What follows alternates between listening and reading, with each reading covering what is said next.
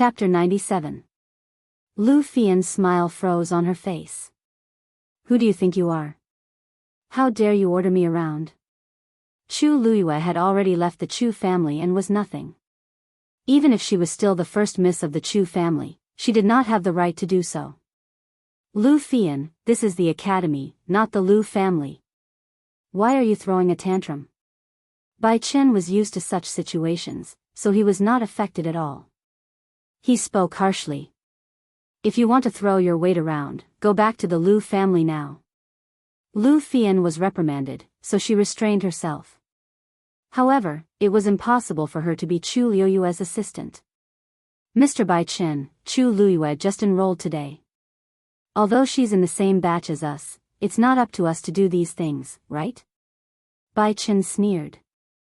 Although it's her first day here, she's much stronger and more talented than all of you. In Tian Lu Academy, the strong are respected. Besides, I'm just asking you to help me carry something. Why are you so unwilling? Or is it that the words of a teacher don't work here? Lu Fian and the rest did not dare to go against Bai Chen. Seeing that they could not avoid it, they could only walk over unwillingly. Lu Fian glanced at the carriage. What good things could a poor family with no one to rely on have? She was worried that she would dirty her hands. Chu Luiyue walked over and took out a black carved wooden box. A faint fragrance filled the air. Bai Chen took a deep breath and felt the fragrance instantly fill his internal organs, making him feel comfortable all over. His eyes lit up. This is a green plum tree. Mr. Bai Chen, you have good eyesight. Lu Fian frowned when she heard a green plum tree. Actually, when Chu Luiyue took out the wooden box, she had smelled the faint plum blossom fragrance. She guessed that it might be a green plum tree, but she did not want to believe it. This tree was extremely precious and only grew in extremely cold places. It grew an inch every 3 years, and it would only bloom after 100 years. Ordinary people might not even see it once in their lifetime, let alone own it. Your bracelet seems to be carved from green plum tree, right? A woman beside him couldn't help but ask in a low voice. Lu Fian's face turned pale. When she had been admitted to Tian Lu Academy, her mother had specially bought her a bracelet made of plum wood as a reward. She liked it very much and often wore it on her hand, so everyone who was close to her knew about it. This bracelet had attracted the envy of many people. But now, Chu Luiyue actually took out a wooden box carved from green plum wood. Just the material alone was several times more expensive than the bracelet. Her wooden box must have cost a lot, right? Another woman murmured. What do you know? There were also good and bad plum trees. Don't be fooled by the size of this wooden box. It might just be made from some cheap leftover materials. Lu Fian said snappily. Chu Luiyue raised his eyebrows. So Miss Lu has seen the green plum wood before. Then I'm relieved. You can take this thing. Lu Fian was stunned. She felt something heavy in her hand. Chu Luiyue had already placed the item in her hand. It was warm and delicate to the touch. She could even vaguely feel the veins on it. The fragrance was also stronger than before. She could not help but look down and see the exquisite carvings of plum blossoms on the wooden box. They were very lifelike. She burst out laughing and could not hide her disdain. You were indeed born poor and have not seen much of the world. This plum wood grows very slowly and is always in a place of ice and snow, so it is cool and heavy. It has the effect of calming one's mind. However, once the veins are destroyed and something is randomly carved on it, the spirit within will quickly dissipate. In the end, it will become a piece of rotten wood. This plum wood of yours is completely ruined. Chu Luiyue was criticized by her, but he did not look upset at all. Instead, he laughed. Everyone says that the Lu family is as rich as a country. Miss Lu, you really know a lot. It is indeed easy to damage this plum wood if you carve it rashly. However, if you squeeze the plum blossoms into juice and soak them for a month, there won't be such a problem. Lu Fian stuttered. What? Green plum, juice, soak? Plumwood was already so rare, let alone plum blossoms. Even she had not seen it before. If Miss Lu doesn't believe me, you can take a closer look at the plum blossoms. It is because of the juice that the stamen is green.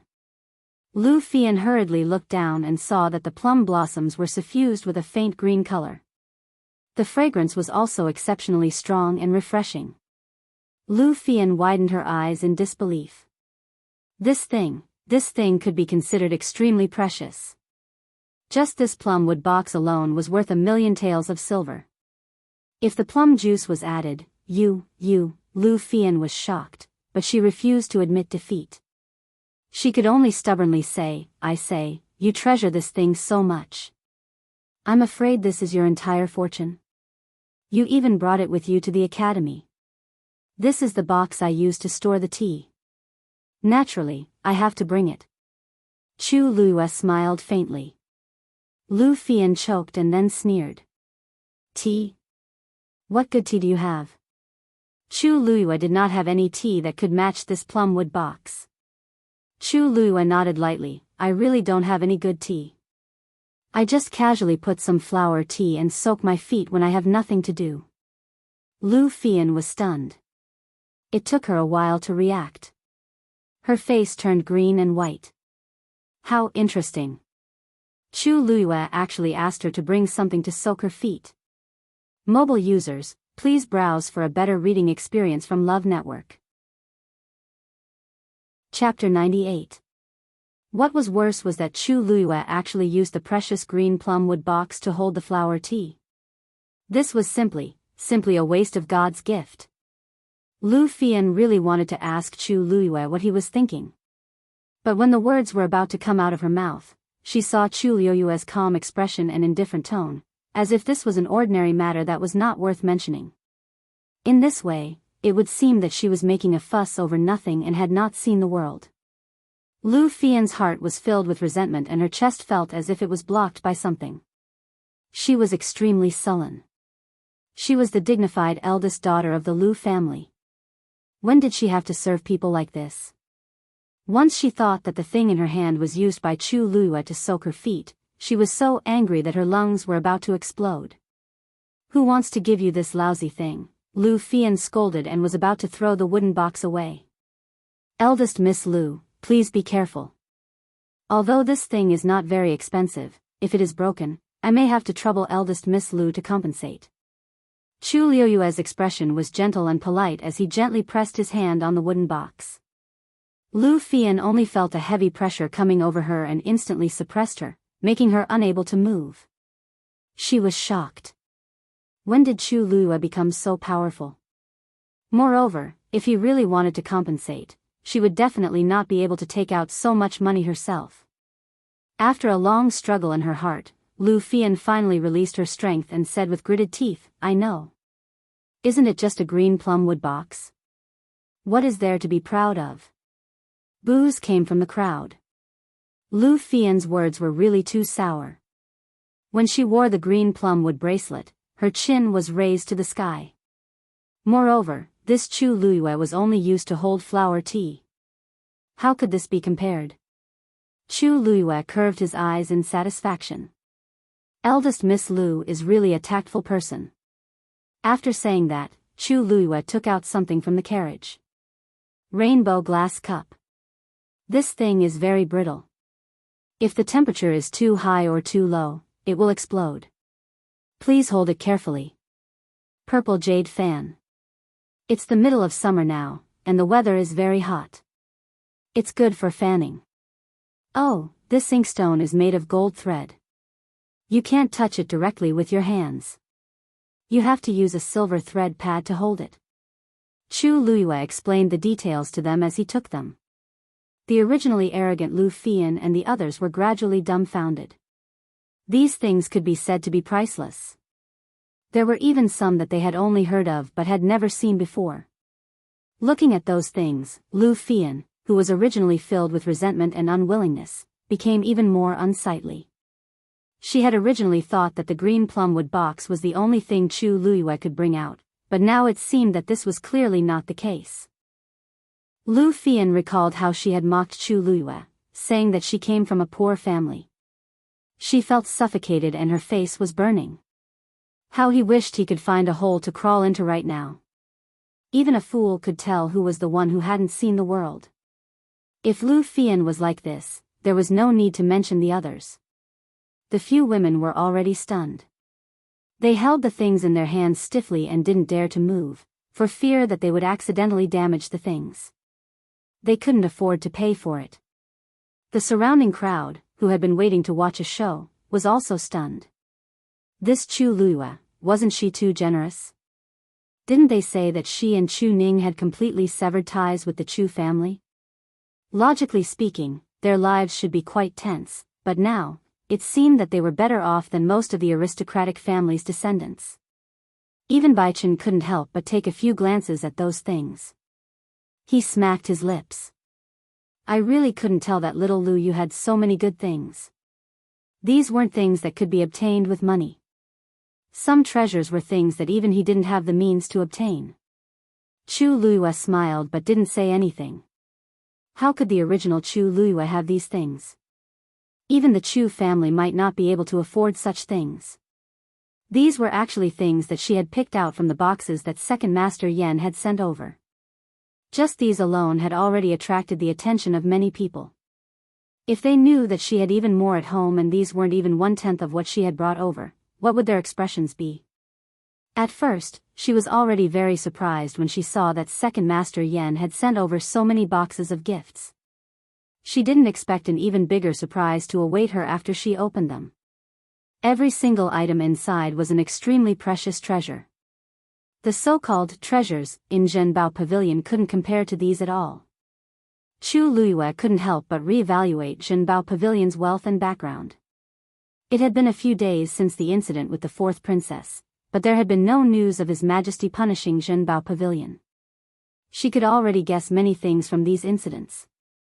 Zhenbao Pavilion was even more mysterious than she had imagined. In her previous life, as the Heavenly Princess, she had seen and used the best things. The value of these things wasn't enough to shock her. But these things, from the teacup to the writing brush and ink, even the flower tea in the green plum wood box, she liked them all. Everything was just right. She liked them all. Mobile users, please browse for a better reading experience from Love Network. Chapter 99. Without a doubt, these were the handiwork of the mysterious head of Treasure Pavilion. Chu Luiyue became increasingly curious. She wondered who this person was and why he did so many things for her. This was definitely not something that could be exchanged for a hunting grounds title deed. She had previously probed Yan Gu to meet the head of Treasure Pavilion, but Yan Gu tactfully declined. He said that the head of Treasure Pavilion was rarely in the imperial capital, and it was difficult even for him to meet him. If Chu Luiyue really wanted to meet him, she would have to wait. Chu Luiyue was rather open-minded. Since the other party had sent these treasures over, she would just take them. When the other party wanted to meet her, she would naturally meet him. At that time, they could talk about other things. Moreover, she liked these things a lot. It would be a waste not to take them. Bai Chen glanced at the deflated Lu Fian and the others and laughed loudly. Let's go. I'll take you to see your residence now. Chu Luiyue followed Bai Chen into the academy. Lu Fian and the others followed behind with the items, looking like her servants. Their group attracted a lot of attention along the way. Although many people had seen Chu Luiyue when she participated in the midterm examination, most of them were from the same batch. The students from the two batches before her were also very familiar with Chu Luiyue's name. Now that she had finally arrived, they naturally wanted to take a closer look and see what kind of person she was. However, with Bai Chen around, no one tactfully came up to find trouble. After entering the academy, Chu Luiyue quickly saw many houses. These houses were all standalone courtyards, and they were separated by a certain distance from each other. The academy occupies a large area, and there aren't many students, so every student has their own house. This way, even if they don't attend classes on weekdays, they can cultivate in peace in their own place. Bai Chen explained to Chu Luiyue as he walked. Although the arena and library are shared in the academy, the territories of martial artists, Xian cultivators, and celestial physician are separated due to different cultivation methods. The area we just passed is the territory of martial artists. After crossing this Xuanqing River, it will be the territory of us mystic cultivators. Chu Luiyue looked ahead and saw a clear river meandering past with a 7-hole stone bridge over it. On the other side of the river, there were also some individual courtyards, but they were obviously much larger than the ones he had seen earlier. Looks like the students' residences are different, Chu Luiyue muttered. Hee, of course. The conditions of us Xian masters are much better than those of martial artists. Bai Qin smiled proudly. This courtyard is at least twice as big as the one over there. Chu Luiyue nodded in understanding. On the one hand, there were very few mystic cultivators, and on the other hand, mystic cultivators had a higher status than martial artists, so it was normal for there to be such a difference.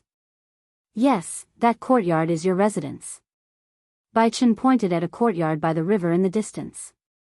That location is very close to Jiuyou Tower and the library. It's very convenient. Chu Luiyue felt warmth in his heart. Thank you, Teacher Bai Qin. You don't have to thank me. Elder Sun specially instructed me to do this.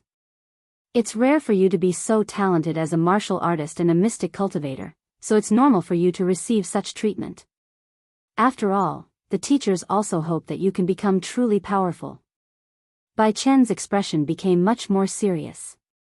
Chu Luiyue could tell that he meant what he said. Although Bai Chen had a bad temper, he didn't have any bad intentions. As a teacher, he also did his job well. After arriving at the courtyard, Chu Luiyue could tell at a glance that this place had been meticulously cleaned, so he was naturally even more satisfied. Lu Fian and the others felt even more uncomfortable when they saw this. They put down their things and left angrily. Chu Luiyue didn't mind. She didn't need to worry about these people. Bai Qin then told her some things to take note of, and Chu Luiyue noted them down one by one. This is your nameplate and uniform. When you're done tidying up here, make a trip to Peach Garden when you're free. That's where the teachers usually handle their daily affairs. Although you've already chosen to cultivate as a mystic cultivator, you haven't chosen a teacher yet. Once you've made your choice, go to Peach Garden to become a disciple and register. Then, you can officially start cultivating. Chu Luiyue thought for a moment and still asked. Teacher Bai Qin, do I have to choose this teacher? Digression, actually, I don't know when it will be published in February. **** mobile users, please browse and read. A better reading experience comes from LoveNet. Chapter 100. Bai Qin looked at her strangely. Of course. Since you've entered the academy to cultivate, how can you not have a teacher? Especially Xian masters, you need a teacher's careful guidance. Otherwise, you will definitely take many detours. Why, you don't want to choose a teacher? Chu Luiyue wanted to say something but hesitated. Seeing his surprised expression, she shook her head with a smile. That's not it. Lu Yu was just asking casually. There are many teachers in the academy, but I just came and don't know much about them, so I haven't thought about it yet. Bai Qin didn't suspect anything and laughed. I see. Actually, you don't have to be so conflicted. It won't be too late to make a choice after you reach Peach Garden and meet all the teachers. Chu Luiyue heaved a sigh of relief. Then Lu Yu can be at ease. Bai Qin winked. Actually, when you enter the academy, most students are like you and don't know much about the teachers. However, they don't have as much choice as you do. Your midterm assessment results were first in the Warrior Assessment and second in the Xian Master Assessment. Now, all the teachers want to take you in as a disciple. It's all up to you. This kind of treatment isn't something that everyone can get. Only a rare genius like Chu Luiyue could make those fellows restless. Okay. Then I'll pack up and go later. Chu Luiyue's courtyard was a small 2-story building. It was clean and tidy. She looked around and realized that everything she needed was already prepared. There was no need for her to bring anything. However, she still put away the things she brought and changed into the academy uniform. She pinned a nameplate on her left chest before leaving for Peach Garden. Bai Chen had already told her how to get to Peach Garden, so Chu Luiyue had a smooth journey. From afar, Chu Luiyue saw a simple and spacious courtyard. Just as she stood in front of the door, Chu Luiyue felt a heavy pressure coming at her. She narrowed her eyes, but she didn't move. She just stood there. Whoosh! Just as that biting cold aura was about to reach her, it suddenly dissipated. The wind ruffled the hair on her forehead. Chu Luiyue's expression did not change. He cupped his fists and saluted. Student Chu Luiyue greets teachers. A moment later, a warm laugh was heard. I already said that this girl is really capable, yet you still insist on personally trying. Aren't you afraid of being laughed at by this girl? It was Sun Zhongyan's voice. Girl, come in. As soon as she finished speaking, the invisible force in front of Chu Luiyue completely dissipated with the wind, and she stepped in. Contrary to its name, there were no trees or flowers in the Peach Garden. There were only some rough stones that were placed messily. However, Chu Luiyue could tell at a glance that these stones were arranged into a special Xian formation. With this place as the center, the power of the Xian formation spread out in all directions. Once activated, the power of this Xian formation could not be underestimated. Chu Luiyue quickly retracted his gaze. Sun Zhongyan was sitting on a stone bench in the courtyard, playing chess. When he saw her, he put down the chess piece in his hand. Chu Luiyue noticed that the chessboard was exactly the same as the one she used to take the Tianlu Academy exam. However, the chessboard today was filled with scattered chess pieces. It was obviously many times more complicated than the one she used to play that day. Girl, have you chosen your teacher? Chu Luiyue hesitated for a moment and shook her head. Teacher Bai Chen asked me to visit all the teachers first. As she spoke, she looked around and realized that there was no one else in the courtyard other than Elder Sunday. There were a few rather obscure auras in the room. Elder Sun, the other teachers, Chu Luiyue did not understand. Sun Zhongyan pointed at the chessboard. Everyone wanted to be your teacher, so we had a competition. Now, they have all lost. I'm the only one left. He smiled at Chu Luiyue. What do you think of me being your teacher?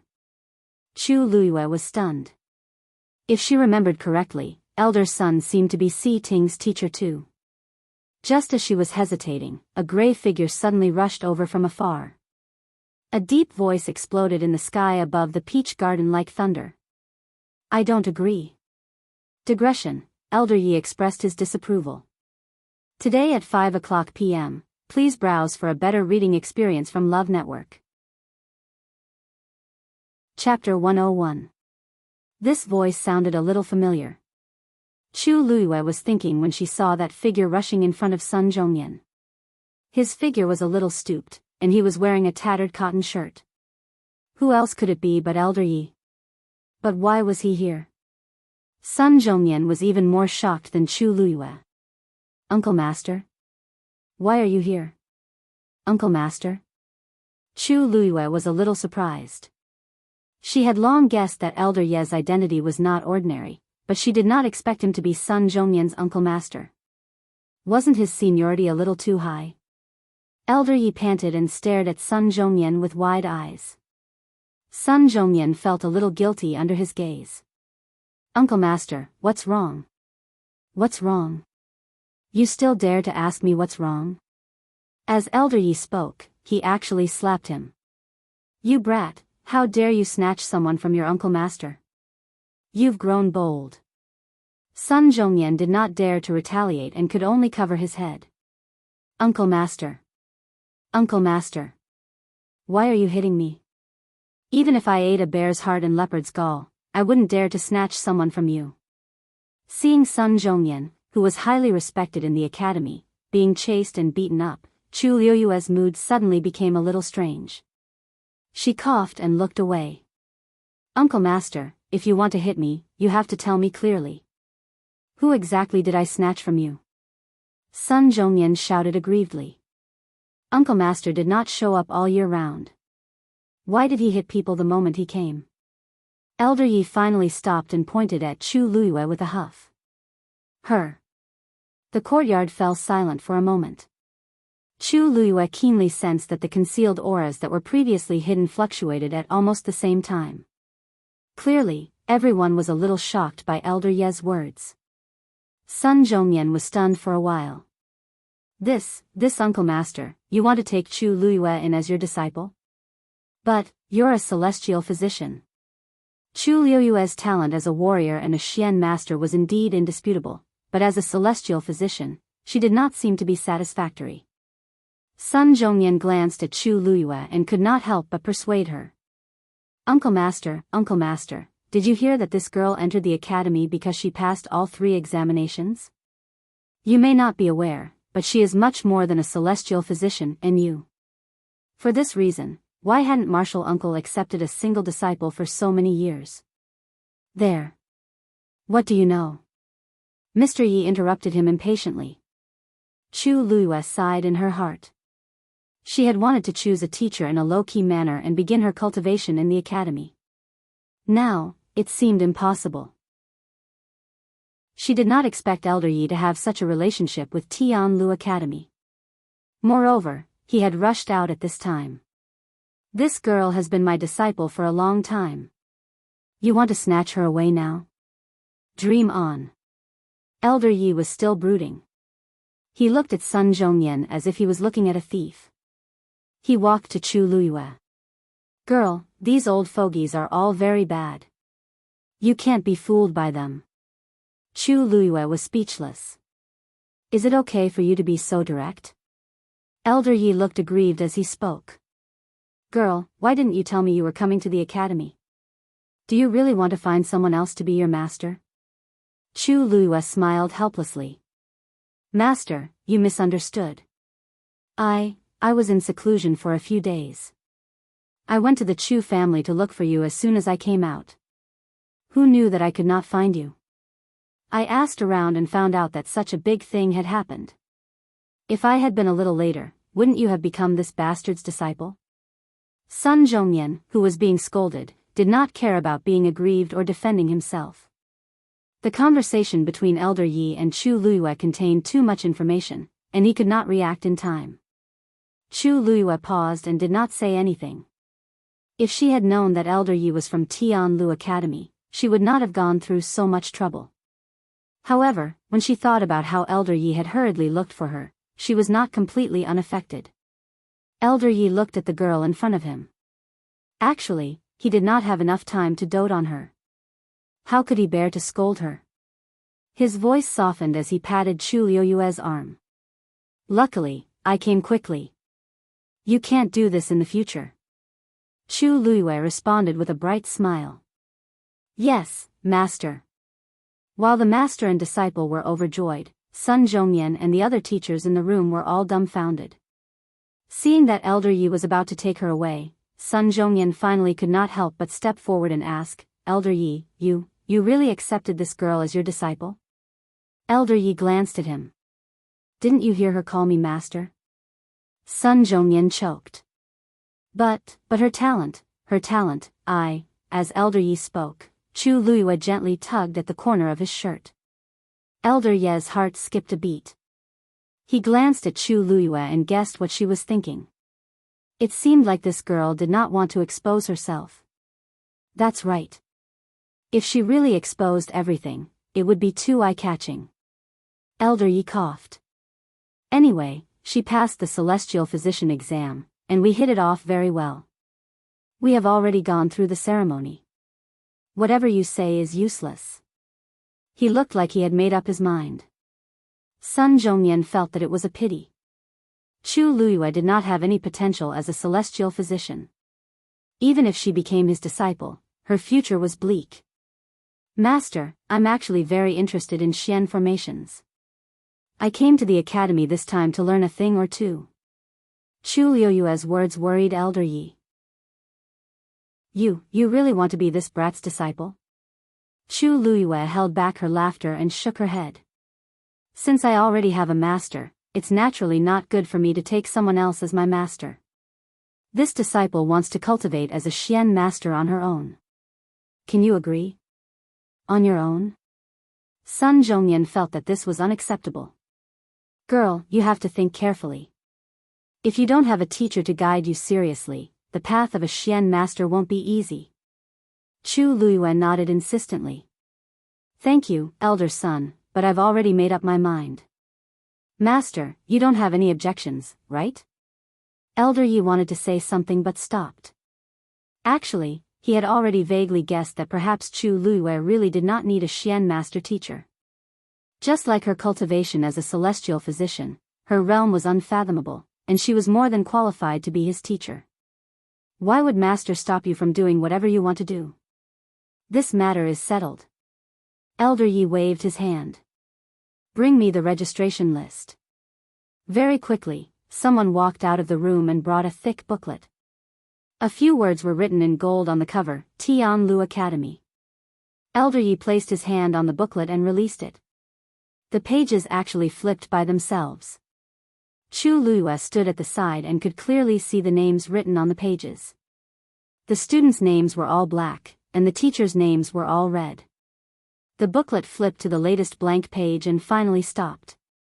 Elder Ye's expression froze. He stretched out his finger and wrote down a name on the page. Yi Zhiding. A dazzling golden glow shone brightly. His name was actually golden. Very quickly, Chu Luiyue saw a line of words appear below his name. Tianlu Academy's 65th Director. Digression. Today, Mujiagang mobile phone users, please browse and read. A better reading experience comes from Love Network. Chapter 102. Elder Yi is the Dean of Tianlu Academy? Chu Luiyue looked at him in shock. This old man always wore torn cotton clothes and did not care about his appearance. If she did not see him with her own eyes, she would not have believed his true identity. Chu Luiyue could not help but recall the previous few times they met. Elder Yi had shamelessly chased after her to watch her refine demons. Her feelings became even more complicated. After all this time, the person with the most authority in Tianlu Academy was right in front of her. Elder Ye's expression was serious, which was rare for him. His fingers continued moving. Another name appeared on the page of the book. Chu Luiyue. Chu Luiyue realized that her name was actually red. It was the same color as the teachers in the academy. Then, a small line of words appeared below her name. Cultivation, Celestial Physician, Xian Master, Martial Artist. Due to the limitations of their talents, normal students would only cultivate one skill. However, Chu Luiyue was different. Elder Yi knew that her talents might be stronger than he had imagined. Thus, he simply wrote down all 3 skills for her. This would be much more convenient in the future. When he wrote down the last word, a golden ray of light flew out from Elder Ye's name and entered Chu Luiyue's nameplate on her left chest. Every student's nameplate has a trace of their teacher's power. Not only can it be used to identify one's identity, but it can also be used as a trump card in times of danger. Elder Yi explained as he let go of his hand. The page slowly closed on its own and returned to the teacher who had sent the book over. All right. Your name has been registered. From now on, you will be my true disciple. Elder Yi looked at Chu Luiyue emotionally. He could not hide the excitement in his heart. Even though Chu Luiyue had already served him tea previously, only the 2 of them knew about it at that time. Now that both of their names were written on the academy's nameplate, it would be very different. In the future, everyone would know that Chu Luiyue was his disciple. Thinking of this, Elder Yi was elated. He had lived for most of his life. Many people had advised him to take in disciples, but he had rejected them all because he found it troublesome. Now, there was finally someone who caught his eye, and he was even a genius that was hard to come by in 100 years. All of a sudden, he had surpassed everyone else. How could he not be happy? Let's go. We haven't seen each other for such a long time. I have many things to say to you. After finishing his business, Mr. Yi left with Chu Luiyue, leaving Sun Zhongyan and the others looking at each other. The peach garden was silent for a long time before a helpless laugh could be heard. To think that we've been fighting for so long. In the end, he's already the dean's student. Yi Lao originally wanted to bring Chu Luiyue to his place, but he suddenly remembered that he had been away for a long time and that his place might not have been cleaned yet. In the end, he followed Chu Luiyue back. Fortunately, at this time, most of the students in the academy had already started their classes or cultivation. On their way back, they didn't meet anyone. As soon as they entered the room, Mr. Yi immediately asked, "Little girl, why didn't you tell me earlier that you wanted to come to the academy?" She even had to go through so much trouble to take 3 exams. I heard that you also participated in the midterm assessment a few days ago. Did someone make things difficult for you? Don't hesitate to tell me. I'll definitely help you vent your anger. Chu Luiyue poured him a cup of tea leisurely as she poured him a cup of tea. Speak slowly. There's no need to rush. Mr. Yi stopped drinking tea and finally had some time to rest. Chu Luiyue briefly told him what happened during this period of time. Mr. Yi had heard some rumors before, but after listening to Chu Luiyue, he finally understood what happened. So many things happened during this period of time. Little girl, didn't you say that if you ran into any trouble, you could just come to me? As your master, I couldn't help you at all. Mr. Yi was filled with guilt. In his view, Chu Luiyue was still a child. Who knew how many difficulties she had to go against the Chu clan and the crown prince? However, Chu Luiyue smiled nonchalantly and teased him. At that time, I didn't know your true identity. If I knew, how could I not come to you? This sentence made Mr. Yi even more embarrassed. It was my negligence. He had a carefree personality and never liked to deal with the school's affairs. He usually left it to Sun Zhongyan and the others. Although he was the dean in name, he had been running around outside all these years. There weren't many people who actually saw him. He often forgot his identity. However, you don't have to worry. Isn't everything fine now? Chu Luiyue comforted. Mr. Yi restrained his expression and shook his head. Little girl, you might not know this, but the crown prince is narrow-minded and haggles over every detail. Now that you've humiliated him, he definitely won't let it go. Buzz. Before Mr. Yi could finish speaking, a buzzing sound came from outside. The two of them looked outside together but didn't see anything. However, Mr. Ye's expression didn't relax. Instead, his frown deepened. He immediately stood up. Little girl, I have something to do and will leave first. I'll come to see you another day. With that, his feet moved, and his figure quickly disappeared. Chu Luiyue looked in the direction he left and shifted her gaze. Not far away, the majestic Joyo Tower stood quietly. That strange movement just now seemed to be coming from there. However, that movement was very weak. Ordinary people wouldn't be able to detect it. She could sense it because she was very sensitive to the changes in heaven and earth force. Although she hadn't regained the strength of her previous life, her senses were still there. If she remembered correctly, Tianlu Academy seemed to be under Joyo Tower. Knock, knock, knock. A knock on the door interrupted Chu Luiyue's thoughts. Who is it? She asked as she went to open the door. A familiar face appeared outside the door. Chu Luiyue was a little surprised. Si Ting? Why are you here? Si Ting didn't seem to expect her to come so quickly. He was stunned for a moment but quickly recovered. You've already chosen your teacher? Chu Luiyue nodded. Si Ting paused but didn't ask her who she had chosen. There's a meditation class this morning. Mr. Dongfang asked me to come and see if you're ready. Meditation class? Chu Luiyue was a little confused.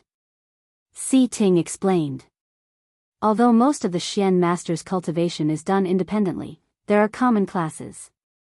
This class is taught by Mr. Dongfang. Chu Luiyue then understood that Si Ting was here to ask her to go to class. She sized him up and couldn't help but tease him. Mr. Dongfang actually sent you over for such a small matter? Si Ting averted his gaze, his handsome face still expressionless. It's just that I solved the first round first, so I had time to come.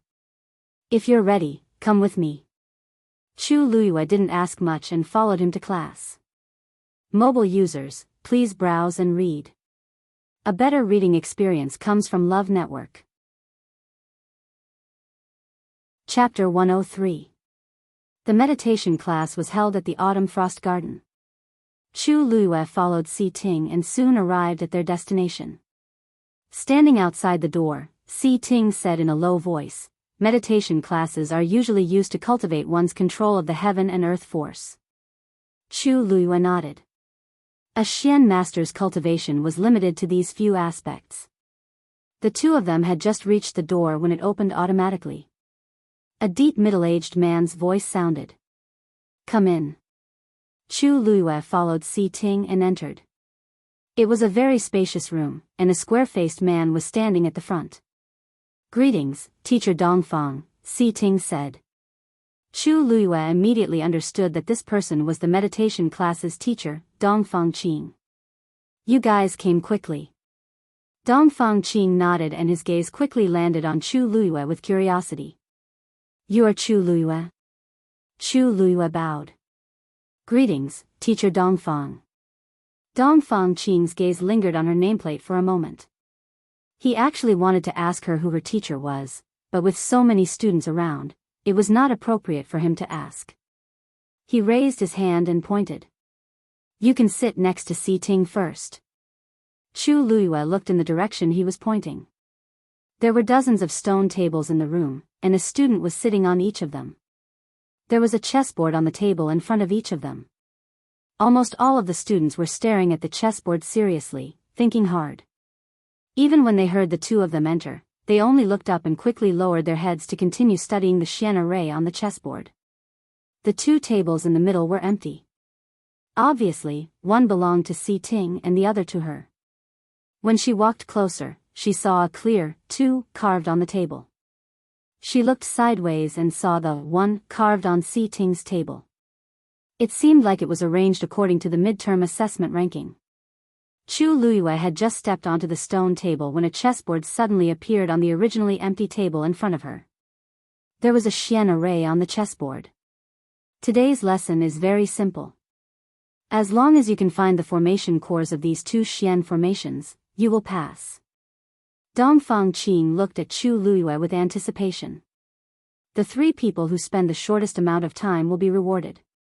He wasn't there during the midterm assessment that day, so he didn't know what exactly happened and how Chu Luiyue obtained second place in the Xian cultivator competition. Old Master Sun and the others were exaggerating. They even said that Chu Luiyue was as talented as Si Ting. He wanted to see if that was the case. Chu Luiyue looked down at the Xian formation in front of him. This level of Xian formation posed no difficulty to her. The moment she saw it, she immediately thought of a way to break it. But of course, he couldn't pass it so quickly. Sensing Dongfang Qing's gaze on him, Chu Luiyue knew that he was testing him. She looked at Si Ting and asked in a low voice, citing.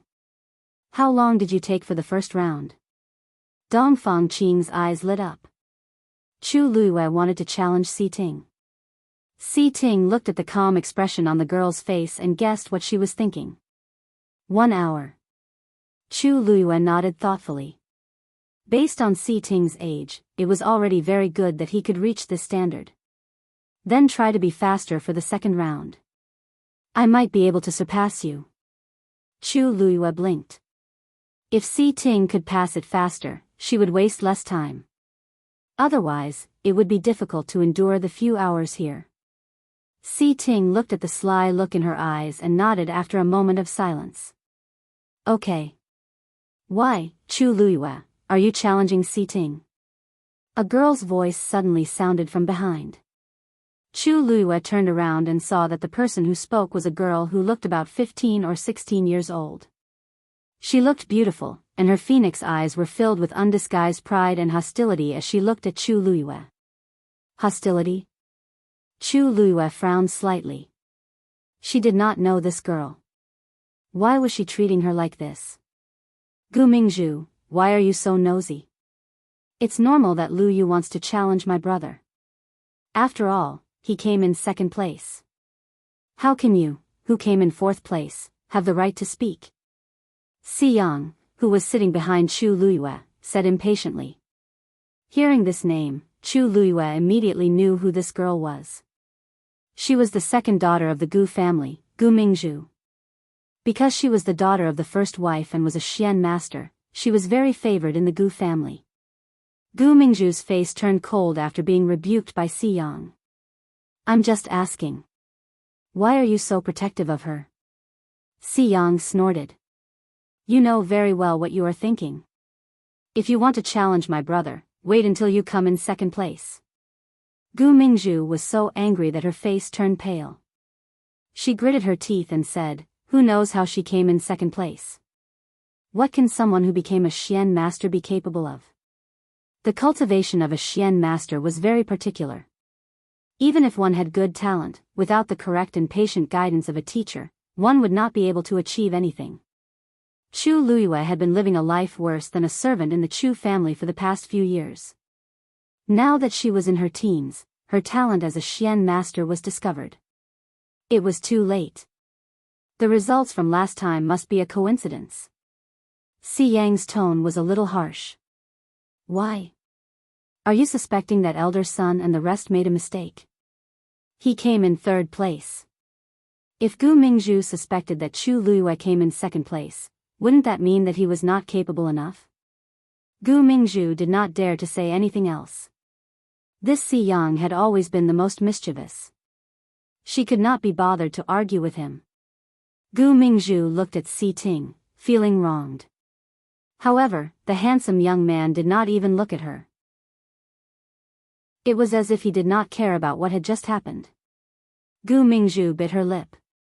She felt even worse. Si Ting was a quiet and introverted person with an indifferent personality. She thought that he had always been like that. Therefore, even though she had been rejected time and time again, she still had a glimmer of hope. However, Chu Luiyue's appearance made her feel threatened. Since when had Si Ting ever cared about anyone else? However, when teacher Dongfang mentioned that he wanted to send someone to bring Chu Luiyue over, Si Ting actually took the initiative to speak up. Although Si Ting said that he had time to go because he had solved the first round, Gu Mingzhu did not think that way. When Chu Luiyue spoke to Si Ting just now, she could clearly feel that Si Ting's attitude towards her was different. This was a woman's intuition. Therefore, this made Gu Mingzhu dislike Chu Luiyue even more. She placed one hand on the chessboard. Because she was using too much force, her knuckles turned pale. Chu Luiyue, do you dare to compete with me? If you lose, you have to give up your second place to me. If I lose, I will give you the dragon string array. How about that? The surrounding people were all shocked and raised their heads to look over. The dragon string array was a legendary 5th level Xian array. Gu Mingzhu was indeed the second young mistress of the Gu family. She was so generous. No one would reject such a prize. However, unexpectedly, Chu Luiyue did not look excited at all. Instead, he shook his head and smiled kindly. Let's not. After all, I really don't like to bully others. Chapter 104. How could Gu Mingzhu not understand what Chu Luiyue meant? He was obviously looking down on her. She was so angry that she laughed. Chu Luiyue, don't tell me you're scared. Chu Luiyue shrugged. If you think so, then so be it. Gu Mingzhu choked. She did not expect Chu Luiyue to be so stubborn. She raised her voice in defiance. Then I'll add a Greenwood Xian formation. Do you agree or not? The room was in an uproar. Greenwood Xian formation. That was a Xian formation that would not lose to the dragon string formation. Gu Mingzhu was willing to take out 2 level 5 Xian formations just to compete with Chu Luiyue. She was really putting in a lot of effort. Chu Luiyue finally turned around and looked at her lazily. Really? I'm the second lady of the Gu family. Of course I'm serious. Gu Mingzhu raised her chin. Chu Luiyue nodded. Okay. She was not a fool. Why would she not take advantage of the other party's initiative? Gu Mingzhu was delighted when she saw that Chu Luyue had finally agreed. However, she was immediately disdainful. She sneered. Looks like you didn't agree just now because the stakes were too small. In other words, Chu Luyue was obviously greedy for money. Chu Luyue smiled and admitted it. It's good that you know. If you want to ask someone to teach you, you should at least show some sincerity. Otherwise, she really did not want to waste her time on this kind of person. You. Gu Mingzhu was so angry that she was about to explode. However, she suddenly felt someone looking at her. It was Si Ting. Gu Mingzhu suppressed the anger in her heart and returned to her usual cold and arrogant attitude. Then let's use the two Xian formations that Mr. Dongfang set up as a competition. Whoever solves them first will win. Gu Mingzhu, how dare you say that? You've been here for almost 2 hours. Chu Luyue just arrived. Aren't you bullying him? Si Yang could not stand it anymore. Gu Mingzhu looked at Chu Luyue and sneered. Unraveling a profound formation can easily take several hours. Sometimes, it can take a whole day to unravel it. Chu Luyue was late because of himself. Can you blame me? What's more, she had gotten second place previously. She wouldn't be so calculative about this little bit of time, right? Chu Luyue, what do you think? Chu Luyue waved his hand carelessly. I'll let you. His casual attitude annoyed Gu Mingzhu once again. Let's start. After she finished speaking, she lowered her head and once again focused on studying the profound formation on the chessboard in front of her. This time, she must win. Chu Luyue retracted his gaze and looked at Si Ting. Si Ting felt inexplicably nervous when he saw her. Chu Luyue smirked. This trouble was obviously caused by Si Ting. However, on account of how Si Ting had helped her before, she did not want to be calculative about this. Si Ting was the first to look away. Chu Luyue raised his brows and looked at the profound formation in front of him. Imperial Palace, Imperial Study. Emperor Jiawen leaned against the chair and looked at Rong Jin, who was standing with his hands by his side, expressionlessly. I'll say it one last time. Let's forget about this matter. Don't pursue it anymore. A deep and heavy voice sounded in the empty study room, with the dignity and majesty of a person in a high position. Rong Jin clenched his fists in his sleeves. In actual fact, he had already thought of this answer before he came. However, he really did not understand. Father, Zhen's injury is really strange. I've always been the one managing the hunting ground, and such a situation has never happened before. Why did something like this happen once Zhenbao Pavilion took over? If we don't investigate carefully, how can Zhen be at peace? Emperor Jiawen looked at him solemnly. Crown Prince, are you blaming me? Rong Jin's heart tightened, and he immediately knelt down. I don't dare. Zhenbao Pavilion tried to stop her multiple times, but Zhen insisted on going in to hunt high-level fiends. She can only blame herself for this. At the end of the day, I've spoiled her too much. All these years, I've always let her do whatever she wants, and I've never punished her. This is what led to today's situation. Emperor Jiawen sighed deeply and closed his eyes. How can my heart not hurt when her pearl of essence is broken? I've already sent Chu Ning to lead the Imperial Guards to search for the high-level fiend that injured Zhen. The few people who followed Zhen and didn't protect her that day have been punished. What else do you want to investigate? The last sentence made Rong Jin's heart skip a beat. Even though Emperor Jiawen wasn't looking at him, he felt that his thoughts had been seen through. I just feel that, I've already told you not to have any ideas about Zhenbao Pavilion the last time, but it seems like you didn't listen at all. Emperor Jiawen opened his eyes tiredly and spoke slowly. Do you want to investigate for Zhen or, do you want to investigate for yourself? Father. Rong Jin was shocked and instantly felt that Emperor Jiawen's eyes were glaring at him like a will-o'-the-wisp, making him tremble in fear. Father, you're wise. I don't have any selfish motives. Emperor Jiawen was unmoved. He knew exactly what Rong Jin was thinking and doing. The father-son duo, one sitting and one kneeling, were in a stalemate. The atmosphere in the room gradually became cold and stiff. After a while, Rongjin finally lowered his head. "Father, I just want an answer. What kind of background does Zhenbao Pavilion have? Even you are so protective of it. I put in so much effort for that hunting ground, but it was snatched away by them in the blink of an eye. I really can't take it lying down. You're the crown prince. How can a mere hunting ground make you like this? Actually, you care more about your pride as the crown prince, right?" Emperor Jiawen's words hit the nail on the head, and it made Rongjin's face turn pale.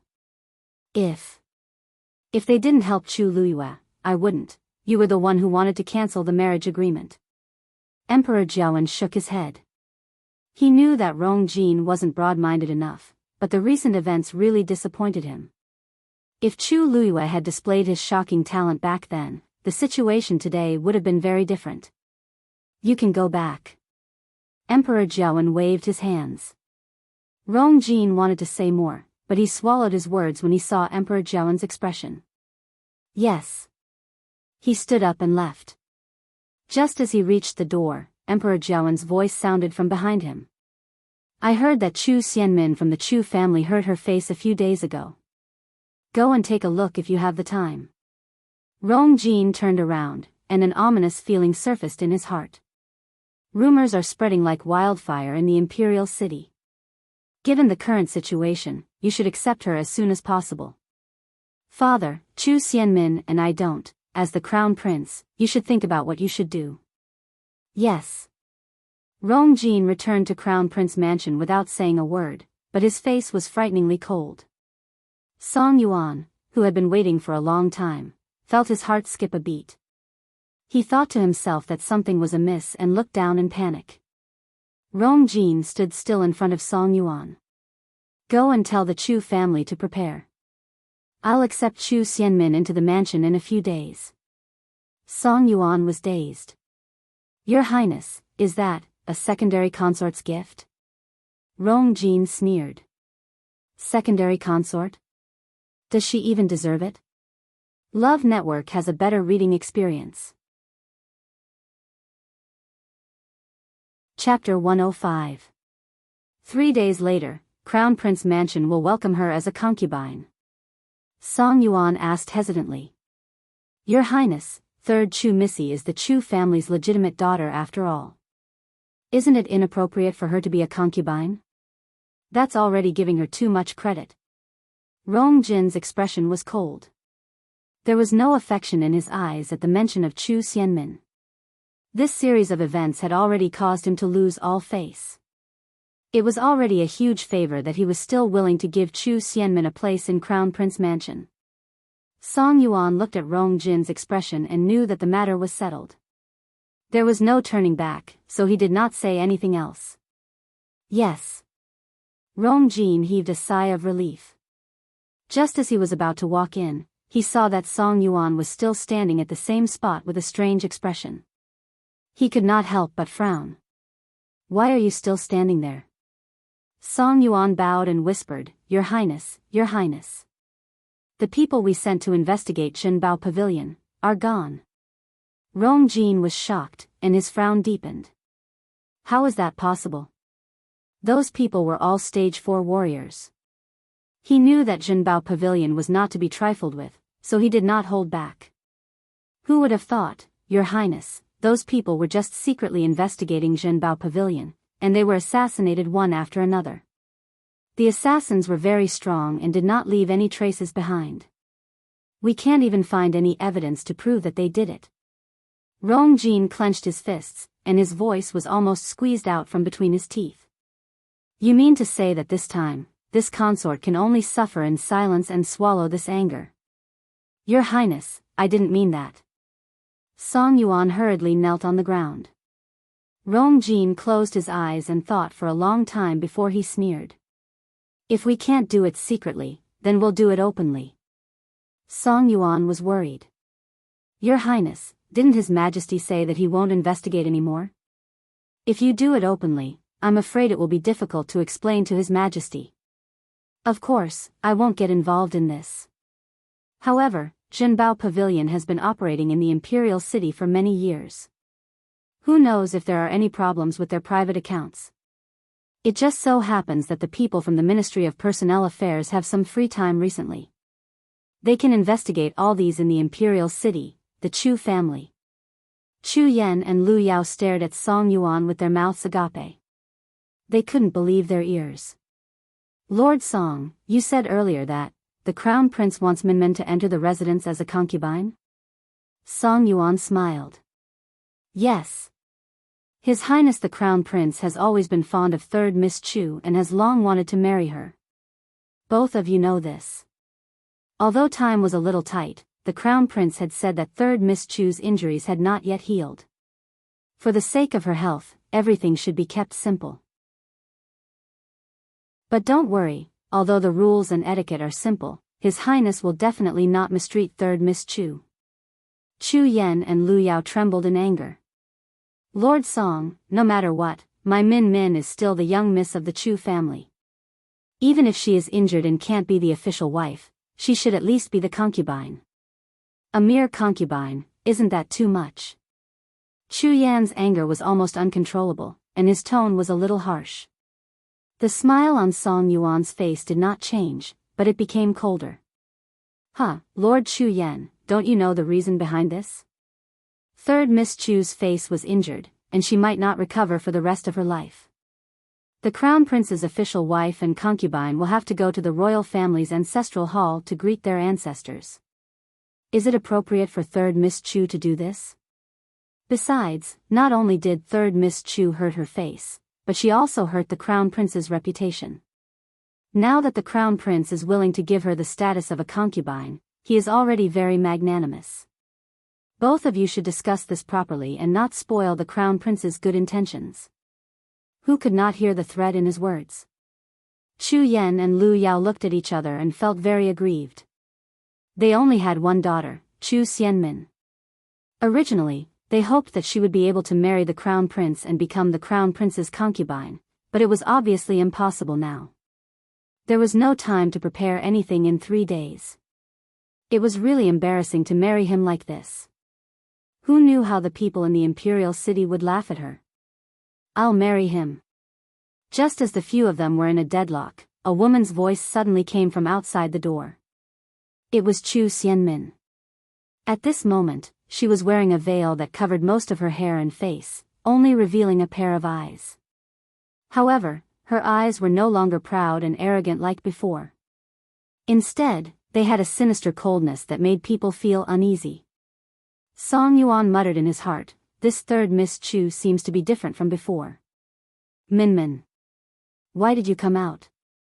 Lu Yao hurried over and sized her up worriedly. Just now, you heard everything? Chu Xianmin nodded. I heard it. I'm willing to marry him. Song Yuan smiled. Then, third Miss Chu, please prepare at home and enter the residence in 3 days. With that, he did not stay any longer and turned to leave. When Song Yuan's figure disappeared, Chu Yan regained his senses and looked at Chu Xianmin with a complicated gaze. Minmin, you have to think carefully. You'll be a concubine if you go. Chu Xianmin laughed at herself. What can I do now that I'm like this?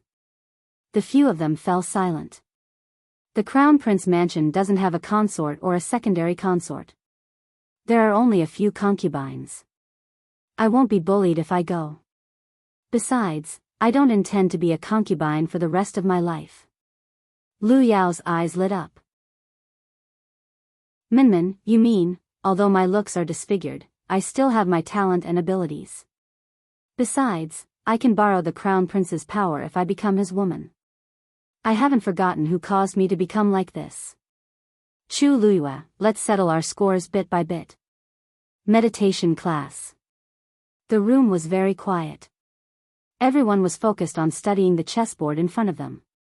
Ka. A crisp sound was heard. Gu Mingzhu had solved the first Xian formation. Dongfang Qing glanced at her and was surprised. He did not expect Gu Mingzhu to solve the first Xian formation after Si Ting. When Si Yang heard the sound, he could not help but turn around and look. He felt even more frustrated. Gu Mingzhu raised her chin proudly and looked at Chu Luiyue in front of her. Such a simple Xian formation is just a piece of cake. Chu Luiyue heard her and turned to look at her. You solved the first Xian formation? Why, are you surprised? It can't be that such a simple Xian formation could trap you, right? Gu Mingzhu's eyes were filled with mockery. Actually, as long as you have experienced systematic learning and guidance from a famous teacher, you will know the characteristics of Xian formations. Naturally, you will be able to solve them quickly. However, I don't think you have seen any decent Xian formations. It's normal that you don't know where to start. Chu Luiyue nodded seriously. I have not seen many Xian formations like this. She had stopped playing after she was 6 years old. Of course, she had not seen many of them. Gu Mingzhu rolled her eyes. Why don't I wait for you to solve the first Xian formation before we proceed to the second Xian formation? I don't want someone to say that I won disgracefully when they lose.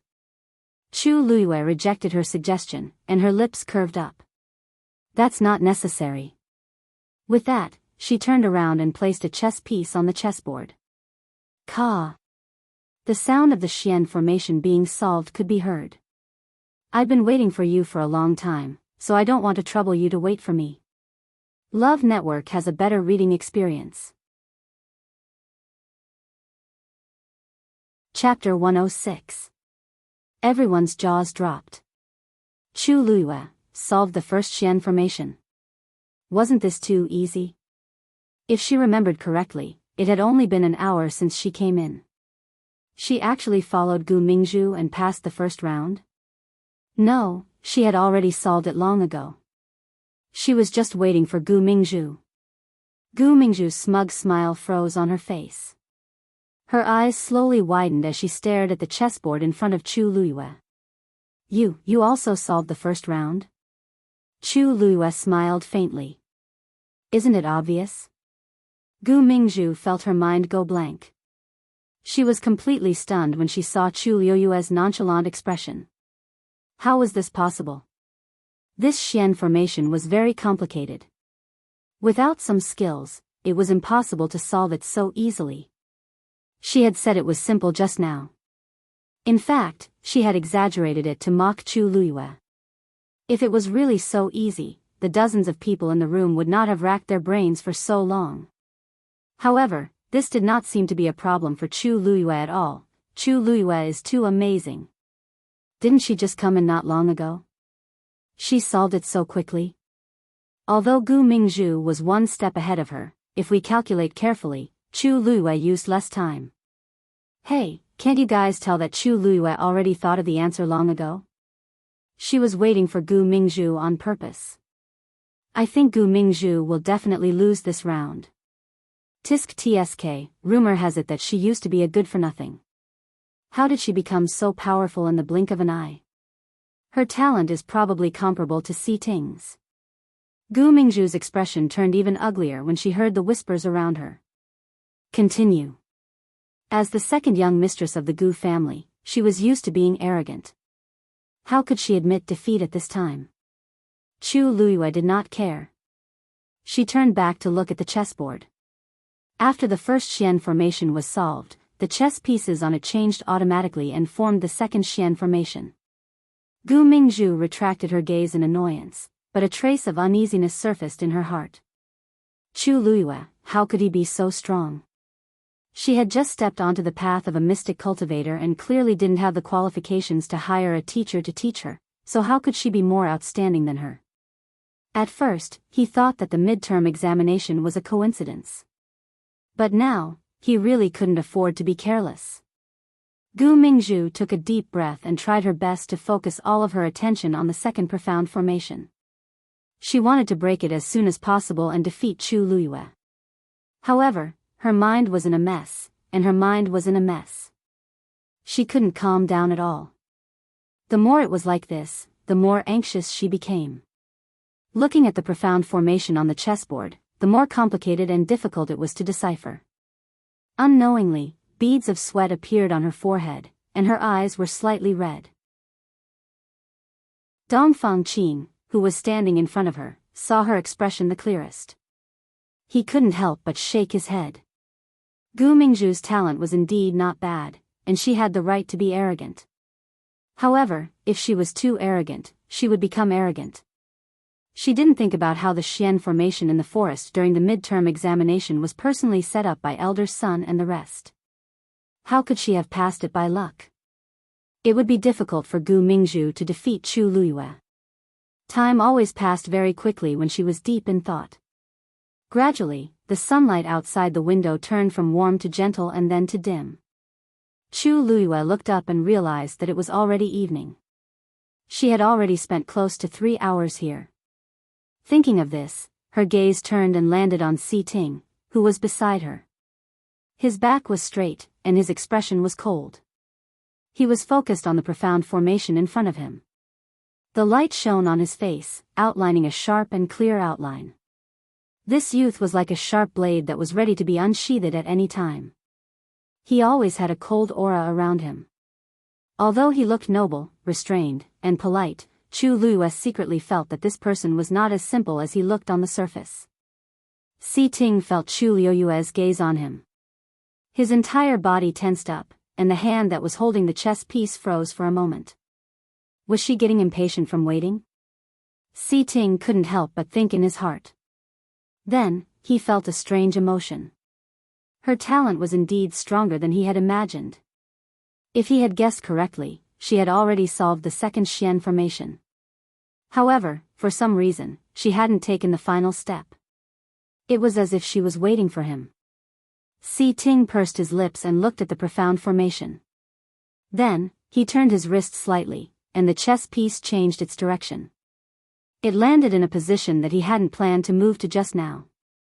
Crack. The second Xian formation was solved. The chess pieces on the chessboard in front of him suddenly flew up. They were black and white and automatically fell into the chess box beside him. Dongfang Qing looked at Si Ting in surprise. I thought that you would have to spend 4 hours on this. I didn't expect. Si Ting, you seem to have improved very quickly recently. Si Ting nodded slightly. I happened to see a similar Xian formation a few days before I started. That's why I solved it faster. Dongfang Qing stroked his beard in understanding. I heard that you've been borrowing Xian formation diagrams from the library recently. Now, it seems like it's quite useful. All right. Since you've already passed these 2 stages, you can end class early today. Many students looked at Si Ting enviously after he said that. The first place was indeed different. Not only could they leave in the middle, but they could also end class early. They didn't know how long they would have to solve it here. Si Yang couldn't help but hold his head and complain. Big brother, why do I feel like you're even more powerful than before? Do you still want others to live? Si Ting stood up and looked at him nonchalantly. You can be like this if you work harder. Si Yang couldn't help but mutter softly, do you think everyone is like you? You can solve it just because you've seen something similar? If that's the case, wouldn't everyone be a genius? Those who could enter Tianlu Academy were all rather talented. However, there would always be someone better than them. When everyone gathered together, there would still be a distinction between the strong and the weak. Without a doubt, Si Ting was one of the outstanding ones. How can there be so many perverts in this world? Crack. Before Si Yang could finish speaking, another sound rang out in the room. Everyone perked up. Another person solved the second stage. When they looked in the direction of the voice at the same time, they were shocked on the spot again. That was because the sound came from the chessboard in front of Chu Luyue. This.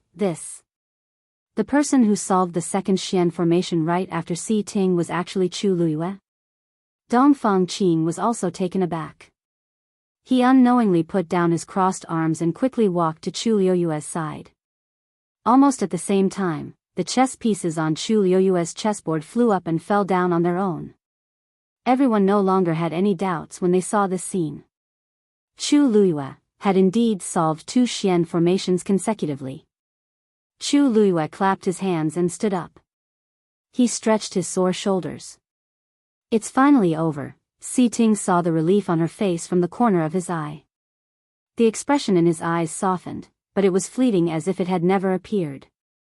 No one noticed. Si Yang looked at her in a daze. He finally could not help but curse softly. Damn pervert. Chu Luiyue glanced at him. Si Yang trembled and retracted his neck. For some reason, he felt that Chu Luiyue had an indescribable aura that made people not dare to provoke him. Chu Luiyue did not mind. He turned to look at Gu Mingzhu and smiled. Second young Mistress Gu, the 2 Xian formation diagrams that you promised earlier are mine now, right? Gu Mingzhu's face turned pale. To the Gu family, those diagrams were rare treasures. She dared to use them as a wager because she was impulsive and confident that she could beat Chu Luiyue. But now, she had lost. What should she do? Did Chu Luiyue really take advantage of her? Gu Mingzhu's expression changed. She suddenly thought of something and glared at Chu Luiyue. Si Ting just solved it and you also solved it. How can there be such a coincidence in this world? Chu Luiyue, you must have cheated. Digression, it should be up soon. Mobile users, please browse and read. A better reading experience comes from Love Network. Chapter 107. Chu Luiyue raised his eyebrows. Cheating? Are you saying that I was able to solve the Xian formation because I saw how Si Ting moved? Gu Mingzhu, Si Ting, and I are right in front of Mr. Dongfang. If we were to play any tricks, he would have seen it clearly. Are you suspecting that Mr. Dongfang is covering for me? Dongfang Qing frowned and looked at Gu Mingzhu. Gu Mingzhu, this is not a place for you to fool around. I am not fooling around. After saying that, Gu Mingzhu felt a little regretful. Saying that in front of teacher Dongfang, wasn't she just making things difficult for herself? But what could she do now that she had said it? She gritted her teeth and made up her mind. Mr. Dongfang, don't you find it strange? Why did Chu Luiyue succeed right after Si Ting? Isn't this too strange? Everyone looked at each other and were somewhat suspicious. Dongfang Qing was so angry that he laughed. Gu Mingzhu, this is not the first time you have attended classes here. Don't you know whether you can cheat or not by seeing how the people around you solve the Xian formation? The room was silent for a moment. Although everyone was sitting next to each other, they were all quite a distance away from each other. It was not that easy to see what was going on around them. More importantly, this chessboard was used to train their ability to solve Xian formations. Usually, only the people in front of them could see clearly. From other positions, they could only see blurry shadows. Chu Luiyue and Si Ting were sitting next to each other, but from Chu Luiyue's position, they should not be able to see anything. Si Yang laughed out loud and mocked, "You're right. Gu Mingzhu, you are not far from my brother. You can see how he moved just by looking up. Why didn't you solve the second Xian formation?" Gu Mingzhu's face was red and she could not speak. Although I don't want to admit it, this pervert is quite talented. Do you think that elder son and the rest are so easily fooled? Pfft. Si Yang remembered clearly that elder son was full of praise for Chu Luiyue that day. At first, he didn't want to believe it, but later, he realized that Chu Luiyue was indeed not an ordinary person. Although he couldn't compare to him, he was willing to admit that he was powerful. How could he be like Gu Mingzhu? Gu Mingzhu, are you a sore loser? Gu Mingzhu glared at Si Yang. Shut up. Chu Luiyue smiled amiably. Second Miss Gu has a noble status, so she's definitely not someone who doesn't know what to say. Everyone present clearly heard the 2 scrolls of Xian formation diagrams mentioned earlier.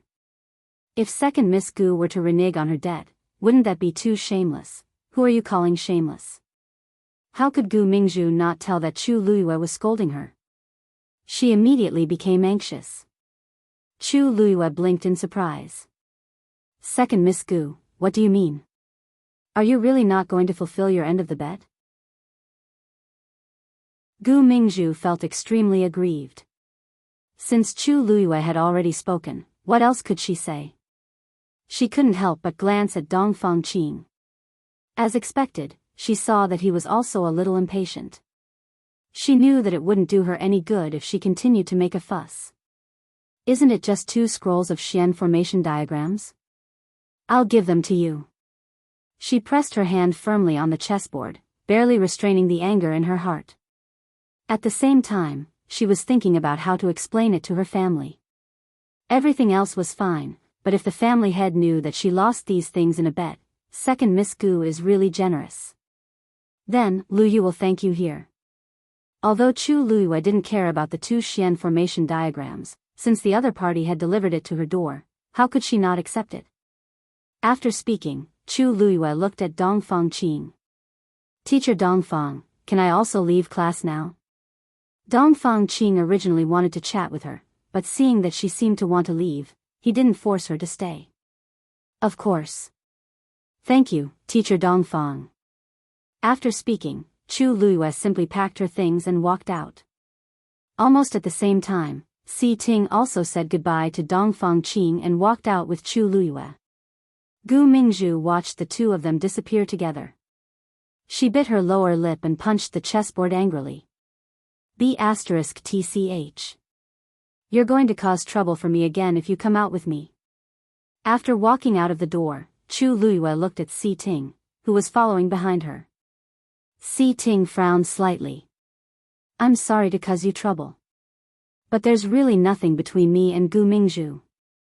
He knew that Gu Mingzhu was interested in him, but the 2 of them didn't usually talk in private. He also didn't know that Gu Mingzhu would deliberately cause trouble for Chu Luyue today. It was obvious that Chu Luyue was very smart and had already figured out the reason. For some reason, he was a little nervous. He was afraid that Chu Luyue would misunderstand, but he also had an inexplicable sense of anticipation. This has nothing to do with me. Chu Luyue shook her head. Looking at the handsome young man in front of her, she thought that it was really easy to attract girls with his looks. She didn't care at first, but it wouldn't be good if it affected her. But I don't want something like this to happen again in the future. So, if there's nothing important, it's better that we don't interact too much. Hearing the distant politeness in the young girl's tone, Si Ting felt as if a bucket of cold water had been poured on his heart. His lips moved as if he wanted to explain, but on second thought, what right did he have to explain? After Chu Luyue finished speaking, she walked forward and lightly said, I'm sorry. But I still have to thank you for today. Si Ting hesitated for a moment, then quickly walked forward and blocked her way. I promise that something like this won't happen again. But I also have a question that I hope you can answer. Chu Luyue nodded and gestured for him to ask. Si Ting paused and stared at Chu Luyue's clear, black, and bright eyes as he enunciated every word. He said slowly, you already solved the second Xian formation, didn't you? Chu Luyue looked at him with interest and asked him a question in return. Aren't you the same? Si Ting was suddenly at a loss for words. He had always concealed it so well that even Dongfang Qing didn't notice it. But Chu Luyue saw right through him. Chu Luyue had long felt that something was wrong with Si Ting.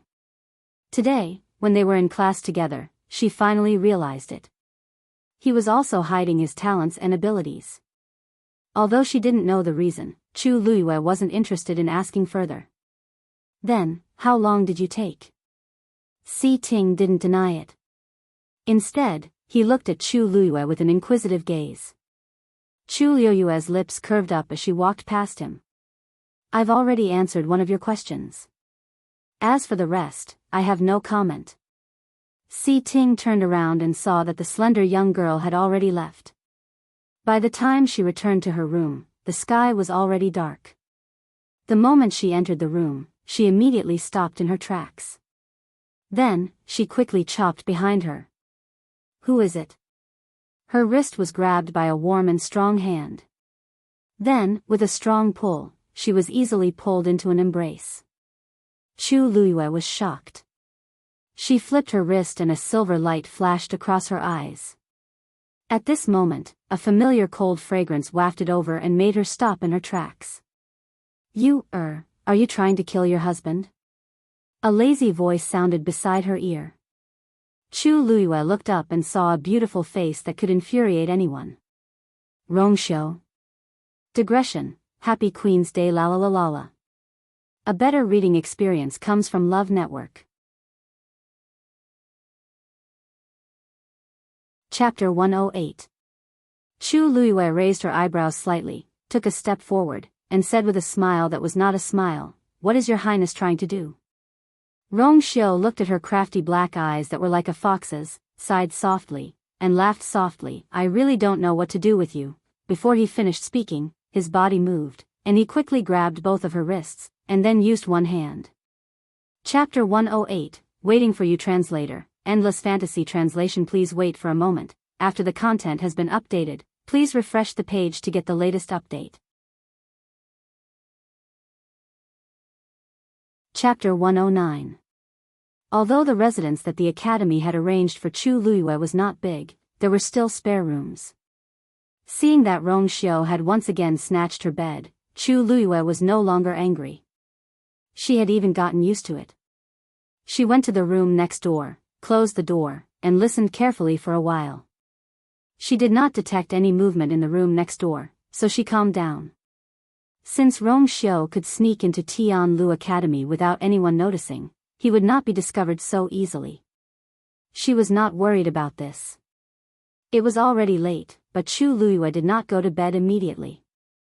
Instead, she sat cross-legged, held her breath, and focused on absorbing the heaven and earth force. Waves of invisible energy gradually merged into her body, passing through her limbs and bones before silently flowing into the water droplet in her dantian. Ever since she had forged this special pill of origin and officially embarked on the path of cultivation again, Chu Luiyue had not relaxed for even a day. No matter how busy or tired she was, she would persevere in her cultivation and not waste a single drop of time. Although no one forced her, there was always a voice in her heart that kept reminding her that she still had many things to do. Being reborn was a great opportunity. She had to make herself stronger as soon as possible. After an unknown period of time, Chu Luiyue finally opened her eyes slowly and exhaled a mouthful of turbid air. She could feel the aura in her body growing stronger day by day. This body had the Daijing Yuan meridian after all, so it was much faster than ordinary people when cultivating. However, it was still not enough. She had been born with the Tianjing Yuan meridian in her previous life. Her talent was extraordinary, and the Daijing Yuan meridian she had now could not compare to it. However, she also knew that this matter could not be rushed. Her former enemy's status was much higher than hers, so she could only plan slowly. Previously, Si Yang had said that the first place of the midterm assessment would have the chance to meet the envoy from the Tianling dynasty. Calculating the time, it should be soon. Chu Luiyue finally wrote down a Xian formation diagram in her mind before finally resting. The next day, Chu Luiyue woke up early in the morning. After tidying up, she remembered that Rongxiu was still sleeping in the room next door. She walked over and knocked on the door. No one agreed. He pushed the door open and saw that she had already left. Chu Luiyue facepalmed, not knowing whether to laugh or cry. The dignified princely seemed to really treat her place as an inn. However, it would be troublesome if he stayed here at this time. Chu Luiyue no longer paid attention to these, turned around and went out. "Hey, have you heard? Yesterday, during the Xian Master's meditation class, Gu Mingzhu challenged Chu Luiyue and lost 2 level 5 Xian formation diagrams. Are you serious? Wasn't Gu Mingzhu's talent also very strong? How could he lose to Chu Luiyue? Of course it's real." This matter had already spread throughout the entire academy. Gu Mingzhu is talented, but have you forgotten that Chu Luiyue got second place in the midterm assessment on his first day here? However, she really has guts. With Gu Mingzhu's status, she actually didn't give her any face. She didn't even give face to the crown prince, let alone others. I think this Chu Luiyue is really not someone to be trifled with. Chu Luiyue arrived at Joyo Tower and heard the discussions from afar. After seeing her figure, these voices quickly disappeared. Everyone looked at her with an uneasy expression. Perhaps many people from the Xian master's side had not seen Chu Luiyue before, but Chu Luiyue was very famous among the warriors. When she was competing with Chu Xianmin that day, the warriors were all present. However, Chu Luiyue turned a deaf ear to all these and walked straight to Joyo Tower. "Wait!" A provocative voice sounded, and Chu Luiyue looked up. The person blocking her path was none other than Lu Fian. "What's the matter?" Chu Luiyue asked lightly. Lu Fian's thin brows knitted together. Her already sharp voice became even more ear-piercing when she raised it. "Of course, there's something." "Chu Luiyue, what are you doing here?" Chu Luiyue said matter-of-factly, "To cultivate, of course. This is the territory of martial artists. Who knows what intentions a Xian cultivator like you has by coming here?" Lu Fian had been bullied by Chu Luiyue the day before and did not sleep well the entire night. No matter how she thought about it, she felt aggrieved. Just as she was thinking about how to deal with her, Chu Luiyue came knocking on her door. There were many warriors here, so she was not afraid of Chu Luiyue. Upon hearing this, Chu Luiyue's calm expression finally changed. She raised her brows slightly and asked, "The warrior's territory is the warrior's territory. This is a warrior's territory. Am I, the person who won first place in the warrior competition, not qualified to come here?" Lu Fian was stunned. She then remembered that although Chu Luiyue had gone to the Xian master's side to cultivate, she had indeed won the warrior's first place during the midterm assessment. She was actually more qualified than anyone else to come here. Lu Fian's expression froze. "My time is very precious. If you continue to obstruct me, I can't guarantee what I will do." Chu Luiyue's expression was calm, and her tone was indifferent, as though she was talking about something unimportant. But it was precisely this attitude that made Lu Fian feel an inexplicable fear. She almost subconsciously took a step back, but with so many people watching, she felt even more indignant. When Chu Luiyue walked past, she could not help but curse in a low voice. "What's there to be proud of? You're just a stray dog." Without the support of an aristocratic family, what capabilities could Chu Luiyue have? Upon hearing this, Chu Luiyue did not stop and only laughed faintly. This was not the first time she had heard such words, but she did not care at all. In everyone's eyes, the Chu family was large and had a stable foundation. But to her and Chu Ning, it was nothing more than a dirty and smelly cage. The sooner she could leave, the sooner she would be happy. As for Lu Fian, who did not know how to speak, she could deal with her another day. Seeing that Chu Luiyue ignored her, Lu Fian thought that she was afraid. She could not help but feel more confident and said to the people behind her, "Did you see that? Chu Luiyue is just doing well on the surface. She has offended the Chu family and the crown prince. She will suffer in the future." When she said this, she did not get the agreement she expected.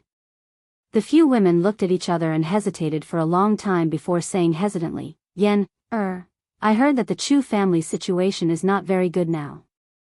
They said that the crown prince is going to marry into the Chu family in 2 days, but Minmin seems to be just a concubine. In the past, everyone thought that Chu Xianmin's position as the crown princess was secure, and they thought highly of the Chu family. But it was different now. Chu Xianmin married into the crown prince's family with such a status. It was equivalent to giving the Chu family a slap. The Chu family was in a worse situation. On the other hand, Chu Luiyue's life after leaving the Chu family was smooth sailing. The expression in Lu Fian's eyes changed. She deliberately sighed and put on a sorrowful expression. Minmin has already been disfigured. The position of the crown princess naturally has to be given to someone else. When is the date? We have to go together and support her. There were not many opportunities to see the crown prince. She would not miss it.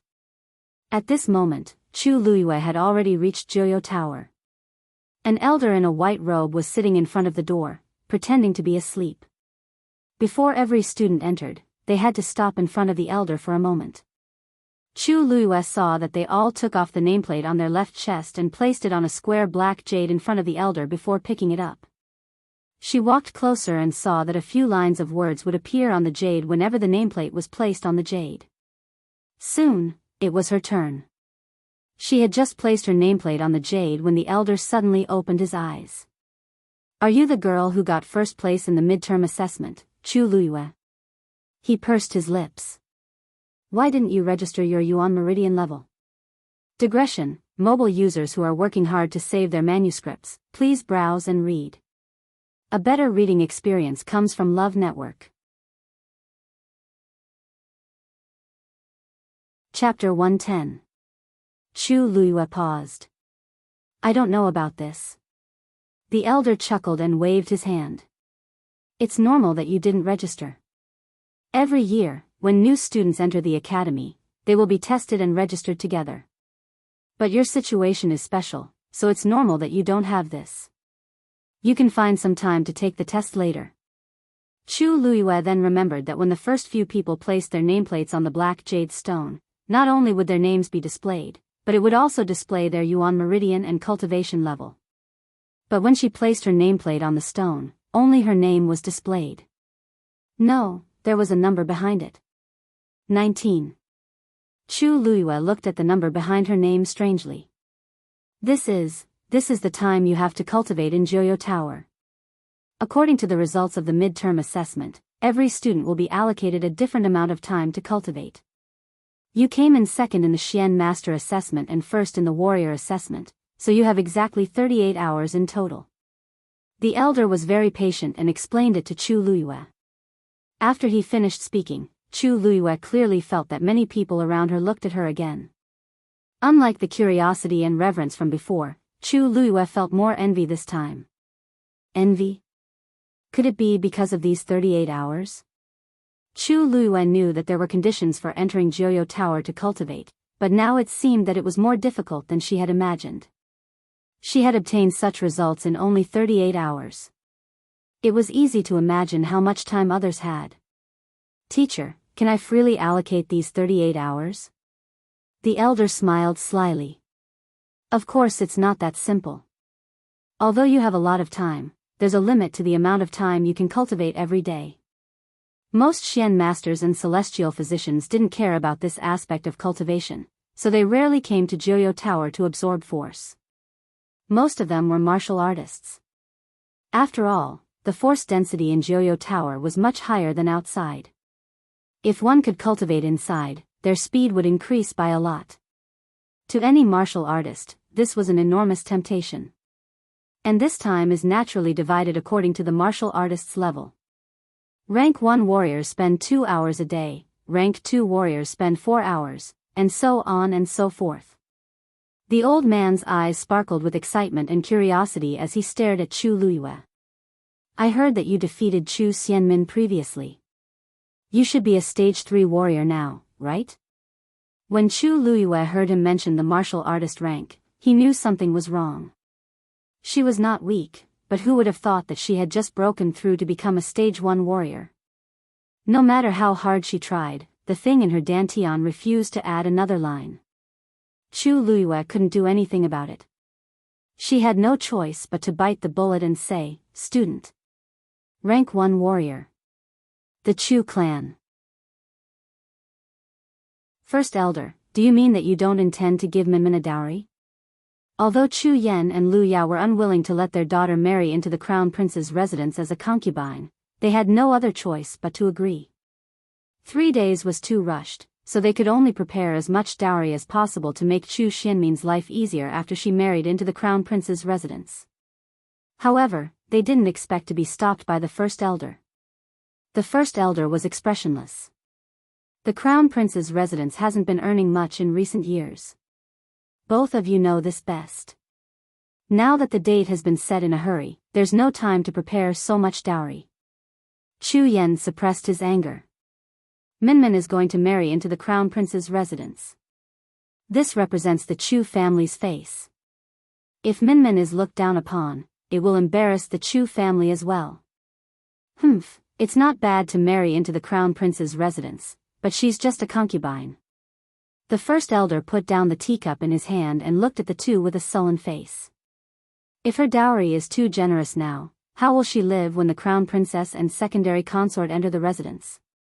Instead of being in the limelight for a while, it's better to keep a low profile and avoid more trouble. These words made Chu Yan and Lu Yao speechless, but the anger in their hearts burned even brighter. Although the Chu family wasn't the same as before, it wasn't to the point where they couldn't even afford such a small amount of money. Moreover, Chu Xianmin was the Chu family's first daughter. Ever since she got close to the crown prince's residence had been secretly preparing the dowry. The first elder said there wasn't any because Chu Xianmin had lost her position as the crown princess, so he purposely treated her harshly and wanted to keep this sum of money. How could Chu Yan and Lu Yao agree? First elder, although Minmin can't marry into the crown prince's residence as the crown princess, it's hard to say what the future holds. If you insist on this, that's all in the future. Who can say for sure? Hearing this, the first elder interrupted him, but his heart was still shaken, so he said, "That's right. However, seeing that you only have one daughter, the crown prince's residence will give you 32 dowries." Lu Yao sneered in her heart. Are you trying to dismiss a beggar with this amount of money? The Chu family is so big, but giving out 32 dowries is embarrassing enough. The first elder seemed to have seen through her thoughts and added calmly, "Lu Yao, you've been serving the crown princess for a long time. I'm sure you've already saved up some dowries for Minmin. The crown prince's residence giving you this is already very benevolent. Don't you think so?" Lu Yao gritted her teeth. The first elder was threatening her with the matter of her pocketing the money. However, she didn't dare to make a big deal out of it. After all, her reputation would be ruined if word got out. However, she couldn't say anything about it. It was true that she took the money, but which of her daily necessities didn't cost money? Her family of 3 was used to luxury and liked to choose the best for everything. They didn't have much money left. Most importantly, Chu Xianmin spent hundreds of thousands of silver taels to buy things at Jinbao Pavilion a month ago. She originally wanted to wait for Chu Xianmin to win first place in the academy and win the crown prince's favor before going to her parents' house to ask for the money. However, who knew that Chu Luiyue would appear and mess up all her plans? The Lu family was now mocking and ridiculing them. Why would they give them a single cent? Jinbao Pavilion was pressing her, and she didn't dare to offend this family. She could only take the money from her own pocket. How would she have the money for Chu Xianmin's wedding? However, the first elder's behavior made it clear that he wouldn't change his mind. If she continued, she would only be humiliating herself. Lu Yao resisted the urge to stand up. She glanced at Chu Yan, who still wanted to say something, and the two of them left with grievances. Tianlu Academy, Joyo Tower. Chu Luiyue ignored the various gazes around him and put the nameplate back on his left chest. He calmed himself down and looked forward. Joyo Tower had a total of 9 floors. It was made of black iron and was thick and majestic. Looking from the bottom, it looked like a sharp sword piercing through the clouds as if it could tear the sky apart at any time. Every floor had 8 corners that were raised up like eaves with bells hanging from them. When the wind blew, one could hear the crisp sound of the bells nearby. Chu Luiyue had already walked in through the greenish-black bronze door. There was a strange carving above the door. It seemed to be an eagle. Its head was slightly lowered, and its eyes were tightly shut. A pair of huge wings were folded in front of its body, and it looked extremely majestic. The remaining karmic fire seemed to be crazily spreading and burning it. For some reason, Chu Luiyue felt an inexplicable murderous aura with just one look. She covered up this strange feeling and reached out her hand to push the door open. At this moment, the eagle's tightly shut eyes suddenly opened. Scarlet. Brutal. Terrifying.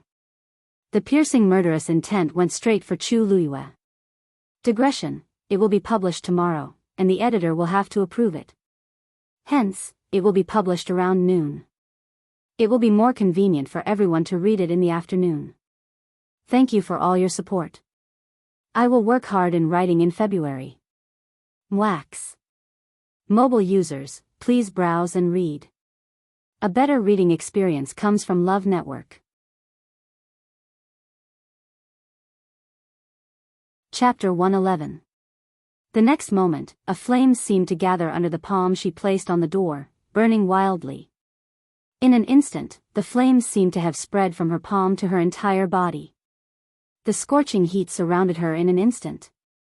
Every inch of her body felt as if it had been burned by a raging fire. Her internal organs felt as if they were being gripped tightly by something, and the pain pierced her heart. Chu Luiyue was shocked and furious. This flame was actually trying to kill her. She wanted to retreat, but she realized that she couldn't move at all. It was as if her entire body was being controlled. The flame had already rapidly burned through her limbs and bones, heading for her dantian. That biting cold and terrifying murderous intent made Chu Luiyue's hair stand on end. The dantian was the most important part of a cultivator. Once it was damaged, one would never be able to cultivate for the rest of their lives. This thing was actually here for this. However, just as the powerful force was about to enter her dantian, the water droplet that had been quietly floating in Chu Luiyue's dantian suddenly started spinning rapidly. Boom! An invisible suppressive force shot out from Chu Luiyue's body and went straight for him. Chu Luiyue could even clearly feel the two forces colliding fiercely, and the terrifying force spread throughout her body. At this moment, Chu Luiyue felt as if there was lava bursting in her body, and there wasn't a single part of her body that wasn't painful. Fortunately, the force that burst forth from the water droplet was extremely strong, and it almost destroyed the force that wanted to kill Chu Luiyue. Only then did the terrifying pain gradually dissipate. However, Chu Luiyue didn't dare to relax. Her eyes were fixed on the picture on the door. When she looked, she realized that the eagle's eyes were already closed. It was as if everything that had just happened had never happened. Chu Luiyue gradually clenched her fists tightly. No. That definitely wasn't an illusion. If not for the power of the water droplet, she would probably have been a dead person by now. She never would have thought that she would be on the brink of death before even entering Joyo Tower. What's wrong? Is there a problem? Seeing Chu Luiyue standing in front of the door without moving, the old man asked doubtfully. Chu Luiyue turned around to take a look. The old man and the people around him didn't seem to have noticed what had happened in that instant. Her mind raced as she shook her head. Nothing. After saying that, she didn't stay any longer and walked in. Joyo Tower had a total of 9 floors. The space inside was very spacious, and there were many partitioned rooms. The people who had come in earlier had already familiarized themselves with the place and were heading towards the rooms that they liked to cultivate in. Right in the middle was a spiral staircase, obviously leading to the top. Some people didn't stop at the first floor, but instead went straight up. In Joyo Tower, the higher the floor, the denser the force. However, each layer was separated by a barrier. Anyone who wanted to enter the higher floors to cultivate would have to pass through the barrier. And this depended on one's own ability. Generally, low-level students could only cultivate on the first floor. Chu Luiyue wasn't in a hurry to choose a room to cultivate in. Instead, she stood still and lowered her head to look at her palm. A charred mark could be clearly seen. She had placed her hand on the door just now. That terrifying flame had also entered her body through her palm. This burn mark was the best proof of what had just happened. But, why did this happen? There was clearly no problem for other students to enter Joyo Tower. Why did this happen to her alone? Why did that eagle suddenly open its eyes and have such a strong murderous intent towards her? Perhaps, that murderous intent wasn't directed at her, but at the water droplet in her dantian? Chu Luiyue furrowed her brows, but she didn't have an answer. Chu Luiyue, haven't you chosen a room yet? A voice suddenly sounded from behind her. Chu Luiyue turned around and saw an unfamiliar girl's face. That girl was pretty, and her almond-shaped eyes were extremely cute. She raised her hand and pointed to the side. Actually, there isn't much difference between the rooms on the first floor. You can just choose one to cultivate in. However, the names that appear on the door are signs that someone has already entered. You can just choose those that are empty. Chu Luiyue nodded. Thank you. That girl grinned. What's there to thank me for? My name is Mu Hongyu. You can just call me Hongyu. Chu Luiyue couldn't help but laugh. So this girl was a sociable person. She quite liked her character. However, she didn't know her, so why did she seem so friendly? Okay. You can call me Luyu then. Mu Hongyu sized up Chu Luiyue curiously. You're really different from the rumors. Chu Luiyue didn't need to ask to guess what those so-called rumors said about her, but she wasn't interested in asking. Others can't wait to avoid me. Why are you taking the initiative to help me? Mu Hongyu snorted. You taught Chu Xianmin a lesson, so I'm naturally on your side. The enemy of my enemy is my friend. Chu Luiyue was amused. She felt that this girl was purposely helping her because she had a grudge against Chu Xianmin. However, she also agreed with what she said. I'm not talking to you anymore. I still have to go up and cultivate. After Mu Hongyu finished speaking, she simply turned around and walked upstairs. Chu Luiyue originally wanted to go up, but she hesitated when she thought of what had just happened. She still chose to stay on the first floor.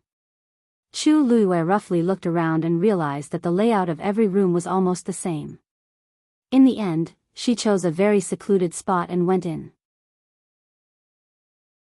After closing the door and isolating herself from all kinds of gazes, Chu Luiyue sat cross-legged on the stone platform in the room. She wasn't in a hurry to cultivate. Instead, she looked at the burn mark on her palm again. However, it still seemed to hurt slightly. Chu Luiyue fell into deep thought. Jiuyou Tower was the most important place in Tianlu Academy. It was also the foundation of the academy.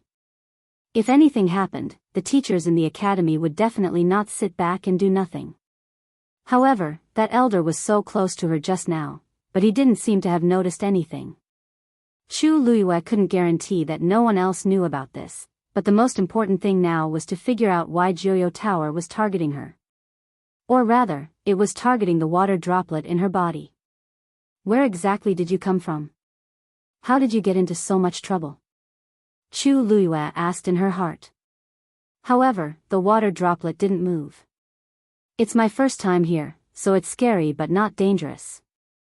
However, this won't happen again in the future, right? Chu Luiyue's eyelids twitched. If this happens every day, I don't need to come to Jiuyou Tower anymore. Isn't it troublesome enough? This time, the water droplet trembled slightly, and a line of words finally appeared. What's there to fear from a mere evil creature? Evil creature? Chu Luiyue was stunned for a while, and a chill rose from the bottom of her feet. You mean that there's a fiend in Jiuyou Tower? How is this possible? Mobile users, please browse and read. A better reading experience comes from Love Network.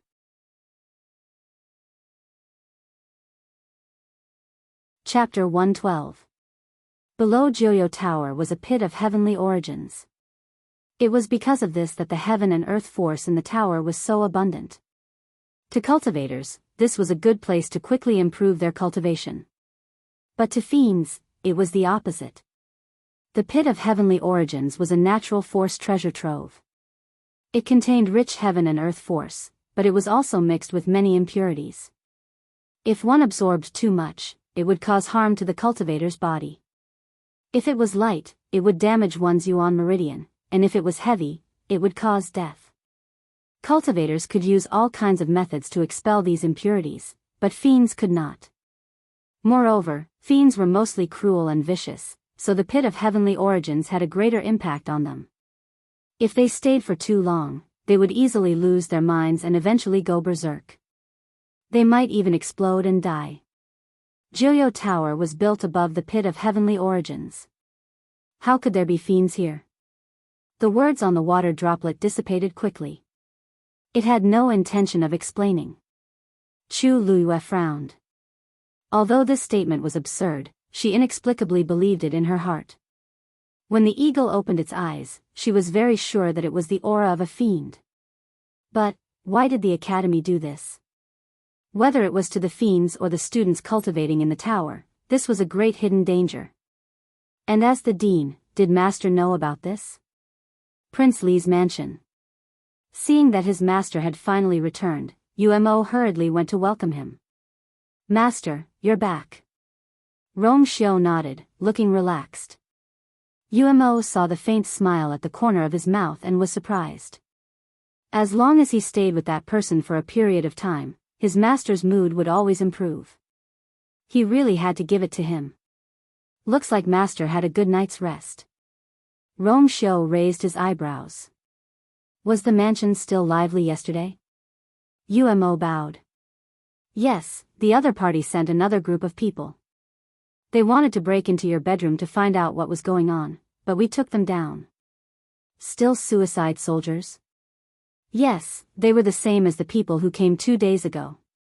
They didn't care about their lives. Seeing that they couldn't break in, they wanted to commit suicide by taking poison. However, one of them didn't die and is now locked up. Yan Qing interrogated him all night and used a lot of tricks. Finally, that person spat out something. Rong Xiu stopped in his tracks. Oh. Umo lowered his voice. It's the Crown Prince's men. Rong Xiu smiled. After so many years, it's still the same trick. He's not tired, but I'm tired. Umo asked hesitantly. Master, what do you think of this person? Is Third Imperial Brother still in the Imperial capital? Rong Xiu suddenly asked. Yes. His Majesty said that His Highness, the Third Prince, had been fighting at the border for many years and had suffered a lot. Now that there is no war and the Third Prince has reached the age to marry and have children, His Majesty's intention is to let the Third Prince stay in the Imperial capital. Rong Xiu chuckled. Rong Xiu had made great contributions in the Northwest Army, and his reputation was at its peak. How could father be at ease and let him go back? Staying in the Imperial capital was the safest option. I've been back for a long time, but I haven't visited Third Imperial Brother. Tell Yan Qing to bring him along. I'll give Third Imperial Brother a big gift. Yes. Rong Xiu joined the army at a young age and was always outside. In the past, he would only stay in the palace for a few days before leaving. However, when he came back this time, Emperor Zhaoan said that he was old enough to stay in the palace. Hence, he specially prepared a mansion for him outside the palace. The size of this mansion was actually similar to Rong Xiu's princely mansion. However, the decree to confer him a prince had not been passed down. Rong Xiu originally had some hope, but after waiting day after day, Emperor Zhaoan repeatedly refused to let him go back. Hence, he understood what was going on. Conferring him a prince was a small matter, trapping him in the imperial capital was a big matter. The Northwest Army kept inviting him back, but Rong Xiu knew that it would be difficult this time. After thinking this through, he calmed down and continued to stay in the imperial capital as if he didn't notice the emperor's fear at all.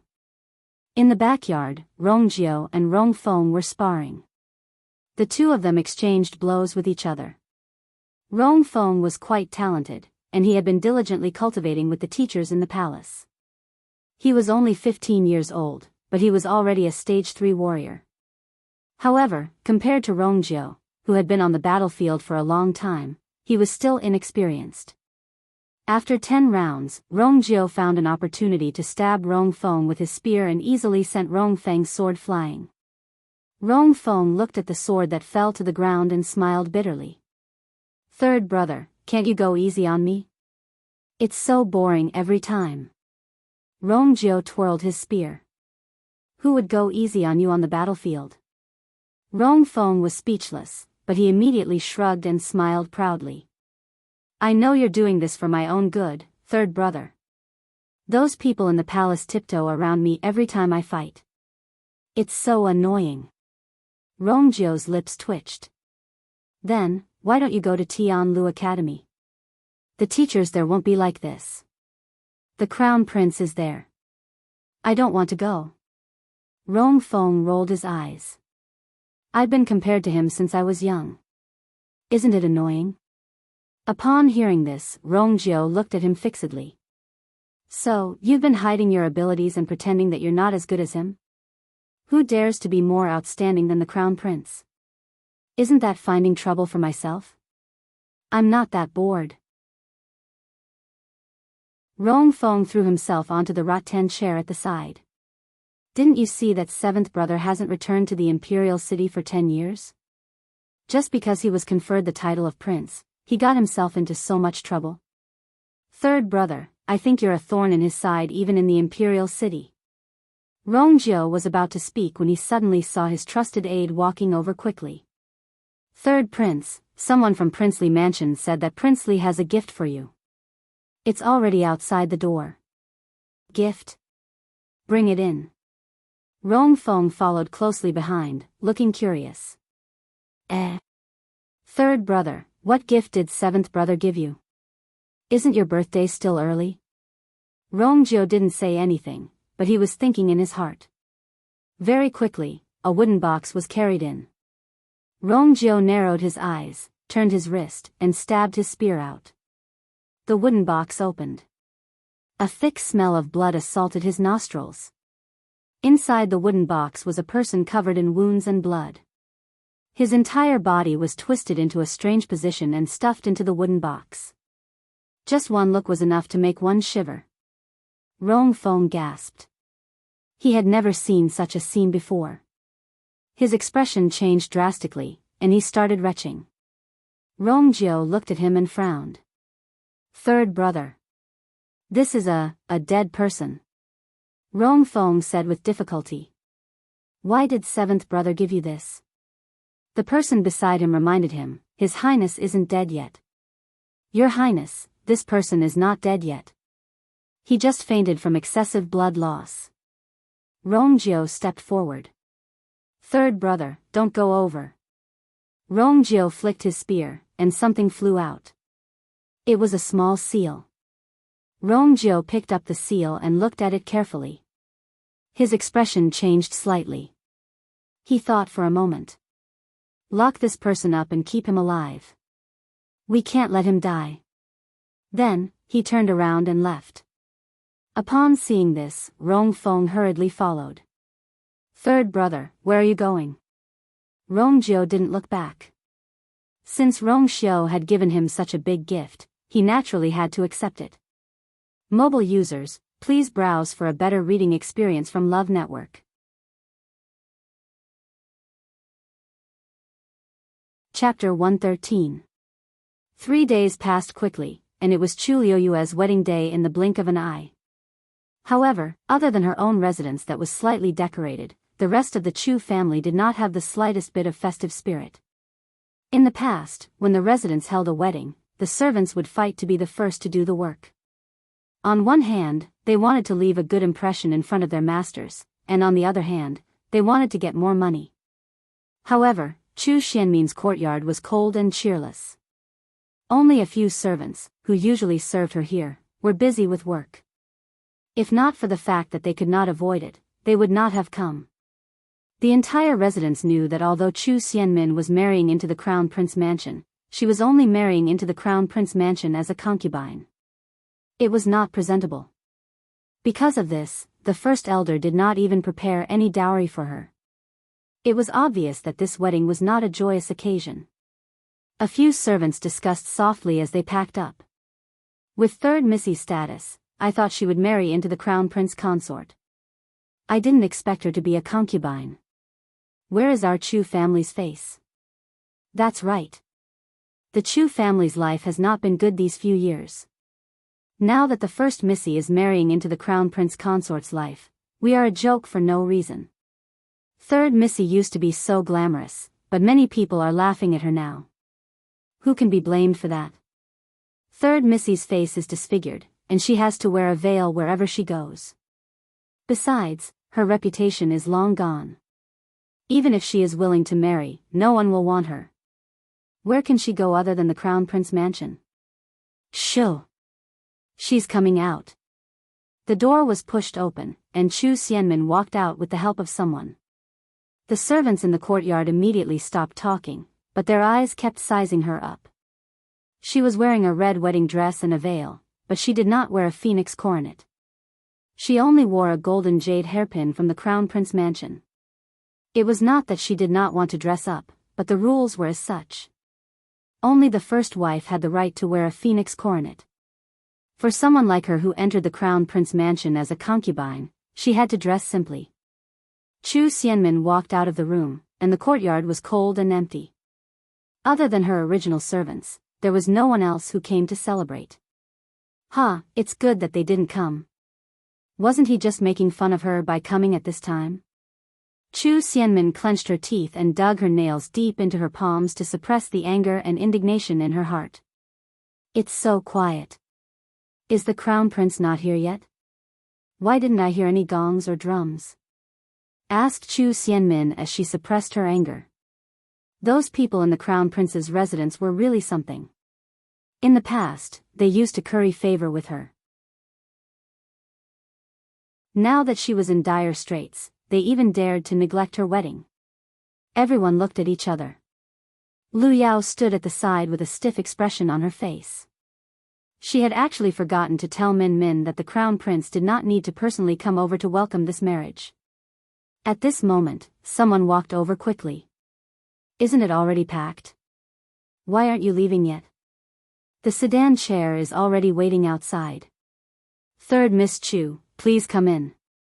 This man looked familiar to Chu Xianmin. He was just a normal guard in the crown prince mansion. He used to bow and scrape when he saw her, but he dared to speak with a straight back in front of her now. But that wasn't the most important thing. The most important thing was, what do you mean? The crown prince is not coming? Chu Xianmin widened her eyes. Lu Yao pulled her and whispered, Min Min, don't worry. According to the rules, there's nothing wrong with this. Chu Xianmin finally recovered her senses. The crown prince would not even come to her so-called wedding. He would just send someone over casually. That guard smiled with a hint of mockery on his face. Third Miss Chu, His Highness is busy with work. How can he have the time for such a small matter?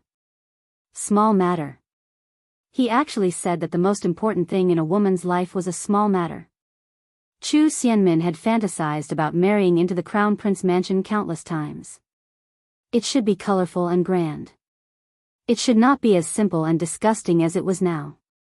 It was only at this moment that she realized that she was a concubine. Chu Xianmin did not know how she suppressed the surging emotions in her heart. She also did not know how she walked to the sedan chair outside the door. Only when she reached the crown prince mansion's door did she finally recover her senses. She lifted the curtain at the side and looked outside. The crown prince mansion's door was tightly shut. It did not look like a wedding was going to be held. Yes. She could only enter through the small door. A strong sense of humiliation welled up in her heart. Chu Xianmin was born to be favored by the heavens. She had been the object of envy for so many years. When had she ever been so lowly? Her hatred for Chu Luyue increased by another level. The servant brought her to a yard in the backyard of the Crown Prince Mansion. Tingfeng Garden will be your residence in the future. The Crown Prince has something important to do today, so he won't be able to come.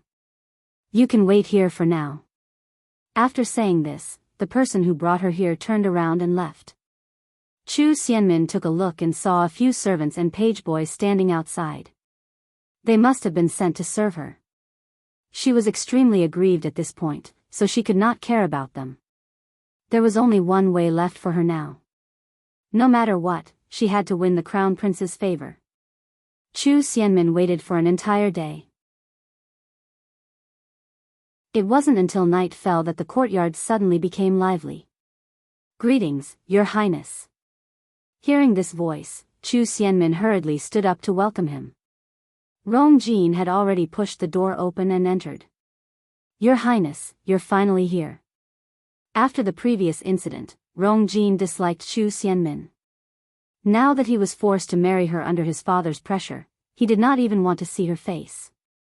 Hence, he was busy the entire day and only came at night. As soon as he entered, he saw a familiar figure. Chu Xianmin was wearing a red wedding dress and stood there prettily. The warm and dim candlelight in the room enveloped her in a layer of hazy light, which added a rare charm to her. Even though she was not dressed to the nines today, the cut of the wedding dress was appropriate, outlining her exquisite and slender figure. Her slender waist could be held with one arm. Rong Jin looked at her and squinted his eyes. Chu Xianmin was indeed beautiful without mentioning anything else.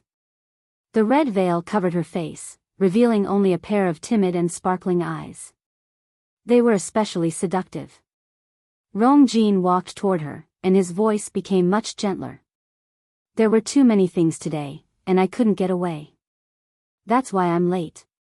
Minmin, you won't blame me, right? Why would I? Your Highness's matters are the most important. I'm already very happy that you still care about me, said Chu Xianmin with a smile, but her eyes were filled with tears, making her look pitiful. This time, Rong Jin's heart ached even more. He gently touched her shoulder with one hand and was a little tempted. As he spoke, he wanted to pull her veil. Minmin, Chu Xianmin did not expect him to be so direct. She immediately wanted to stop him, but it was too late. Rong Jin had already seen the scarlet and scary scar on her face.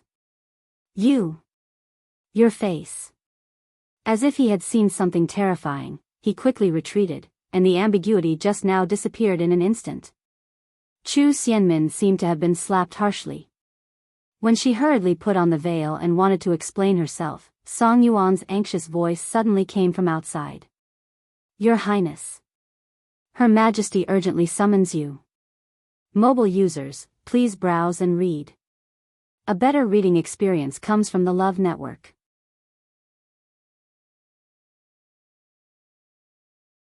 Chapter 114. Upon hearing this, Rong Jin heaved a sigh of relief.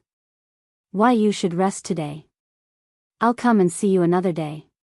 Then, without waiting for Chu Xianmin's reply, he turned around and left quickly. Your Highness. Chu Xianmin was flustered and instinctively wanted to follow him to explain. However, Rong Jin suddenly turned around and frowned. Oh right, don't go out and show your face if you have nothing to do. You can still go to the academy, but your face. You should wear your veil. Then, he hurriedly left as if there was a ferocious beast chasing after him. Once he thought of that frightening face, he felt his stomach churn. To think that I actually thought she was beautiful just now. How disgusting. Rong Jin's figure quickly disappeared, and only Chu Xianmin was left in the room. She stood there in a daze and laughed softly after a long time. However, there was only coldness and hatred left in her laughter. It's already so late. Why did father suddenly summon me? What happened?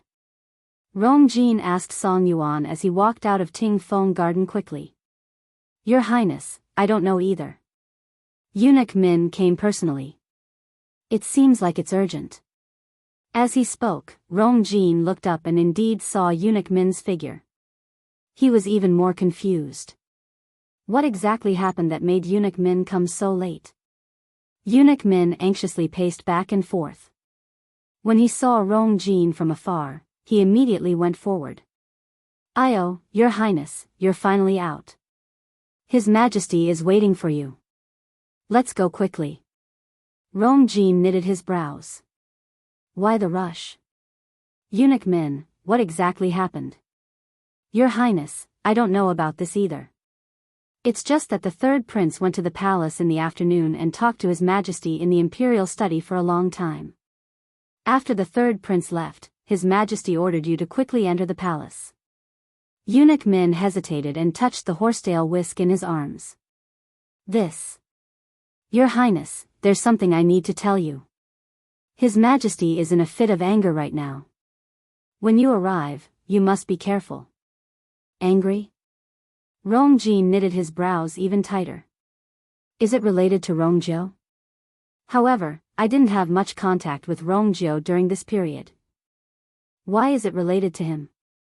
Thank you, Eunuch Min. Rong Jin did not ask further and entered the palace with Eunuch Min.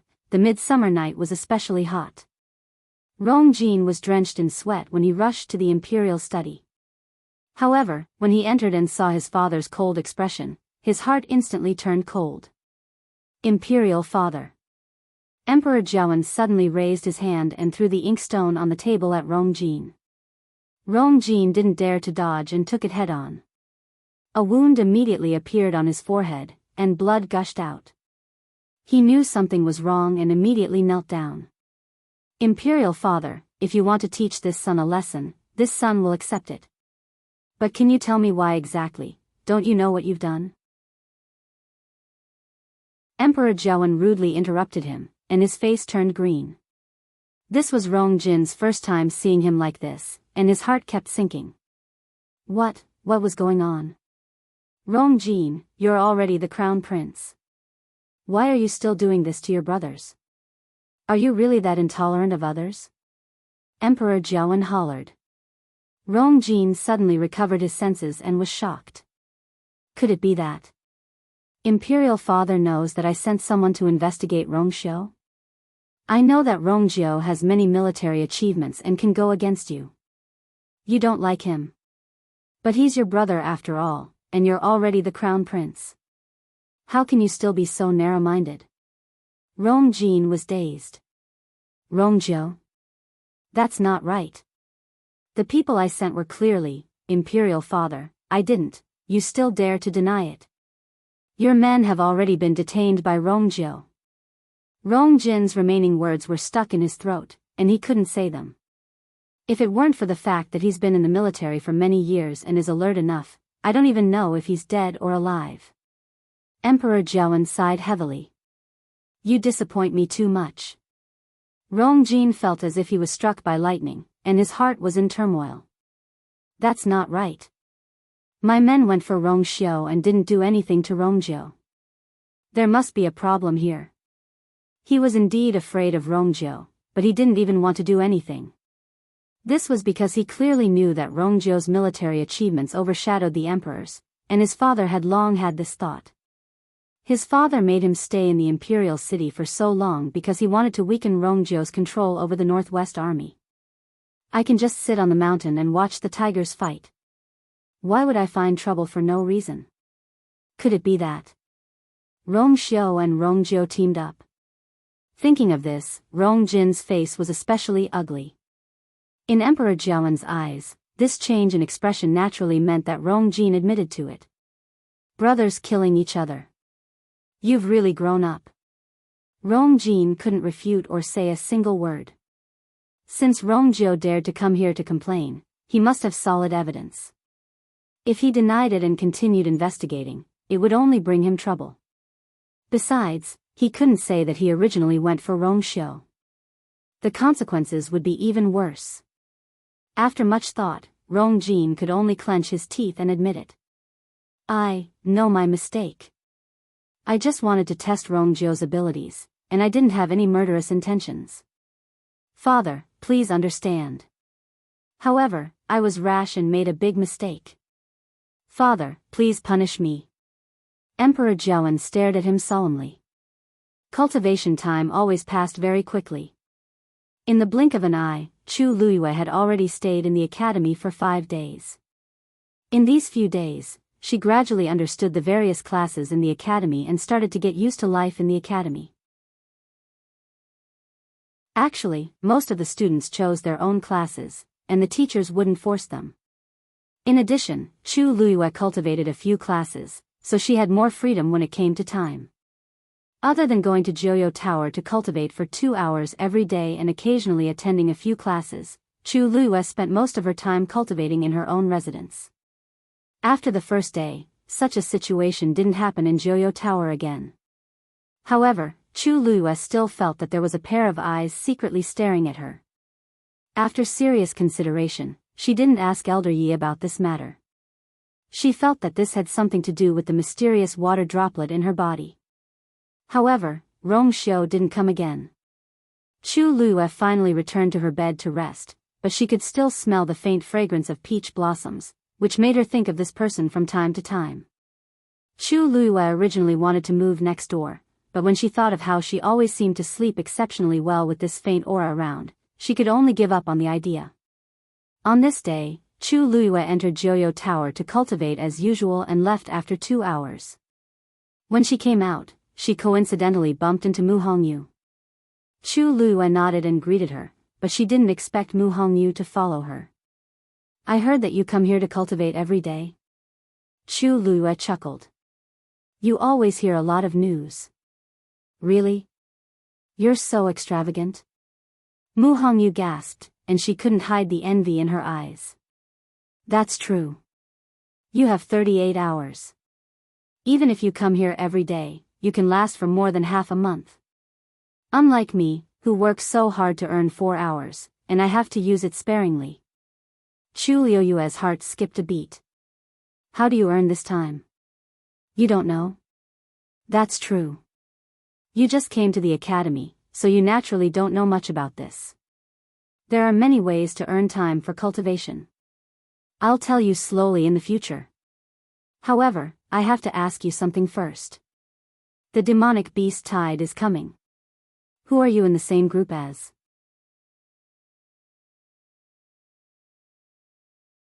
Chapter 115. Fiend title? Chu Luiyue was confused. You don't know about this? Every year at the end of August, there will be a fiend title in Wanling Mountain. Countless fiends will fight to go there, and many of them are mid-stage fiends. If you're lucky, there will be high-level fiends. This is a great opportunity to hunt fiends, so the elders from the academy will lead the team there every year. The students are free to form teams. After entering Wanling Mountain, everyone will move in groups. The level of fiends you can hunt will depend on your own abilities. Mu Hongyu explained. Chu Luiyue suddenly understood. The original owner seemed to have a vague impression of this because the crown prince, Rong Jin, personally hunted a 4th-grade fiend, a red-eyed fire leopard, during the fiend title a year ago. When this matter spread, Rong Jin was in the limelight for a while. Everyone knew that the crown prince was very powerful and could even hunt such a ferocious beast personally. One had to know that 1st-grade to 3rd-grade fiends were considered low-level fiends. 4th-grade to 6th-grade fiends were intermediate-level fiends. As for the legendary 9th-grade fiends, they were considered high-level fiends that only existed in rumors. Even though a 4th-grade fiend was only 1 grade higher than a 3rd-grade fiend, the difference was like night and day. However, Chu Luiyue had been busy cultivating these few days, so she did not pay much attention to this matter. Mu Hongyu told her this. You want to team up with me? Asked Chu Luiyue. Yes. Mu Hongyu didn't hide anything and nodded graciously. You're the top warrior and a Xian master. You're considered one of the most capable students in our batch. Who else can I look for but you? But don't worry, I won't drag you down. I should be able to break through and become a stage 4 warrior in half a month. Chu Luiyue was not worried about this. During the previous midterm assessment, Mu Hongyu lost to Gu Mingfeng and came in 3rd place. With this kind of ability, she was definitely considered an expert. Sure, let's move together then. Mu Hongyu invited him so warmly that he had no reason to refuse. The fact that Chu Luiyue agreed so readily surprised Mu Hongyu. You really agreed? That's right. What's wrong with that? That's not it. It's just that, those Xian masters have always looked down on us martial artists. We also don't like them, so we rarely team up with them. You're considered a member of the Xian cultivator team now. Won't they criticize you if you team up with me like this? Mu Hongyu asked hesitantly. Chu Luiyue could not help but laugh. This kind of struggle was really childish. In a world where strength reigns supreme, why would they care about such things? It's fine. Mu Hongyu smiled when she saw how confident she was. Her almond-shaped eyes were bright and dazzling. Good. It's settled then. Hey, if you have other people who want to team up with you, you can also pull them over. 5 people in a group, we still need 3 more people. Chu Luiyue thought for a moment. It's up to you. She was not very familiar with these people, so she might as well leave it to Mu Hongyu. When Mu Hongyu heard this, she immediately felt that Chu Luiyue trusted her a lot and had a better impression of her. Okay. There was a meditation class in the afternoon. When Chu Luiyue went over, she saw Gu Mingzhu standing outside the door. Seeing her walk over, Gu Mingzhu's expression instantly darkened. Chu Luiyue walked over unhurriedly. Second Miss Gu, did you bring those two Xian formation diagrams today? Gu Mingzhu's expression turned even uglier. She took out two Xian formation diagrams from her sleeves and threw them at Chu Luiyue. Isn't it just Xian formation diagrams? What's there to rush? I'll give them to you. Chu Luiyue caught the items lightly and opened them to take a look. After confirming that they were level 5 Xian formation diagrams, she curled her lips and said with a smile, Second Miss Gu also said that now that I've left the Chu family, my status is indeed not that high. Two level 5 Xian formation diagrams are very precious, so I naturally value them. Unlike Second Miss Gu, who can easily take out this thing as a wager. Gu Mingzhu was so angry that her face turned pale. She did not dare to tell the patriarch about this. Even if she was very favored in the Gu family, the patriarch would definitely not forgive her if he knew. However, Chu Luiyue urged her every day when she saw her and even said that if she did not give them to her, she would personally go to the Gu family to ask for them. How could Gu Mingzhu allow her to torment her like this? She could only privately beg her mother to give them to her. Because of this, she was even severely reprimanded. Now that she saw Chu Luiyue smiling so happily, she felt so sullen in her heart that she wanted to die. Chu Luiyue, I'll remember you this time. You better pray that you don't fall into my hands in the future. Otherwise, you'll suffer. Chu Luiyue waved the Xian formation diagrams in her hand. Thank you for your concern, Second Miss Gu. If you have any more good gifts, Liu will be very grateful. Gu Mingzhu was so angry that she almost died. Due to the fact that class was about to start and there were more and more people coming, she could only temporarily suppress her anger. She glared fiercely at Chu Luiyue and turned to enter the room. Chu Luiyue did not care and followed her in. Everyone in the room was in groups of 3 to 5 and seemed to be discussing something. Chu Luiyue had just sat down in her seat when she saw Si Yang waving at her. Hey, Death Change, Chu Luiyue. Why don't you team up with us for the Devil Beast Tide? So everyone was talking about this. Chu Luiyue shook her head. I've already agreed to team up with someone else. Thank you for your kindness. What? Someone already made a move first. Who is it? Si Yang was unhappy when he heard this. Mu Hongyu. Si Yang was stunned for a moment and bitterly lamented. Mu Hongyu? That Chao Tianjiao? Are you kidding me? You, me, and my brother will be the top 3 Xian masters. We'll definitely be invincible. Why are you with her? Also, she's a warrior. I'm a warrior too. Chu Luiyue glanced at him. Is there a rule that says warriors and Xian masters can't team up together? Si Yang was speechless. No, but everything was planned well, but why was Mu Hongyu so fast? We've already gathered 4 people, and you're the only one left. If you don't come, what are we going to do? Chu Luiyue shook her head inwardly when she heard this.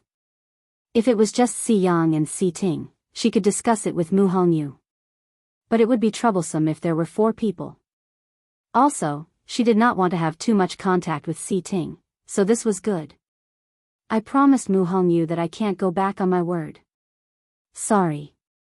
Chu Luiyue took out the chessboard after she finished speaking. It was obvious that she had no intention of continuing the conversation. Si Yang glanced at Si Ting dejectedly. Si Ting's expression did not change. If that's the case, let's find someone else. Si Yang sighed inwardly. He could tell that his brother was interested in Chu Luiyue. He wanted to use the magical beast tide to give his brother a chance.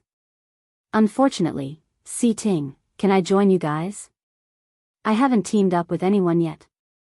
Gu Mingzhu had been listening to their conversation. Seeing this opportunity, she immediately spoke up and looked at Si Ting hopefully. Mobile users, please browse for a better reading experience from Love Network.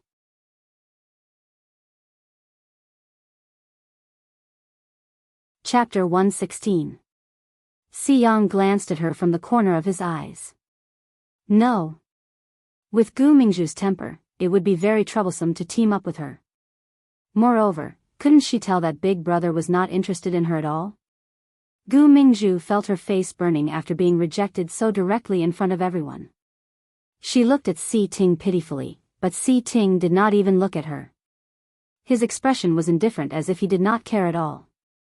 Gu Mingzhu felt even more upset. She felt a fire surging in her chest, burning her whole body. She bit her lower lip and suppressed her urge to fly into a rage. However, his jealousy and hatred toward Chu Luyue increased by another level.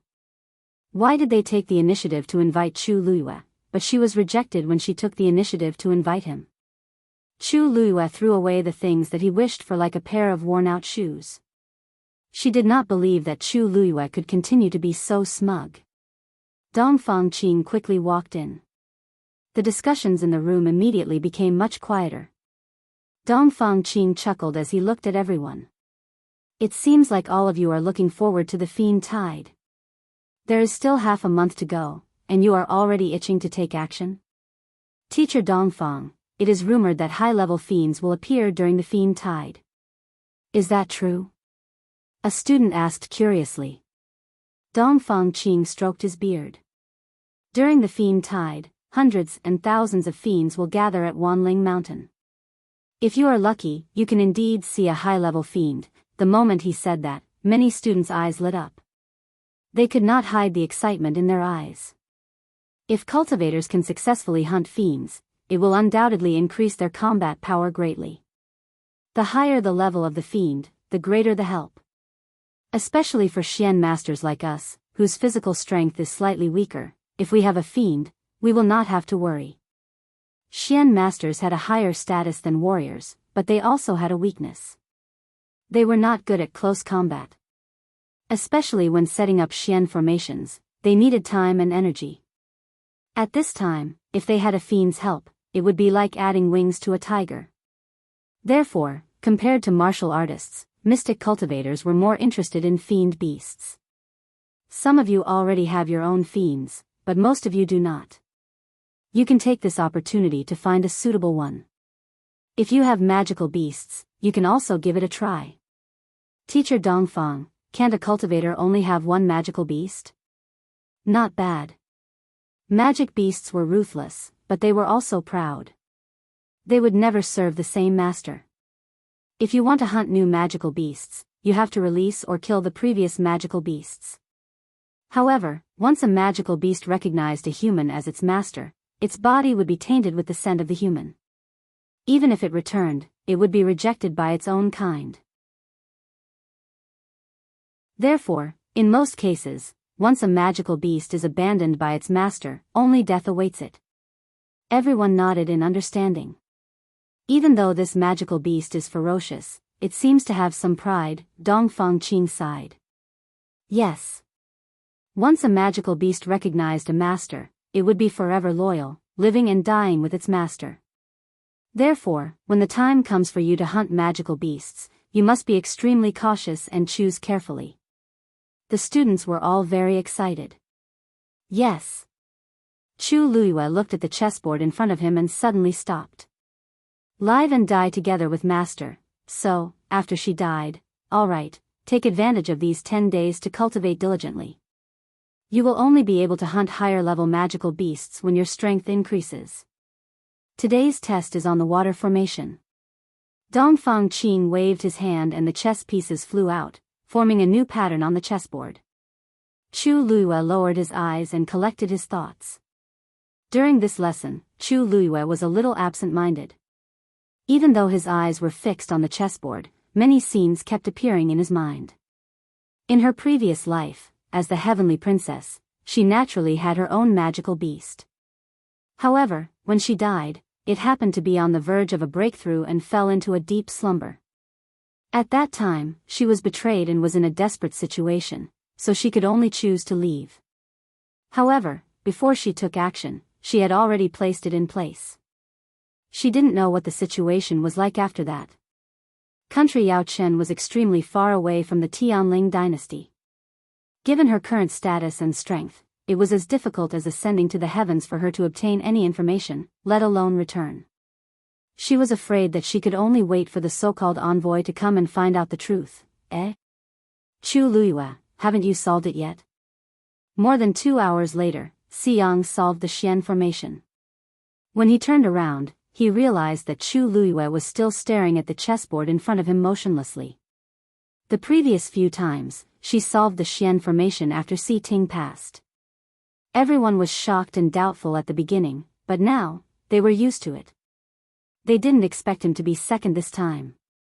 He was ranked in front of Chu Luyue. Chu Luyue snapped out of his daze. At this moment, Gu Mingzhu also solved the Xian formation, and the chess pieces fell into the chess jar. She glanced at Chu Luyue and sneered. TSK. The long road reveals the horse's strength. Whether you are really capable or not, you will know in time.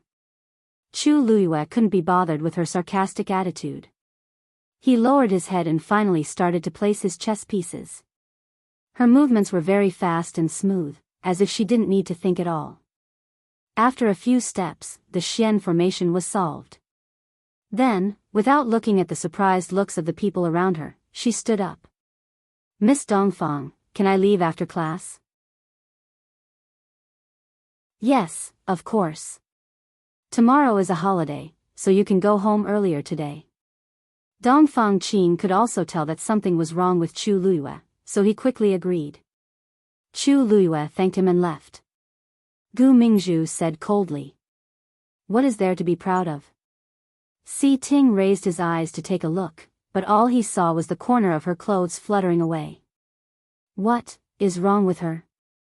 In his impression, Chu Luyue was always calm and composed, as if nothing could shake her. To be able to cut ties with the Chu family so easily and establish her own family, Chu Luyue was definitely more powerful than she looked. This was the first time he saw her lose her composure. Si Ting turned around and looked at the chessboard that was already set up. He frowned slightly. If he remembered correctly, Chu Luyue seemed to have only taken one look and placed a chess piece. Tianlu Academy had a holiday once every 5 days. Chu Luyue packed up and went home. Chu Ning was not back yet, so Chu Luyue had dinner by herself and rested in her room. Just as she lay down on the wooden chair, a strange sound came from outside the window. Chu Luyue looked over and saw a huge white head pushing open the window and peeking in. A pair of icy blue eyes stared straight at her. It was Xue Xue. Chu Luyue laughed as she looked at it. The window was not big, and its head took up almost half of it. Xue Xue, why are you here? With that, Chu Luyue walked over. Xue Xue put its paws on her hand and looked at her pitifully. God knows how busy it had been outside these few days. She missed it so much. Come in quickly. Chu Luyue patted its head and took a step back. Xue Xue was so excited that it wanted to rush in. Suddenly, the sound of a wooden board breaking was heard. It immediately paused, and its expression was a little stiff. Chu Luyue looked around and saw that the edge of the window had cracked. Her eyes twitched. Stuck. Mobile users, please browse and read. A better reading experience comes from Love Network.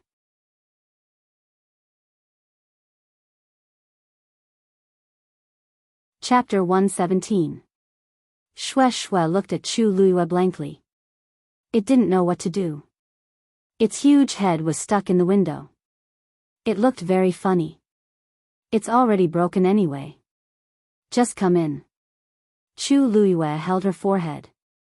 She waved at it, annoyed and amused at the same time. With Xue Xue's size, it was already difficult for it to come in through the window. In addition, its physical strength was extremely strong. It only needed to move a little to destroy the wooden board.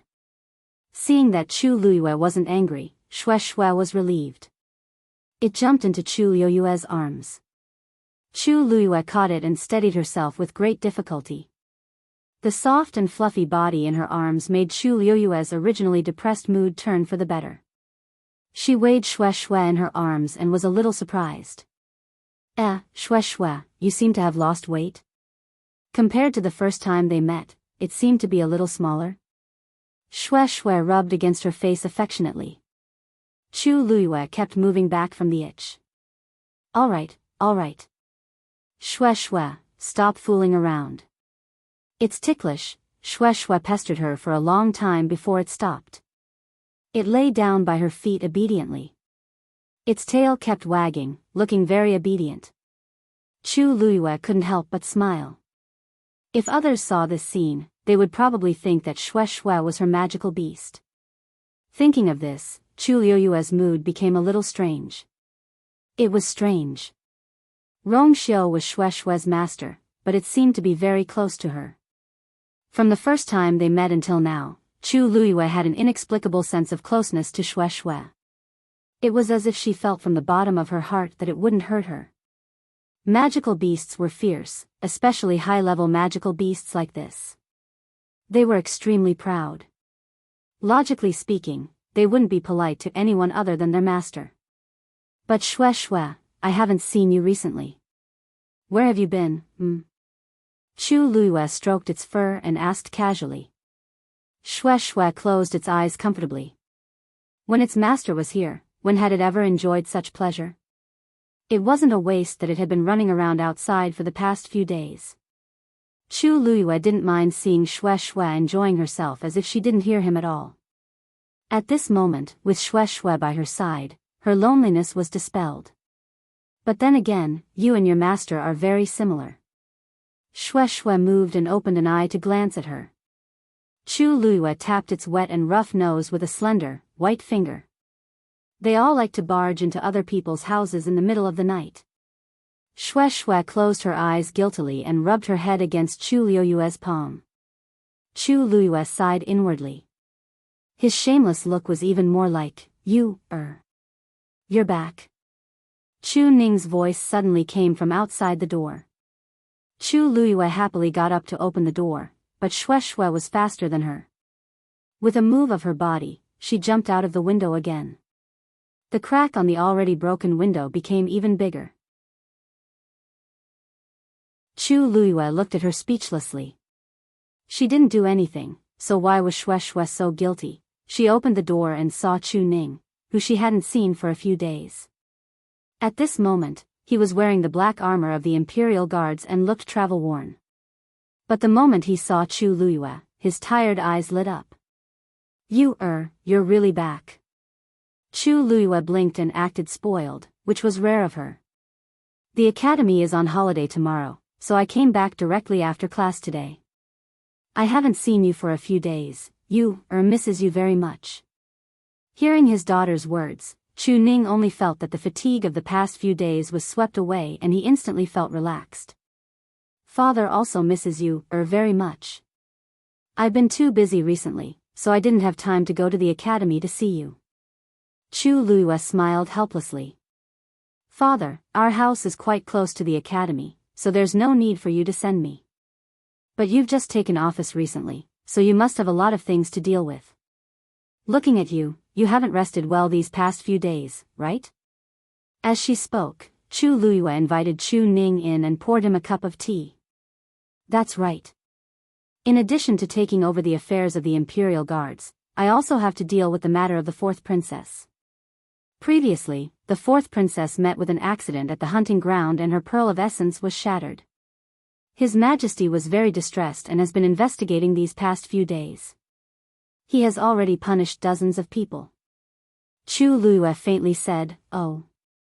Her pearl of essence was shattered, so in the future, won't she be able to cultivate? Isn't that right? This matter caused quite a big blow to the fourth princess, and the palace is also in a state of chaos. She even said that no matter what, she must find the magical beast that injured her. Unfortunately, she was the one who chased the magical beast to the cliff that day. No one else was there at the time and they didn't even know what the magical beast looked like, so how could they find it? The fourth princess should have seen it. If she described it, it should be quite easy to find it, right? The fourth princess didn't see it clearly herself. In addition, she was too frightened to describe it clearly. Finding it is as difficult as ascending to the heavens. Chu Ning sighed and did not have much hope in this matter. Chu Luiyue did not care. Rongjin was spoiled and thought that she could do whatever she wanted just because she was the princess born by the empress. Little did she know that all the love in the past would soon disappear after she became a good-for-nothing. Only a lonely and bleak future awaited her. The people in the royal family were the most ruthless. They would immediately abandon someone who was of no use to them. It was a pity that Rongjin did not seem to realize this. Chu Luiyue held his chin with one hand and asked casually, "I heard that Chu Xianmin married into the Crown Prince mansion 2 days ago. That's really fast." The Crown Prince and Chu Xianmin finally got what they wanted. Oh, Chu Xianmin might not count. When she was thinking of ways to get close to the Crown Prince, she probably never thought of marrying him as a concubine. So many things had happened in the imperial city just a few days after she entered the academy to cultivate. Chu Ning's expression tensed up. Don't talk about the Crown Prince's matters. It wasn't easy for us to draw a clear line with the Crown Prince. We must not have anything to do with him in the future. This reaction made Chu Luiyue feel a little strange. Seeing Chu Ning's cautious and vigilant look, Chu Luiyue's mind raced. Something happened to the Crown Prince? Chu Ning did not expect Chu Luiyue to be so smart and guessed the main point with one sentence. After thinking for a moment, he knitted his brows and sighed. This matter has too many implications. It's better if you don't ask. Anyway, be careful with your words and actions. After being called over by Emperor Jiawen and learning about the matter, he was so shocked that he broke out in a cold sweat. Luckily, they had already cut ties with the Chu family and annulled their marriage agreement with the Crown Prince first. If not, even the father and daughter would be implicated. In the past, he hated Rongjin, but now, he was only thankful. "Father, don't worry. I know." As Chu Luiyue spoke, he was thinking about what the Crown Prince had done to make Chu Ning react this way. When she came out of the academy today, she did not hear any news. It was obvious that the palace had kept it a secret. However, the Crown Prince's situation might be precarious. As the Imperial Guard's commander-in-chief, Chu Ning was actually a knife in Emperor Jiawen's hand. Now, this knife is hanging over the Crown Prince's head? Mobile users, please browse and read. A better reading experience comes from Love Network.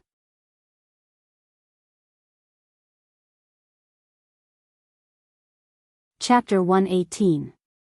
Rongjin did not have an easy time these few days. Killing one another and fighting for power was one of the things that an emperor feared the most. Emperor Jiawen had also taken his throne back then, so he was even more sensitive and suspicious about this matter. Of course, he knew that this was an unavoidable fight in the royal family, but he did not expect Rongjin to be the first to make a move. Back then, the Emperor Emeritus delayed appointing the Crown Prince, causing Rongjin and his brothers to kill one another. Hence, when it was his turn, he appointed the Empress's eldest son, Rongjin, as the Crown Prince as he was worried that the same thing would happen again. However, things did not go as he wished, and Rongjin really disappointed him. Emperor Jiawen could not figure it out. Rongjin was the Crown Prince, and his status was noble. He had an advantage over the others. As long as the others did not rebel, this position would be his in the future. But why couldn't he keep it in? Emperor Jiawen did not publicize this matter and ordered for the news to be sealed. Nobody was to leak it. Then, he ordered Rongjin to reflect on his mistakes in the residence and took away his right to supervise the 6 departments.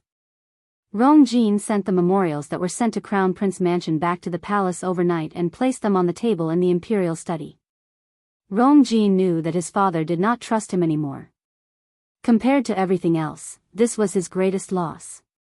If his father still could not trust him in the future, then, Rongjin did not dare to think too much as he knew that he was in the wrong.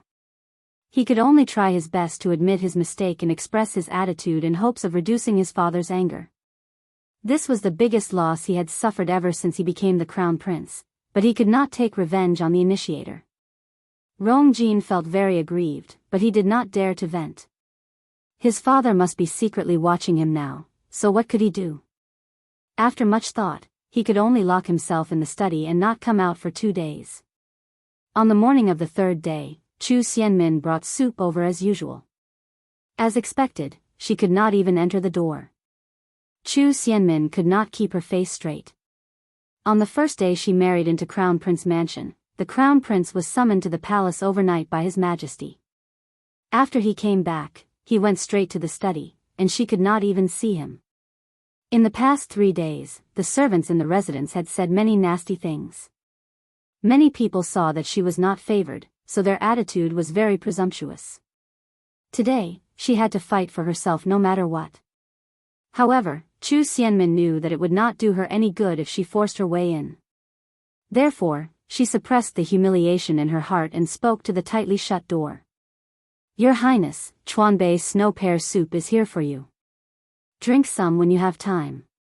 Don't tire yourself out. In addition, Minmin has a request. After resting for a period of time, Minmin's body has recovered a lot. What do you think about going back to school tomorrow? If she became the crown princess, she would naturally be too lazy to go back. But now that her appearance had been destroyed, this was the only path she could take. As long as she still had power, the crown prince would not go too far with her. Therefore, even if Chu Luyue, whom she hated the most, was in the academy, she had to go back. After she finished speaking, Chu Xianmin waited outside the door anxiously. After some time, she heard Rong Jin's reply. "It's fine if you want to return to the academy, but you're not allowed to live in the academy anymore. You have to return to the manor every day. Also, pay attention to your identity at all times. You definitely can't embarrass me." Chu Xianmin felt as if she had been pardoned. "Thank you, Your Highness." The next day, Chu Ning left in a hurry early in the morning. Chu Luyue guessed that the crown prince's trouble this time was more serious than expected. Thinking of this, she was in a good mood and did not rest at home. Instead, she walked out of the house and went straight to Zhenbao Pavilion. Once her figure appeared in Zhenbao Pavilion, a sharp-eyed page boy ran to the back hall to inform Yan Gu. Yan Gu, who was busy counting the goods inside, could not be bothered anymore. He rushed to the front hall, his face full of eagerness and enthusiasm, but he did not lose his respect. "Ms. Luyu, what brings you here?" "The academy is closed today. I'm here to take a look." "Hee, that's great. Take a look and see if there's anything you like." Yan Gu rubbed his hands and looked expectant as if he would immediately give the item to Chu Luyue as long as she said which one she liked. Chu Luyue hurriedly waved her hands. No. Second Master Yan, you're too polite. I haven't used many of the things you gave me previously. I'm here today to ask you for a few people." Yan Gu was puzzled. "You want people? What do you intend to do?" Chu Luyue's lips curled slightly. "Clearing the accounts." Chu Residence, Main Hall. The Great Elder sat high above. There was a stack of account books on the table beside him. In front of him stood a few people who looked like stewards. At this moment, they were all looking down nervously. The room was very quiet. Only the sound of the Great Elder flipping through the account books could be heard. Every time he flipped through a book, the Great Elder's face turned uglier. By the end, his expression had completely darkened. He slammed the account books on the table. What's going on?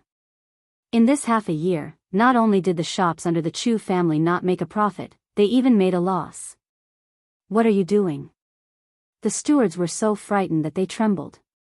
One of them wiped the sweat off his forehead and murmured with a bitter expression, "That's right. Great Elder, we have no choice. This year's harvest is not good. We can't get back the rent from the land, and business is not good either. There really isn't much income. And the residence's expenses have always been huge. That's why there's less income and more expenditure, resulting in a huge loss.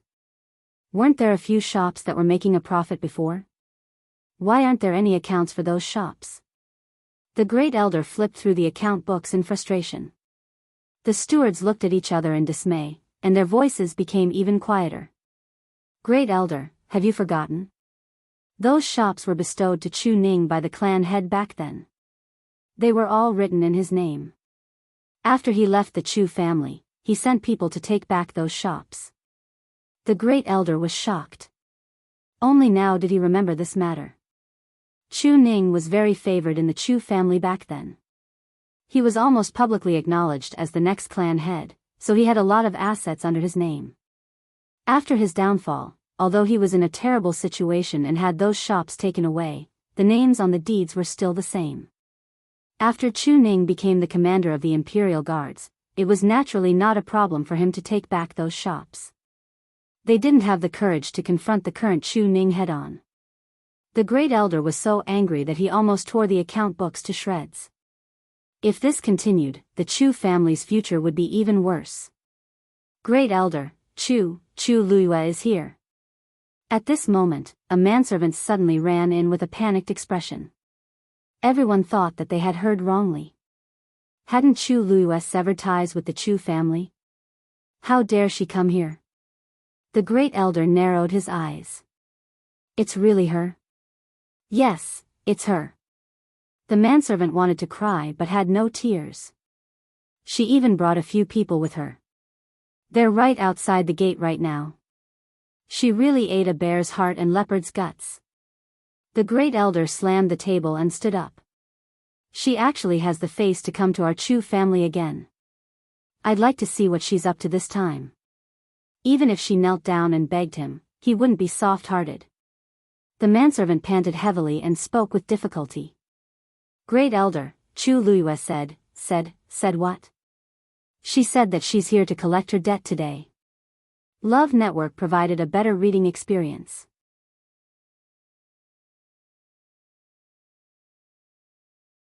Chapter 119. She wants to settle the debt? The first elder was so angry that he laughed. Why would she want to settle the debt? The servant took a step back in fear. She said that you haven't given her the family property that you promised to give her when you signed the separation agreement. Also, she wants to take away the dowry that her mother brought with her today. The first elder's heart skipped a beat.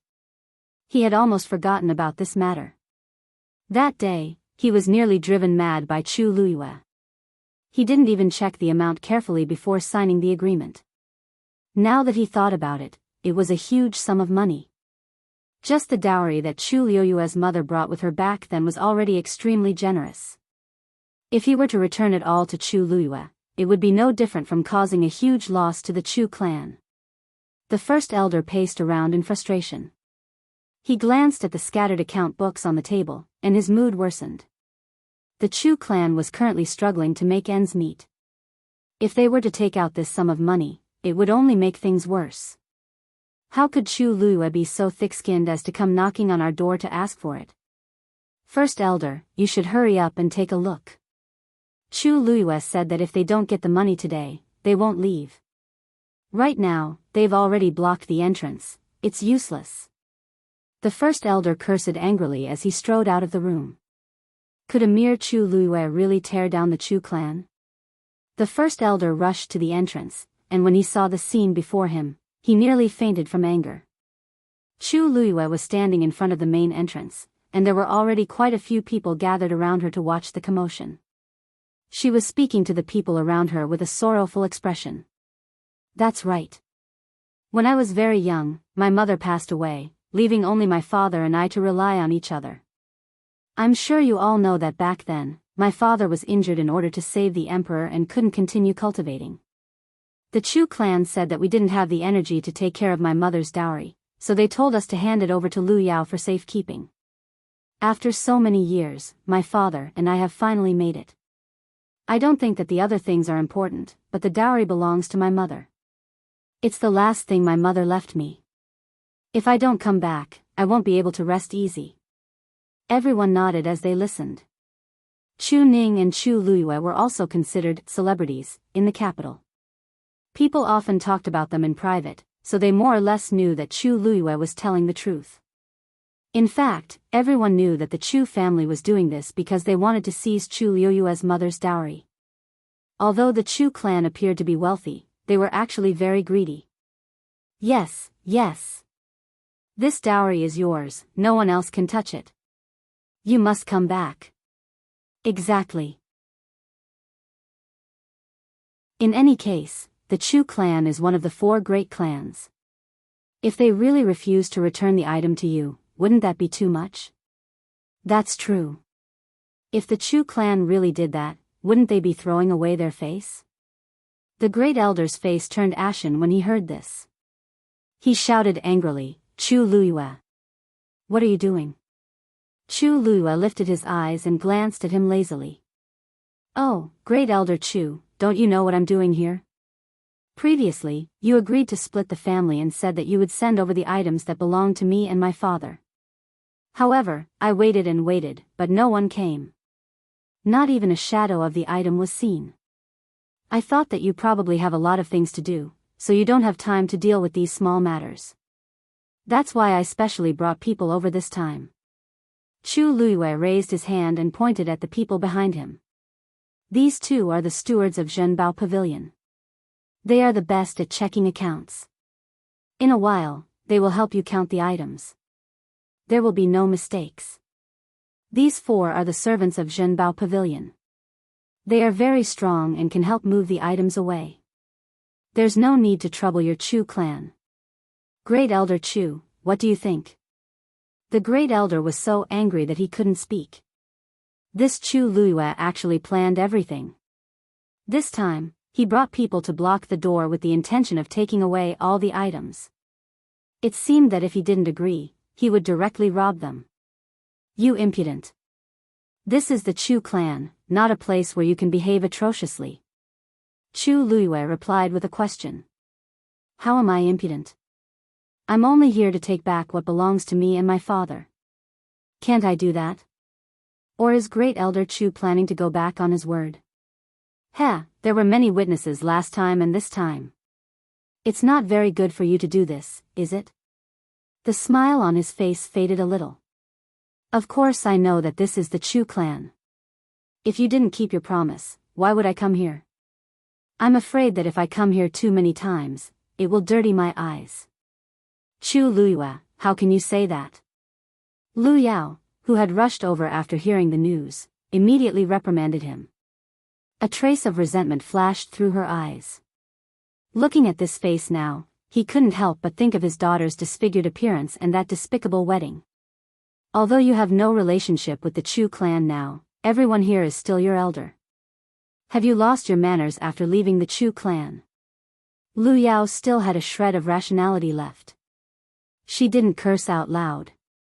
She knew that with so many people watching, it was better to use a soft approach. However, Chu Luyue didn't fall for her trick. He couldn't even be bothered to brush her off. Lu Yao? It's good that you're here. My mother's dowry is with you. Even if you want to check it, this period of time is enough for you to sort it out. Since I've personally come here today, then return them all to me. Or, are you unwilling to hand it over? In front of so many people, Lu Yao naturally couldn't deny it. She could only force a smile. How is that possible? Not to mention the Chu clan's wealth, even I, Lu Yao, was born in the Lu clan. How could I be interested in your things? That's good. Chu Luyue interrupted her and took out a list from his sleeve. This is the list of dowry my mother brought with her when she married into the Chu clan. Later, I'll hand it over to Steward Wu and Steward Zhang to check. These are the last things my mother left behind. If even half of it is missing, I won't let this matter rest. As he spoke, Chu Luyue passed the list to the 2 people behind him. Lu Yao was dumbfounded.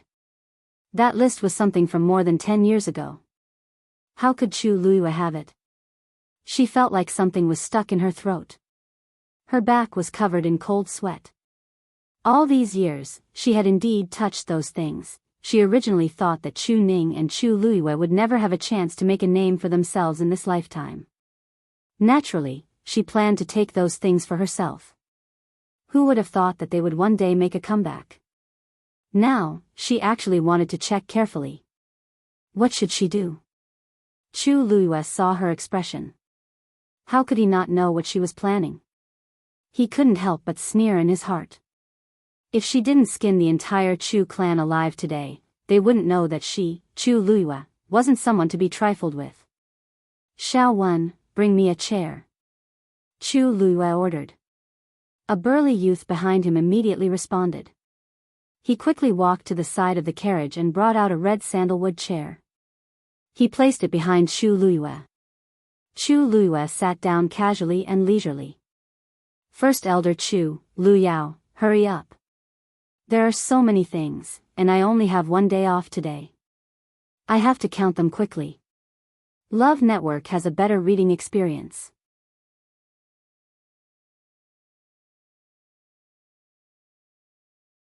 Chapter 120. If not for the fact that there were so many people watching, First Elder would have rushed over to teach Chu Luiyue a lesson himself. Such an arrogant look really made people fly into a rage. Lu Yao. All these years, you have been in charge of the family's finances. Go and check the list with them. Give them what they deserve and don't touch what they don't deserve. Lu Yao was shocked by this shout. Seeing the anger on First Elder's face, she subconsciously agreed. Yes. First Elder still felt that it wasn't enough. He shouted at the other stewards. And the few of you, go and watch together. We can't make any mistakes in this account. The few of them hurriedly agreed. Lu Yao's body was tense and her footsteps were heavy. However, she knew that she had to do it even if she didn't want to. On the other side, Steward Wu and the other steward had already set up a formation and started to check the items according to the list. A pair of 8 colored glass lamps, 2 sets of white jade December tokens, a pair of gilded horse pots, 2 painted Kong Ho. Lu Yao had no choice but to grit her teeth. Didn't you hear? Go and get the items from the storeroom. The servants responded and hurried over. When they took out the items one by one, the people Chu Luiyue brought over would immediately go forward and take the items. After checking carefully, they would put them back in the carriage. Chu Luiyue smiled. These are the most capable people in Zhenbao Pavilion. Although their positions aren't high, they are the best at identifying treasures. They will know whether it's real or fake with one look. Wouldn't it be more convenient for everyone if they check carefully like this? This sentence shattered the last trace of hope in Lu Yao's heart. She closed her eyes and accepted her fate. Chu Luiyue was going to go against them to the end today. In a tea house not far from the Chu residence, someone saw this scene clearly. His temper is still the same as before. A low laugh came from behind the beaded curtain. Did you get these people from your place? When Yan Gu heard this, he bowed again and said respectfully, Yes, First Master. Madam came to Zhenbao Pavilion early this morning and said that she wanted to borrow some people. I didn't expect. At that time, he was still very puzzled. He didn't know why Chu Luiyue needed a steward to look after the accounts. Who would have thought that the steward would come to cause trouble for the Chu family? Yan Gu could be considered to have seen many things, but this was the first time he had seen such a situation. Chu Luiyue wasn't going to collect debts at all. Most importantly, this request was reasonable and couldn't be denied. The Chu clan had many people. If Chu Luiyue came alone, he would definitely be defeated. Therefore, she deliberately found a few people and exposed the matter in front of everyone. This way, the Chu family would have no choice but to do as she said. After all, the Chu family still cared about their reputation in the capital. You did a good job. Hearing the praise in the first master's tone, Yan Gu was flattered. He had followed the big master for so many years, but he had rarely heard such praise. Today, he had only transferred a few people to Chu Luiyue, and the first master was so happy. He had really made a big profit. First Master, you flatter me. I really didn't do much in this matter. Everything was Madam's idea. The person behind the beaded curtain seemed to shake his head and smiled. Naturally, only she could think of such an idea, and only she could do it in the most straightforward way. If it were someone else, who would dare to go against the Chu family alone? Yan Gu thought for a while and couldn't help but say, First Master, Madam doesn't seem to be very clear about your identity, and she doesn't know what you have done for her. Do you want to? When it's time for her to know, she will naturally know. You just have to do your own thing well. Yen Gu lowered his head. Yes. In front of the Chu family's main gate, Steward Wu and the steward were still going through the list. This pair of half-moon feather glasses is fake. And this bamboo jade flute is also fake. The people Chu Luyue brought over were very efficient. As they moved the items, they didn't forget to distinguish the real from the fake. They also picked out the fake items and put them aside. Every fake item that was taken out was equivalent to a slap to Lu Yao's face. The Chu family was also embarrassed. Some of them couldn't help but look at Lu Yao with resentment. Who would have thought that Lu Yao, the head of the household, would be so arrogant as to fill her own pockets? If they hadn't checked these items today, they wouldn't have known that Lu Yao had done so much to the Chu family's assets. And these were only the dowry left behind by Chu Liuyue's mother. There were so many assets in the residence. Who knew how much more she had embezzled? Sensing these gazes, Lu Yao's face quickly turned pale. Her entire body swayed like a leaf in a storm, about to be blown away at any time. If possible, she really wanted to find a hole in the ground to hide in. Every minute and every second of standing here was incomparably torturous. Chu Luyue held his chin with one hand and glanced at the fake items that were taken out. He seemed to be smiling. It seems like your family has been doing well all these years. I was wondering why Chu Xianmin was so generous to spend 200,000 silver taels for a random set of jewelry. Red chalcedony items aren't something that ordinary people can afford. Lu Yao wanted to tear Chu Liuyue's mouth apart. Chu Luyue clearly set a trap for Minmin, yet she still had the cheek to say it. She even twisted the truth. But before she could speak, she felt the surrounding Chu family members' gazes become even more resentful. Her heart sank. She knew that they had already believed Chu Liuyue's words. So many fake items were taken out. How could they still believe her? Even if Chu Luyue didn't say anything, they would probably want to take her life right now. Time passed slowly. Chu Luyue was very relaxed as he sat on the chair and watched. In between, shopkeeper Wu even specially served her tea and exquisite snacks so that she wouldn't starve. Chu Luyue followed all the good advice. Instead of saying that she was here to ask for money, she might as well say that she was here to take her life. It wasn't until noon that the list of dowries was taken care of. After that, Chu Luyue requested to split the assets according to the contract that day and forcefully took away a lot of silver taels from the Chu family. When the silver taels were moved onto the horse carriage, even the strong-willed first elder couldn't help but feel heartache. The few managers looked at it and felt even more heartache when they thought of the messy account books. The surrounding crowd was already stunned when they saw so many treasures. I didn't expect Chu Liuyue's mother to bring such a generous dowry when she married into the Chu family. Rumor has it that Chu Luyue and Chu Ning had a hard time in the Chu family. Sometimes, their food and clothes couldn't even compare to the servants. Selling some of these treasures should be enough for them to survive, right? Chu Ning and his wife are deeply in love. I think he's unwilling to sell them. Besides, these things are in someone else's possession. I'm afraid he hasn't seen them before, let alone sell them. That's true.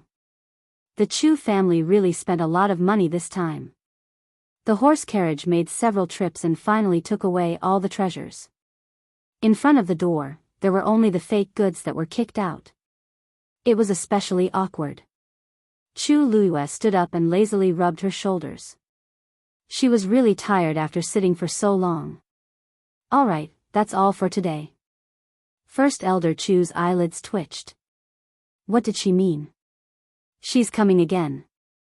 Chu Luyue seemed to have seen through his thoughts and waved her hand casually.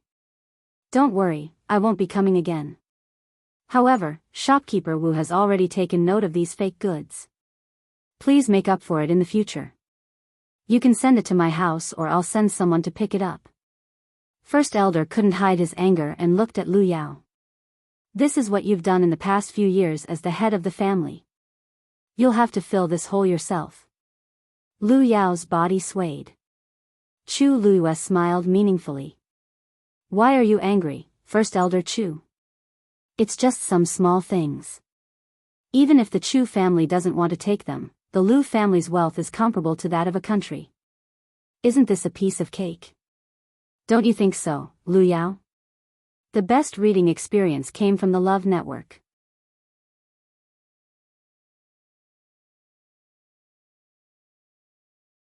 Chapter 121. Lu Yao could not say anything. She was just a concubine's daughter in the Lu family and did not have a high status. She thought that their lives would be much better after Chu Xianmin became the crown princess. Who would have thought that things would turn out this way? Chu Luiyue turned around. Let's go. First Elder suppressed the anger in his heart. Close the door. When everyone in the Chu family returned to the residence, he took a deep breath and shouted, Go. Inform all the elders in the Chu family. Tell them to come to the main hall. I think it's time to settle the score with the Chu family today. After he finished speaking, he did not forget to look at Lu Yao, who was in a daze. Especially Chu Yan. Get him here as well. Yes. Lu Yao's legs turned to jelly as she knelt on the ground. Her face was as pale as a ghost. At Tianlu Academy, have you heard? Chu Luiyue went to the Chu family to cause trouble again yesterday. The entire Chu family is in a mess now. Why did I hear that Chu Luiyue only went to take back the things that belonged to her and her father, including her mother's dowry? Logically speaking, this shouldn't be a big deal, right? Heh, it's nothing. The Chu family doesn't think so. Do you know how many treasures and silver Chu Luiyue took from the Chu family yesterday? She took away a layer of the Chu family's flesh. If you ask me, this Chu Luiyue is really ruthless. After all, the Chu family gave birth to her and raised her. Now that she has made a name for herself, she turned her back on them and even took away so many things from the Chu family. The Chu family's status as one of the 4 major families was already precarious. I'm afraid that this is one disaster after another.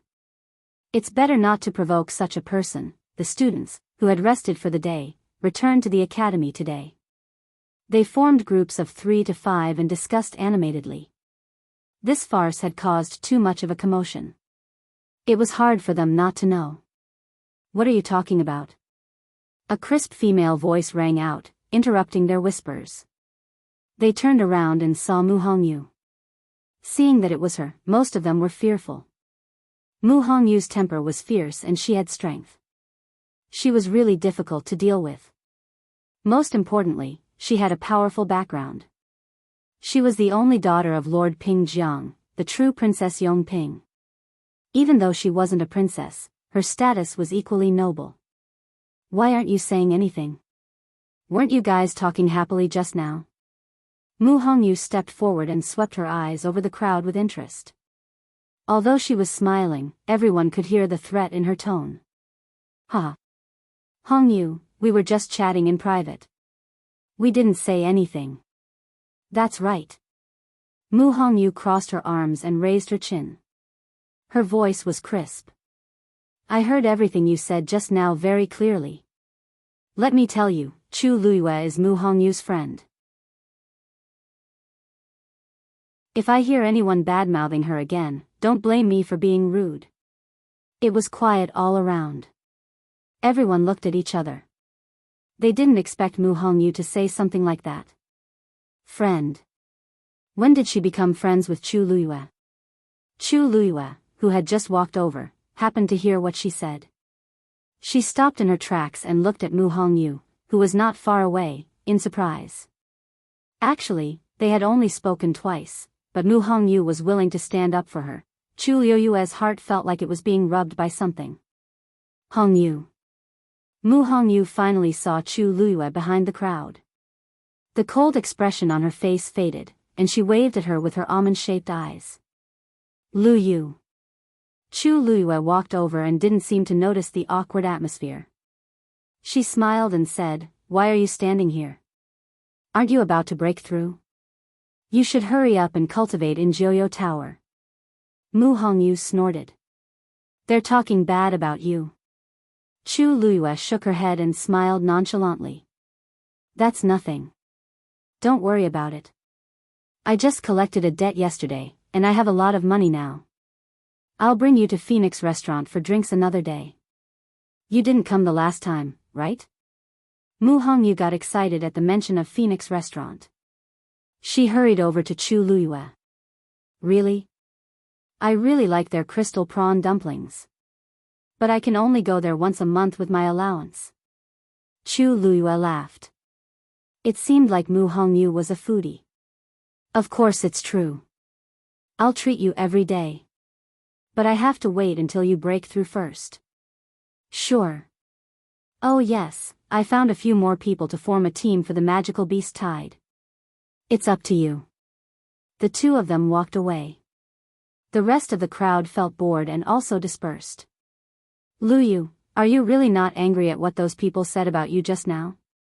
When there was no one around, Mu Hongyu finally couldn't help but ask. Chu Luiyue laughed. What's there to be angry about? Since I dared to do it, I'm not afraid of being criticized. Besides, you saw it yourself. They only dared to talk behind my back. They didn't dare to say a word in front of me. If I had to teach everyone who scolded me a lesson, I would be busy to death. It's not worth it for those people. Mu Hongyu pursed her lips. The way you talk is very similar to my father. But I'm angry. If anyone makes me unhappy, I'll definitely get back at them. Mu Hongyu had a straightforward personality. She didn't beat around the bush, but she clearly wasn't someone who was willing to suffer losses. Chu Luiyue knew that it was useless to persuade her. Besides, she was helping him this time. Thus, he smiled and changed the topic. You said you found a few more people? Who are they? Mu Hongyu stretched out her hand. Besides you and me, there are 3 more spots. Liao Zhongshu and Sun who have already agreed to join. Both of them aren't weak. One of them ranked 9th and the other 7th in the midterm assessment. They have a good relationship with me. I can trust them. Oh right, there's also Gu Mingfeng. You should know that he's going to fight Chu Xianmin in the finals. Gu Mingfeng?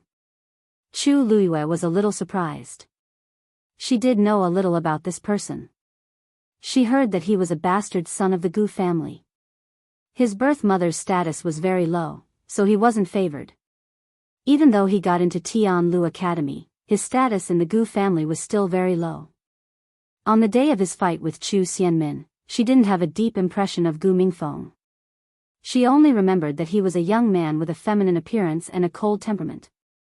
Yeah. Don't be fooled by his quiet personality. He's really strong. I lost to him last time. It wasn't easy to get him to team up with me this time. He isn't going to team up with Gu Mingzhu. TSK, he doesn't even interact with Gu Mingzhu. How can they team up? Besides, Gu Mingzhu is very arrogant because she's a Xian master. Why would she team up with us? Mu Hongyu didn't think much of Gu Mingzhu. Chu Luiyue nodded. Mu Hongyu suddenly thought of something and asked, oh, right. By the way, do you know that Chu Xianmin is coming back today? Love Network provided a better reading experience.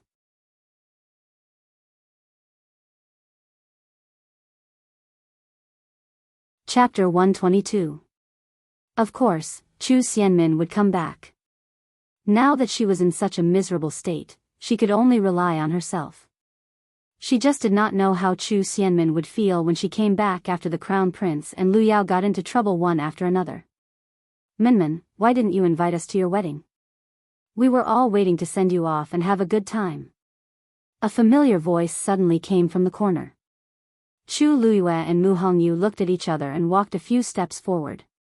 The person who spoke was indeed Lu Fian. At this moment, she was leading a few girls and surrounding a person.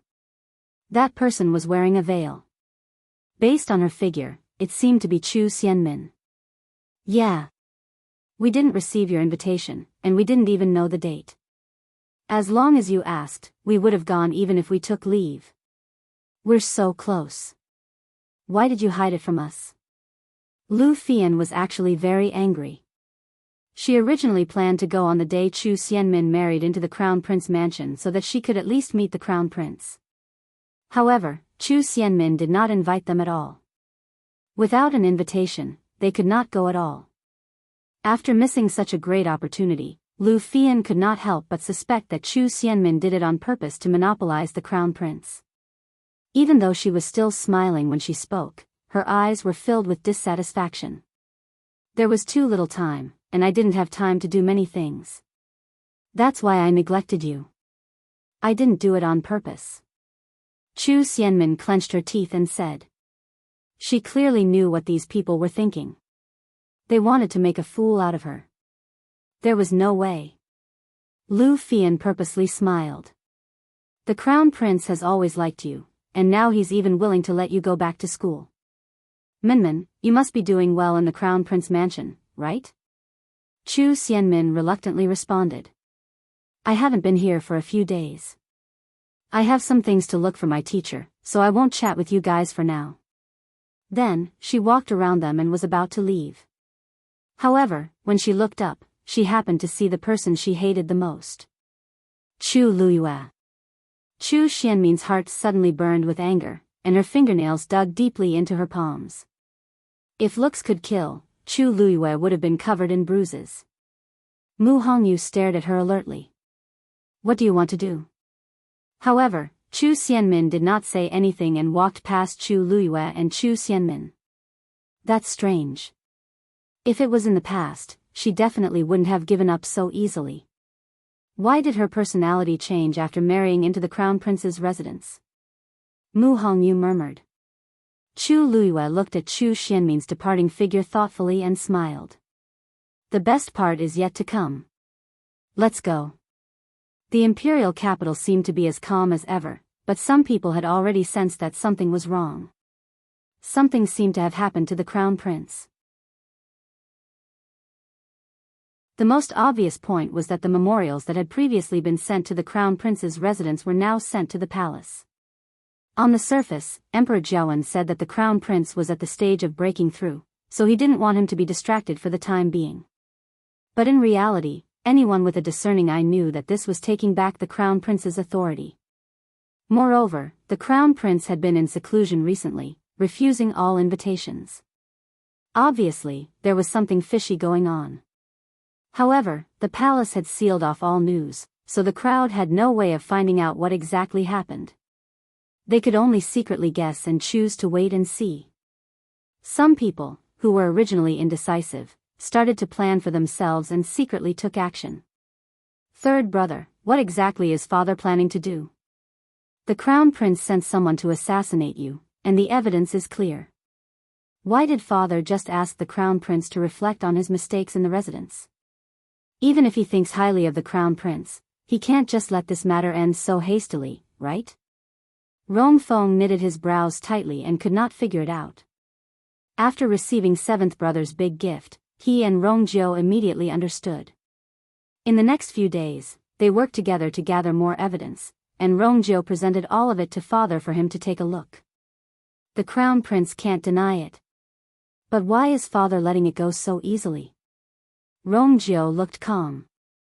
The evidence can indeed deal a heavy blow to the Crown Prince, but it's still too naive to rely on this to bring him down. But we can't just let it end like this, right? Rong Feng anxiously stood up and paced back and forth. Although he didn't really do anything to you, third brother, he can't deny it to seventh brother. This matter is just putting the blame on you, third brother. How can father be so biased towards him? As an emperor, shouldn't he hate such things? Indeed. But you forgot one thing. Even though the Crown Prince will make father hate him for doing something to me, it's still considered a lucky hit. It's also because of this that his punishment was reduced by a lot. As Rong Jiu spoke, he mocked himself. Didn't father keep me in the imperial city for so long because he wanted to do the same? Now that the Crown Prince did it for him, it made him feel much more relaxed. Hence, Rong Jin's position as the Crown Prince would not be shaken this time. Rong Feng looked at his expression and suddenly understood something. Third brother, you're talking about father. But since things have already come to this point, isn't it good to take the opportunity to pull the crown prince down? Rongjiu closed his eyes. There's no hurry. The outside world was in turmoil, but Chu Liuyue's days in the academy were very peaceful.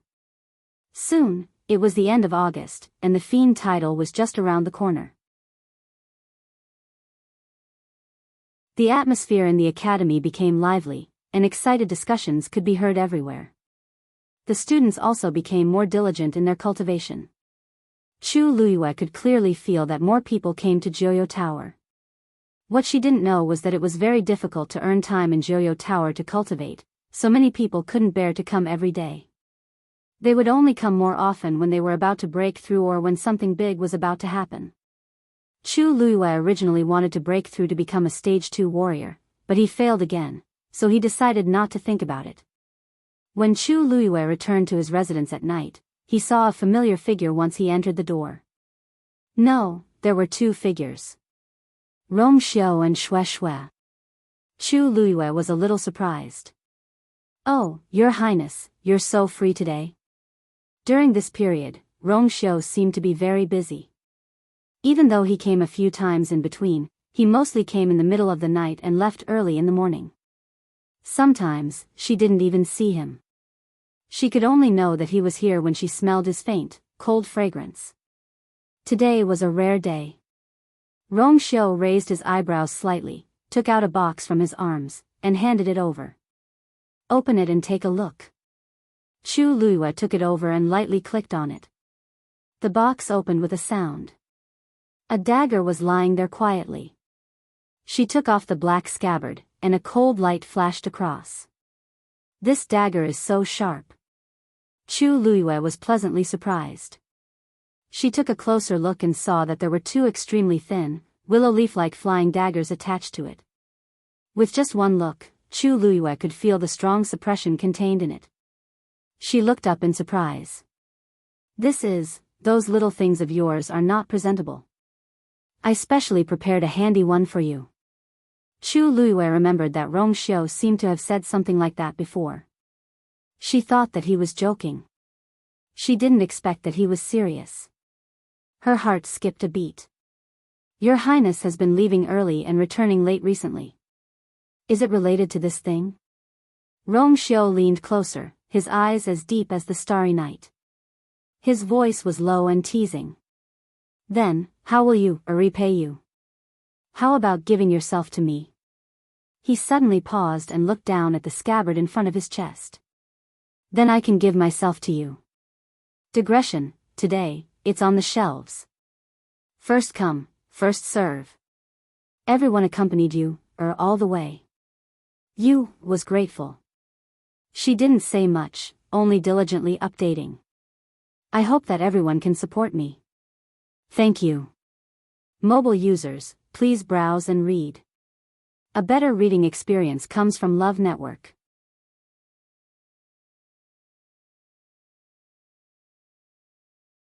Chapter 123. Your Highness, it's better for you to make more practical requests. Chu Luyue held onto the scabbard and used a little force, wanting to push him away. Rongxiu knitted his brows slightly, but he didn't move back. Instead, he moved forward another inch. The two of them were already very close to each other, so they could smell each other's breaths. He openly displayed everything about himself in front of her as if he didn't care about anything else. Chu Liuyue's figure was reflected in his deep eyes.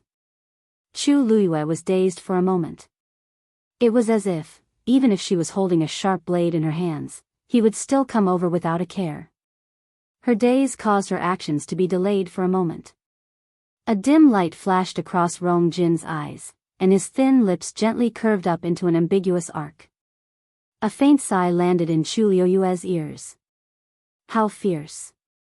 In the quiet and dark night, this sigh was like the spring wind that messed up the strings of a zither. It left an echo in Chu Liuyue's heart and didn't go away for a long time. Her heart couldn't help but beat violently as if something cunning had torn a hole in the stiff and cold wall in her heart and crawled in. She almost instinctively took a step back and avoided Rongxiu's eyes. Your Highness, with your distinguished status, countless gentle and virtuous women will go to you as long as you wave your hand. I, Chu Luyue, am fierce, ruthless, and cold-hearted. Your Highness, why are you wasting your time on me? Rong Xiu looked at her, and something seemed to be moving in his eyes. Finally, it turned into a light smile. But I can't see them. I only see you. What can I do? Chu Liyue's heart tingled, and she couldn't help but look at him. The cold moonlight flowed in, and Rong Xiu's face was half lit and half dark. His brows were slightly knitted as if he was very troubled. However, there was a hint of indulgence in his eyes and brows. Chu Liyue didn't know how to respond to such a straightforward confession of love. The two of them quieted down, leaving only an ambiguous atmosphere brewing between them. It was as if even the wind at the end of summer had become gentle. Chu Liyue had heard of confessions before. In her previous life, her status was noble, her strength was extraordinary, and there was no need to talk about her appearance. She had attracted the admiration of many young men. Logically speaking, she shouldn't feel anything if she were to encounter such a scene again. But Rong Xiu's words seemed to have an inexplicable power, which could always easily stir up her mood. Chu Liyue lowered his eyes. Not to mention that Rong Xiu had saved her several times, just the peach blossom hairpin on Rong Xiu's birthday and the exquisite dagger today showed that he had put in a lot of effort. If it were any other woman, they would be moved by what he had done for her. It would be a lie to say that she didn't feel anything. But she had experienced the most unforgettable betrayal in the world. Now, she couldn't easily give all her trust. Faced with Rong Xiu's kindness, her first reaction was not to accept it happily, but to escape. When Rong Xiu approached her, there was a faint trace of fear in her heart. That fear came from the unforgettable pain in the depths of her memory. And she couldn't tell Rong Xiu about this.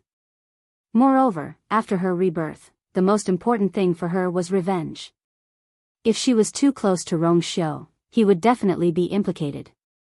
This was also unfair to Rong Xiu. Countless thoughts flashed through her mind. In just a moment, Chu Liyue looked up at Rong Xiu again. Her expression was calm, her eyes were clear, and the corners of her mouth curved. Your Highness really knows how to joke. Her cold voice shattered the originally ambiguous atmosphere. Rong Xiu stared at her. Both of them were smart people. There were some words that didn't need to be said. They already understood each other's meaning. Chu Liyue waited for Rong Xiu to turn and leave. Any man who had done so much for a woman but was still rejected should not continue, right? Moreover, Rong Xiu was of noble status. However, unexpectedly, Rong Xiu didn't look angry or embarrassed at all, as if he didn't care about Chu Liyue's words. Then, he reached out and grasped the scabbard in front of his chest. Just tell me, do you like this gift? Chu Liyue was stunned. But seeing Rong Xiu's insistence, she could only nod. Your Highness' gift is always good. It's good that you like it. Rong Xiu chuckled, then suddenly reached out and pinched her cheek. When I made this, I put in a lot of effort.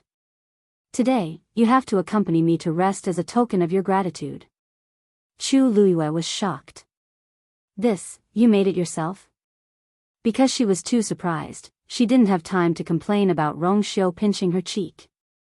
Seeing the girl in front of him in a daze, Rong Xiu's mood finally improved.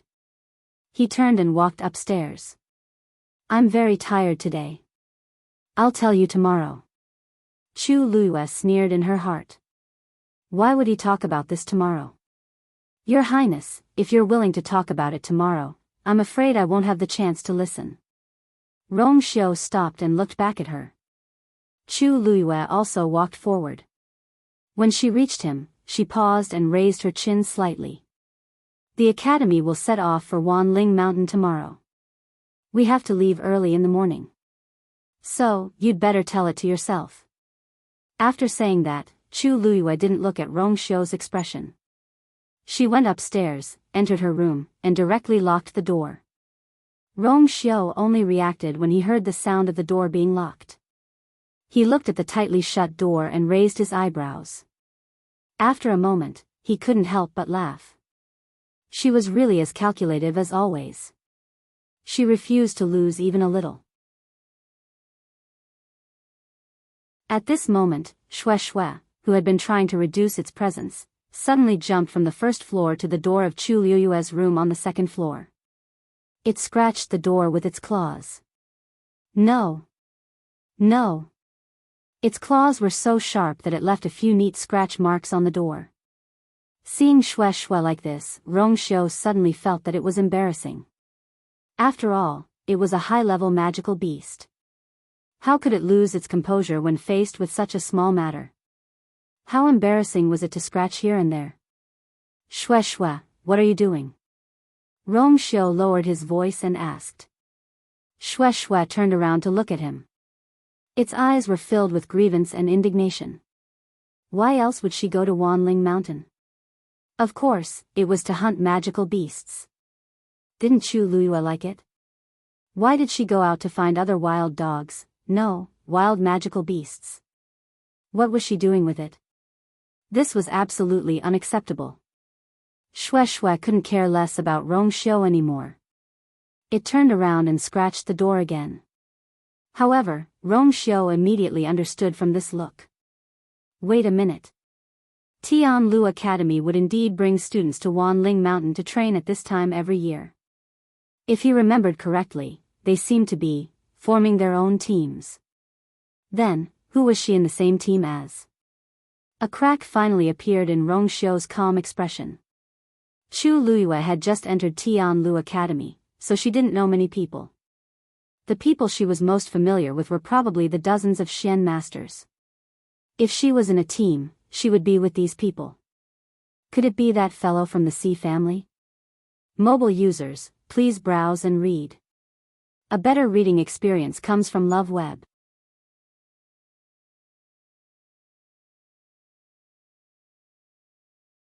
Chapter 124. Wanling Mountain was a 2-day journey from the Imperial City. Tianlu Academy's teachers would bring the students who volunteered to go there for training. Some people wanted to hunt fiend beasts that they were satisfied with, while others wanted to use this rare opportunity to improve their skills. Fighting with fiend beasts could increase one's potential and unleash more power. Sometimes, this could even help cultivators break through their own bottlenecks and advance to the next level. Thus, most of the students in the academy had signed up. Early in the morning, the students had already gathered at the first glimmer of light. The older students were fine, but most of the new students could not hide their excitement. I wonder if I can hunt a 4th-grade fiend beast during this fiend tide? Haha. Just you? Don't even think about it. Only the most talented and powerful people can hunt fiend beasts of that level. Heh, that might not be the case. Maybe I'll be lucky and encounter one. What's more, the people in our group aren't weak. If we join forces, there's a chance of success. I don't want to think too much. I just want to find a few powerful fiend beasts to fight with. Tisk, when you encounter a high-level fiend beast, you might not even have time to run. Ha ha ha ha ha. Everyone was discussing and teasing each other. They were obviously looking forward to this trip. Outside the lively crowd, a few people were exceptionally quiet. Why isn't Luyu here yet? It's almost time to leave. Mu Hongyu looked at the sky and was a little anxious. Yesterday, she had specially told Chu Luyue twice about today's departure time and that she could not be late. Now that everyone had arrived, why was she still nowhere to be seen? Is she delayed by something? A tall and skinny young man beside Mu Hongyu asked. His skin was very white, and he looked very gentle. He spoke slower than the average person, but he sounded very gentle. This person was Liao Zhongshu. Mu Hongyu shook her head. What could be more important than the fiend tide now? Logically speaking, she shouldn't have forgotten. Chu Luyue did not seem like an unreliable person. Do you know where she lives? Why don't we go look for her directly? Liao Zhongshu said placatingly. Mu Hongyu covered her face. You forgot that she's a mystic cultivator and lives in a different place from us. These days, she had become much closer to Chu Luyue, but she had never asked where Chu Luyue lived. Liao Zhongshu fell silent for a moment. He had really neglected this. What's there to be troubled about? If we really can't do it, the four of us can form a team. We're short of one person. Could it be that we're not allowed to go? A burly, dark-skinned youth beside Liao Zhongshu said in a gruff voice. Tsunhu, are you a tiger? Mu Hongyu rolled her eyes at him. Everyone else said there are 5 people, but there are only 4 of us. How much of a loss do we have to suffer?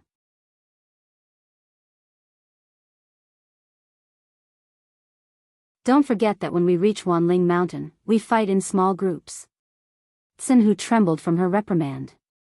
He scratched his head and muttered softly, then we can't find another person. Mu Hongyu glared at him. At this juncture, everyone has already formed a team. Where are we going to find another person? Tsunhu finally shut his mouth. Everyone, come forward to collect your items. The few of them turned their heads to take a look. After we collect our items, we really have to set off, Liao Zhongshu said with a frown. Mu Hongyu bit her lip. I'll go and ask Teacher Bai Chen.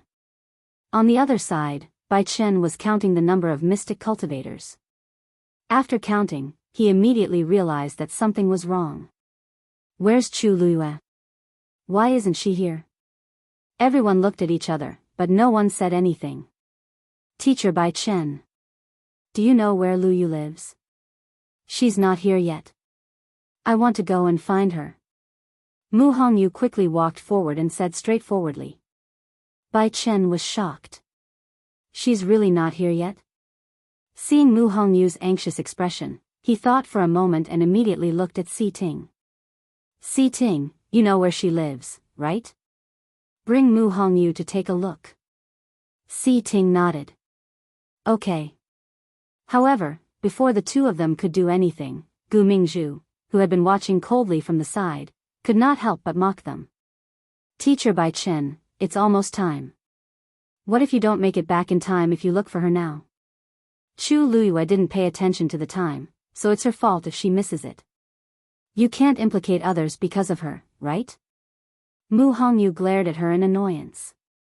Gu Mingzhu, what does this have to do with you? We're not in the same team as you.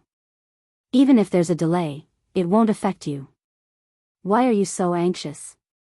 Gu Mingzhu's face turned red. Am I not telling the truth? Chu Luyue is in the same team as you. If you want to look for her, go look for her yourself. Don't drag others into it. With that said, she snorted and pursed her lips. I think she's afraid and deliberately didn't go. Mu Hongyu suppressed the anger in her heart. I don't have time to talk nonsense with you now. I'll deal with you when I come back. Si Ting, bring me there first. With that said, the two of them turned to leave. You don't have to look for her. I'm here. A familiar voice rang out. Mu Hongyu looked up in surprise and saw Chu Luyue indeed. Luyu. You're finally here. Mu Hongyu quickly walked over to Chu Luyue and could not help but pat her arm. Why are you so late? I thought you were going to stand us up. Chu Luyue put her hands together and begged for mercy. I'm sorry. Something happened and I was delayed. Is there still time? Of course there's still time. Mu Hongyu glanced at Gu Mingzhu and deliberately raised her voice. Some people can't wait for you not to come, so that they won't be suppressed again. Gu Mingzhu wanted to argue, but when she saw Si Ting next to her, she suppressed her anger and turned her head away angrily. Luyu, you almost couldn't make it. Bai Chen shook his head, but he could not bear to scold her, so he waved at her. Hurry up and go back. It will be your turn soon. Thank you, Teacher Bai Chen. After Chu Luyue finished speaking, she and Mu Hongyu went back to meet the others. Mu Hongyu poked her and said in a low voice, Hey, why are you here? Hey, what's wrong with you today? Why are you so late? Chu Luyue coughed. It's just a small matter. It's already settled. Yes, it was just that Prince Li and Shueshue pestered her for most of the night. Mobile users, please browse for a better reading experience from Love Network.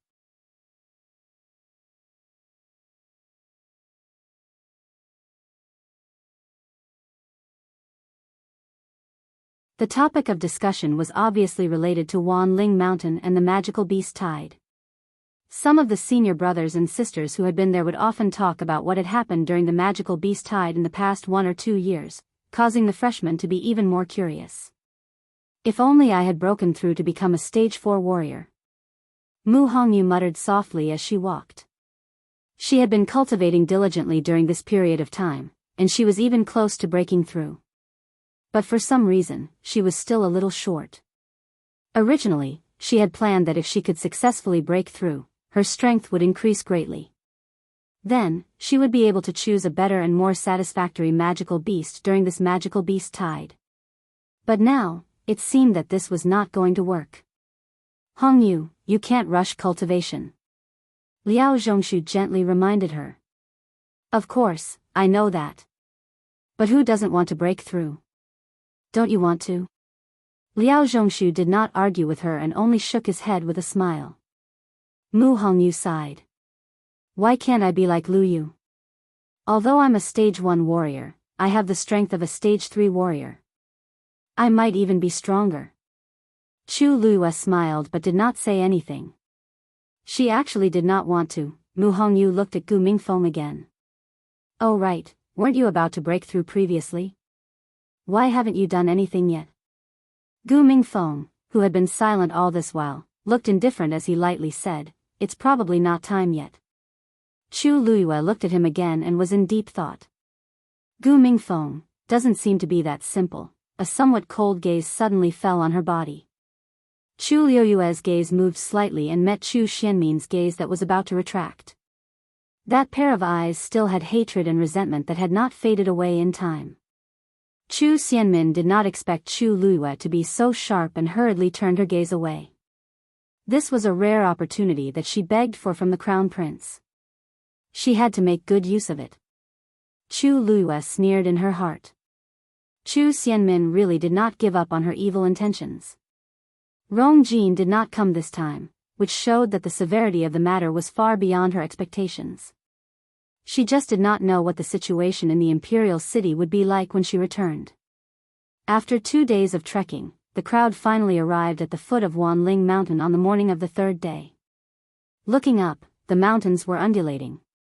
Some were steep while some were beautiful. The entire mountain was covered in lush greenery. It was truly beautiful. Standing here, Chu Luiyue could already feel a subtle aura. Sun Zhongyan was still instructing the students bit by bit. The fiend title will appear in 2 days. Everyone, get ready to enter the mountain range. Remember, act according to your capabilities. You must not enter Wanling Mountain's hinterland. You must leave Wanling Mountain in 3 days. Yes. At the foot of the mountain and in a different environment, the students' voices were much louder. Every team started to move separately and quickly disappeared into the forest. Let's go too. Mu Hongyu's almond-shaped eyes were bright, and she was eager to try. Chu Luiyue looked up. The towering mountain range was as quiet as a sleeping beast, making one feel uneasy. She took a deep breath and suppressed the uneasiness in her heart. She followed Mu Hongyu and the rest into the forest. Wanling Mountain was vast. Chu Luiyue and the rest quickly separated from the others. The surroundings gradually became quiet. Only the sound of their feet stepping on the thick layer of leaves could be heard. The leaves swayed with the wind, and the mottled sunlight shone down. After walking for 2 hours, Mu Hongyu finally could not help but ask, Master Dongfang, you said that the fiend tidal array is here. When the fiend tidal comes, fiends will appear in the periphery of the mountain range. We've been here for a while, but why haven't we seen a single fiend?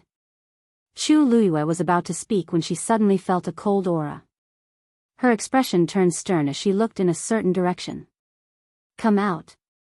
Mobile users, please browse and read. A better reading experience comes from Love Network.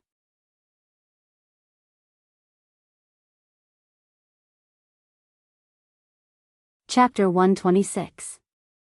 Mu Hongyu and the rest were shocked, and they hurriedly looked over. However, there was no movement at all. In the quiet forest, everything was very calm. Mu Hongyu couldn't help but ask in a low voice. Lu Yu, did you sense wrongly? I don't feel the aura of a magical beast. Chu Liuyue's expression didn't change and his eyes were still fixed on that spot. If you don't come out, don't blame me for being rude. Mu Hongyu and the rest looked at each other. There were only trees around them. There wasn't even a tall bush. How could there be a magic beast hiding here? However, Chu Liyue didn't look like he was joking. The rest of them subconsciously kept quiet. A moment later, the fallen leaves in front of them suddenly moved. There's something. Mu Hongyu and the rest immediately became alert. There really was a magical beast here. Puff. What is this? The few of them who were facing a great enemy were all stunned for a moment. Achoo! It's a little fox. Mu Hongyu blurted out. No. It's not a fox. It's a blood ferret. Chu Liyue heaved a sigh of relief. The rest of them were shocked. The rumored most useless third-grade magical beast, blood ferret? Puff. Puff. Puff. Puff. Puff. Chu Liyue nodded. A third-grade magical beast was not considered to be of a particularly low level. However, the blood ferret's body was small and its attack power was not strong. Furthermore, it was too lively and active. It was not suitable to be a hunting magical beast.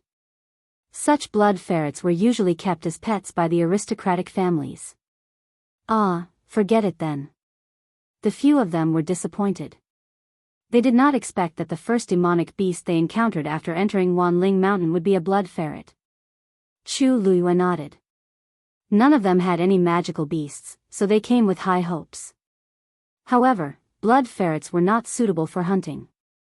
They ignored him and turned around to leave.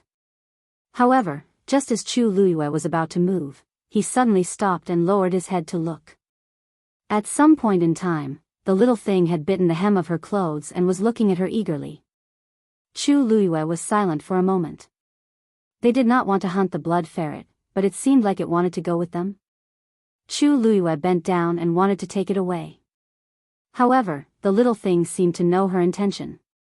It ran to the other side and bit her. The blood ferret was extremely fast. If Chu Liyue caught it with her bare hands, she would definitely not be able to catch it. Hence, she did not move. Lu Yu, it seems to like you a lot.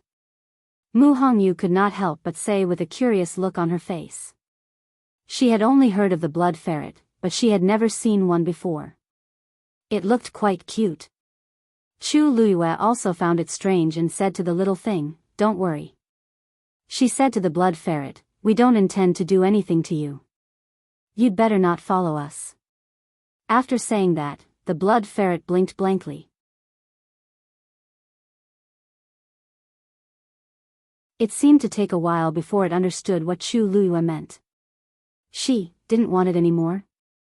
Tears quickly gathered in the blood ferret's eyes. Bean-sized teardrops fell down. It looked up at Chu Liyue as if it was silently accusing her. Chu Liyue was speechless. Something seemed wrong. "Lu Yu, why don't we bring it along? You don't want it. Can't you just treat it as a pet? Otherwise, it will be lonely and pitiful." Mu Hongyu could not resist such a furry little thing. She could not help but say, "Why don't we let it follow me?" The blood ferret shook its head frantically. Mu Hongyu was a little disappointed. "It seems like it only wants to follow you," Chu Liyue thought for a moment. "Then be obedient and we will take you with us." The blood ferret hurriedly nodded and jumped up. Like a red bolt of lightning, it scurried onto Chu Liyue's shoulder. It squatted, swept its tail, and nestled on Chu Liyue's shoulder. From afar, it looked like a furry red dumpling. It was light, and not heavy at all. Chu Liyue glanced at it, and her lips curved up. "Let's go." After that, they continued to walk into the forest. Not long after, they encountered a third-grade fiend, Livid Horse. The livid horse was tall and was considered one of the stronger third-grade fiends. Livid horses have a cool temperament and are less aggressive. They usually don't take the initiative to fight people. They are suitable as mounts and not suitable for hunting. Liao Zhongshu said softly. Xin, who was a little tempted at first, but when he heard that, he immediately dispelled the idea. Then let's continue to walk in. Maybe we can find a better one. After saying that, he took the lead and walked forward. However, the livid horse did not move aside. It stood in front of them and scratched the ground with its front hooves. It breathed heavily through its nose, and there was obvious hostility in its eyes. Xin, who noticed that something was wrong, and frowned. Bookworm, didn't you say that livid horses won't take the initiative to attack people? Why do I feel like it wants to fight with us? Liao Zhongshu was also a little surprised. It can't be, right? I have a few livid horses at home, and they are all very docile. Why is this? Could it be that the fiends in Wanling Mountain are all more ferocious? Before he could finish his sentence, the iron-green horse neighed and charged towards them at high speed. Xin, who was the first to bear the brunt. Ha! He shouted as he bent his legs and raised his muscular arms. His fan-like palms were clenched into fists and suddenly punched. Extreme fist. He was a third-grade warrior and had a strong physical body. The power of this punch was not to be underestimated. The punch was fierce as it went toward the livid horse. The livid horse raised its front hooves and was about to dodge the punch. Xin, who immediately chased after him and actually dashed under the livid horse. Then, his fist turned into a claw and directly struck the livid horse's abdomen. Rip! The livid horse's abdomen was immediately torn open, and blood splattered everywhere. Xin, whose face was also stained with some dirty blood. However, this made his fighting spirit even stronger. Die! He shouted and was about to take its life. At this moment, the livid horse suddenly raised its leg and kicked Xin Hu's chest. Be careful. Mu Hongyu and the rest sensed that something was wrong and immediately went forward to help. The livid horse was attacked from both sides and had no choice but to be distracted. Its attack power was greatly reduced. However, it was still ruthless and kicked Xin Hu's back. Poof! Xin Hu suffered a heavy blow and fell to the ground. He spat out a mouthful of blood and his face was much paler. Gu Mingfeng stared at the livid horse and saw a hint of red in its eyes. This beast is going crazy. Chu Luiyue frowned slightly. The livid horse was gentle by nature. Why would it attack them for no reason? And it was so crazy? At that moment, Mu Hongyu exclaimed, What? Lu Yu. It's dangerous. Chu Luiyue looked up and saw that the livid horse had bypassed Mu Hongyu and the rest and was charging toward her. It was targeting her. Mobile users, please browse for a better reading experience from Love Network.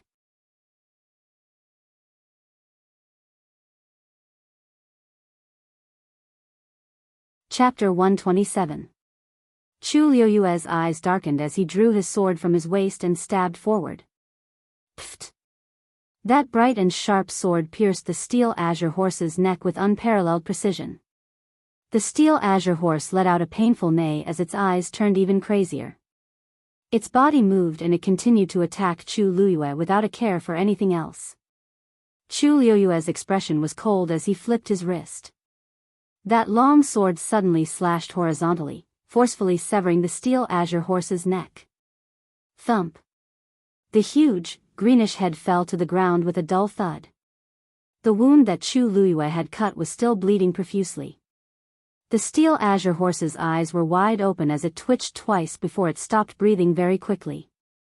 Chu Luiyue sheathed her sword and glanced at the corpse on the ground as she thought to herself. She did not know the steel azure horse and she had not done anything overboard. Why would it react like this? Mu Hongyu and the others were stunned for a while before they reacted to what had happened. Li Luiyue, you're too fast. Mu Hongyu asked in a daze. The few of them had attacked together but were unable to stop the berserk iron azure horse. However, Chu Luiyue had only used one sword strike to kill it. What kind of power did he need to do that? Damn!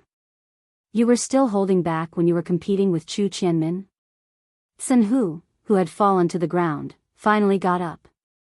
However, he could not care less about the blood on his face and body. He only stared at Chu Luiyue in disbelief. He had fought the steel azure horse head-on just now and had experienced its power. Even someone as strong as him had suffered under the hooves of the steel azure horse. If Mu Hongyu and the others had not come to help, he might not have been its match. But Chu Luiyue had actually killed it so easily. Chu Luiyue collected her thoughts and looked up at the others. She shrugged. It wanted to kill me, so of course I wouldn't show it any mercy. As for the midterm assessment, didn't teachers say to stop when the time was right? Tsinhu stared at Chu Luiyue as he spoke so casually. He could not help but curse in a low voice. Chu Luiyue raised his chin. You can take the origin core. Tsinhu's eyes widened. What do you mean? Are you looking down on me? You killed the steel azure horse, so the origin core is naturally yours. I, Tsinhu, am not a greedy person. Chu Luiyue rubbed the area between his brows. This Tsinhu's personality was a little too straightforward. You were injured by it. If you don't rest well, you won't be able to recover without half a month. Take its origin core and use it to heal. You'll recover faster. The others were stunned by his words. Tsinhu was a little tempted, but he still asked doubtfully, really? How do you know all this? Chu Luiyue could not be bothered with him. He turned and walked forward. It's just a third-grade origin core. It's not a good thing. It's fine if you don't want it. But if it affects our entire team, Hongyu won't let you off, let alone me. Mu Hongyu suddenly patted him on the shoulder. Didn't you hear what Luiyue said? Hurry up and go. Tsinhu staggered from the pat, but he was not angry at all. Instead, he grinned. Then I'll take the origin core first. When we encounter other magical beasts in the future, I'll be at the front to help you. As he spoke, he walked to the side of the corpse and cut it open with his saber. From the steel azure horse's head, he took out a green pearl the size of a longan. On it, 3 veined patterns could be clearly seen. Tsinhu wiped off the blood on it, opened his mouth, and swallowed it. A warm current flowed through his lungs, and the heart-wrenching pain instantly lessened. Tsinhu's eyes lit up. It really works. Chu Luiyue did not turn back. The origin cores of magical beasts all contain some poison, and the steel azure horse is no exception. Every hour after that, cut your thumb and let out some blood. Do this 3 times, and the poison in the origin core will naturally be expelled. It would have been better to use the 3 pure leaves, but there doesn't seem to be any here. Let's use this stupid method for now. Her tone was light, as if it was a small matter. However, Mu Hongyu and the others were dumbfounded by what they heard. Chu Luiyue walked a few steps and realized that there was no movement behind her. She finally turned around, but saw that they were all looking at her strangely. What's wrong? Luiyue, how do you know so much? Mu Hongyu asked hesitantly. Gu Mingfeng, who had been silent all this while, suddenly spoke. Have you forgotten that she passed all 3 exams to get into the academy? Of course, that included Heaven Doctor. Actually, Mu Hongyu and the others could not be blamed for not remembering. On the day Chu Luiyue had been admitted to the academy, she had immediately participated in the Mystic Master and Warrior midterm examinations. She had placed 2nd and 1st respectively. It was really too dazzling. Not many people had really paid attention to Heaven Doctor. Now that Gu Mingfeng mentioned it, the few of them snapped out of their daze. Damn! I really forgot. Tsinhu smacked his head and gave Chu Luiyue a thumbs up. I'm impressed. Chu Luiyue, I, Tsinhu, am really impressed by you now. Chu Luiyue raised her brows slightly. It's just a superficial knowledge. It's nothing much. Let's continue walking in. All right. Mu Hongyu and the others responded in unison. Mu Hongyu had originally been the leader of their team, but unknowingly, they had already treated Chu Luiyue as their backbone. It was as if she could inexplicably convince people just by standing there. Gu Mingfeng followed at the back and narrowed his eyes. Chu Luiyue really only knew a little. The Iron Azure Horse was not considered common. Even if ordinary people had seen it, they might not know much about it. But Chu Luiyue actually knew something like how to expel the poison from the Iron Azure Horse original elixir. Could it really be such a coincidence? In the mountains, the sky always darkened very quickly. The sun set, the curtain of night hung high, and a bright moon hung in the sky. Why don't we rest here today? Mu Hongyu suggested as they walked to a relatively spacious area. However, Chu Luiyue suddenly pulled her back. Wait. Mu Hongyu looked at her strangely, only to see that Chu Luiyue's expression was vigilant and her brows were tightly furrowed, as if she was very nervous. She could not help but feel nervous as well. What's wrong? After what had happened in the day, she trusted Chu Luiyue the most now. If Chu Luiyue felt that something was wrong, then something was definitely wrong. Chu Luiyue pursed her lips tightly and did not speak. However, fine beads of sweat appeared on her forehead. What exactly is? Mu Hongyu stopped abruptly in the middle of her sentence. A pair of cold and glossy green eyes appeared in the darkness like two balls of will-o'-the-wisp. There's a wolf. Chu Luiyue held her breath. It's not just one. The few of them looked at the same time and saw that next to the pair of green eyes, a second and a third pair had appeared. Very soon, they were surrounded by these cold eyes that looked like will-o'-the-wisp. Greedy, cold and cruel. There was a dead silence in the forest, only endless murderous intent was spreading wildly. Chu Luiyue closed her eyes. It's a pack of wolves. Digression, usually updated at 9 in the morning, mobile users please browse and read. For a better reading experience, please visit the website.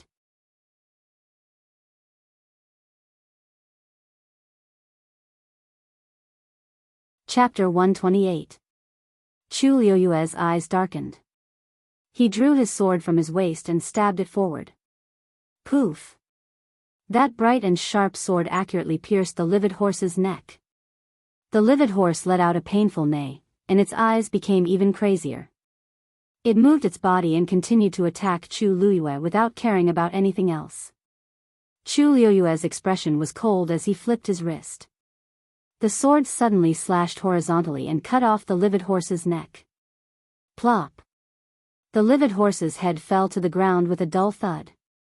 The wound that Chu Luiyue cut was still bleeding. The livid horse's eyes were wide open, and it twitched twice before it stopped breathing. Chu Luiyue put his sword away and looked at the corpse on the ground. He was deep in thought. She did not know this livid horse, and she did not do anything overboard. Why did it react this way? Mu Hongyu and the rest were stunned for a while before they realized what had happened. Lu. You're too fast. Mu Hongyu asked in a daze. The few of them had attacked the livid horse together, but they could not stop it. However, Chu Luiyue killed it with just one slash. How strong must he be to do that? F***ck. You were still holding back when you were competing with Chu Xianmin the other day? Senhu, who was lying on the ground, got up with much difficulty. He did not care about the blood on his face and body. He stared at Chu Luiyue with his eyes wide open in disbelief. He had a taste of the livid horse's abilities when he fought it head-on earlier. Even someone as strong as him had suffered under the livid horse's hooves. If Mu Hongyu and the rest did not help him, he might not have been its match. However, Chu Luiyue killed it so easily. Chu Luiyue collected his thoughts, looked up at the few of them, and shrugged. It wanted to kill me, so I naturally did not show it any mercy. As for the midterm assessment, didn't the teacher say not to go overboard? Senhu stared at Chu Luiyue with his eyes wide open. He could not help but curse softly. Chu Luiyue raised his chin. You can have the pearl of essence. Senhu's eyes widened. What do you mean? Are you looking down on me? You killed the livid horse, so its pearl of essence is naturally yours. I'm not a greedy person. Chu Luiyue rubbed his eyebrows. Sinhu's personality was a little too straightforward. You were injured by it. If you don't recuperate, you'll need at least 10 days to half a month. If you take its origin pill and use your origin to heal, you'll recover faster. Sinhu's words were stunned. Sinhu's words, but he still doubtfully. Really? How do you know this? Chu Luiyue could not be bothered with him. He turned around and walked away. A mere third-grade pearl of essence is nothing. It's fine if you don't want it. But if it affects our entire team, Hongyu will be the first to come after you. Mu Hongyu had an epiphany and suddenly patted his shoulder. Didn't you hear what Liu said? Why aren't you going? Sinhu staggered from the slap, but he wasn't angry at all. Instead, he grinned. Then, I'll take the pearl of essence first. When we encounter other fiends, I'll definitely rush to the front to help you. As he spoke, he walked to the corpse and cut it open. From the head of the livid horse, he took out a green pearl the size of a longan fruit. 3 lines were clearly visible on the pearl. Sinhu wiped the blood off the pearl and swallowed it. A warm current passed through his heart, and the heart-wrenching pain from before was instantly alleviated by a lot. Sinhu's eyes lit up. It really works. Chu Luiyue didn't turn around and lightly said, she said calmly, the pearl of essence of a fiend is more or less poisonous. The livid horse is no exception. After that, every hour, cut your thumb and let out some blood. Do this 3 times and you will naturally be able to expel the poison from the pill of essence. It would be better to use the 3 pure leaves, but I don't think there are any here. Let's use this stupid method for now. Her tone was light, as if this was just a small matter. However, Mu Hongyu and the rest were all dumbfounded. Chu Luiyue walked a few steps and realized that there was no movement behind her. She finally turned around and saw that they were looking at her strangely. What's wrong? Luyu, how do you know so much? Mu Hongyu asked hesitantly. Gu Mingfeng, who had been quiet all this while, suddenly spoke. Have you forgotten that she was admitted to the college after passing all 3 examinations? This naturally included the celestial physician. Actually, Mu Hongyu and the others could not be blamed for not remembering. On the day that Chu Luiyue was admitted to the college, she directly participated in the Xian Master and Warrior midterm examinations. She came in 2nd place and 1st place respectively. It was truly too dazzling. Not many people paid attention to the celestial physician. Now that Gu Mingfeng mentioned it, the others suddenly snapped out of their daze. Damn! I really forgot. Sinhu slapped his head and gave Chu Luiyue a thumbs up. I'm impressed. Chu Luiyue, Sinhu, really admire you now. Chu Luiyue raised her brows slightly. It's just a superficial knowledge. It's not a big deal. Let's continue walking. Okay. Mu Hongyu and the others responded in unison. Originally, their team leader was Mu Hongyu, but unknowingly, they had already regarded Chu Luiyue as their backbone. It was as if she could inexplicably convince others just by standing there. Gu Mingfeng followed at the back and narrowed his eyes. Chu Luiyue really only knew a superficial knowledge. The livid horse was not considered common. Even if an average person had seen it, they might not know much about it. However, Chu Luiyue actually knew how to expel the poison from the livid horse's pill of origin. Could it really be such a coincidence? The sky in the mountain forest always turned dark very quickly. The sun set and the curtain of night hung up. A bright moon hung in the sky. Shall we rest here first today? Mu Hongyu suggested as they walked to a more spacious area. Chu Luiyue suddenly pulled her back. Wait. Mu Hongyu looked at her strangely and saw Chu Luiyue's vigilant expression. Her brows were tightly knitted as if she was very nervous. She could not help but feel nervous. What's the matter? After what happened during the day, she trusted Chu Luiyue the most now. If Chu Luiyue felt that something was wrong, then something was definitely wrong.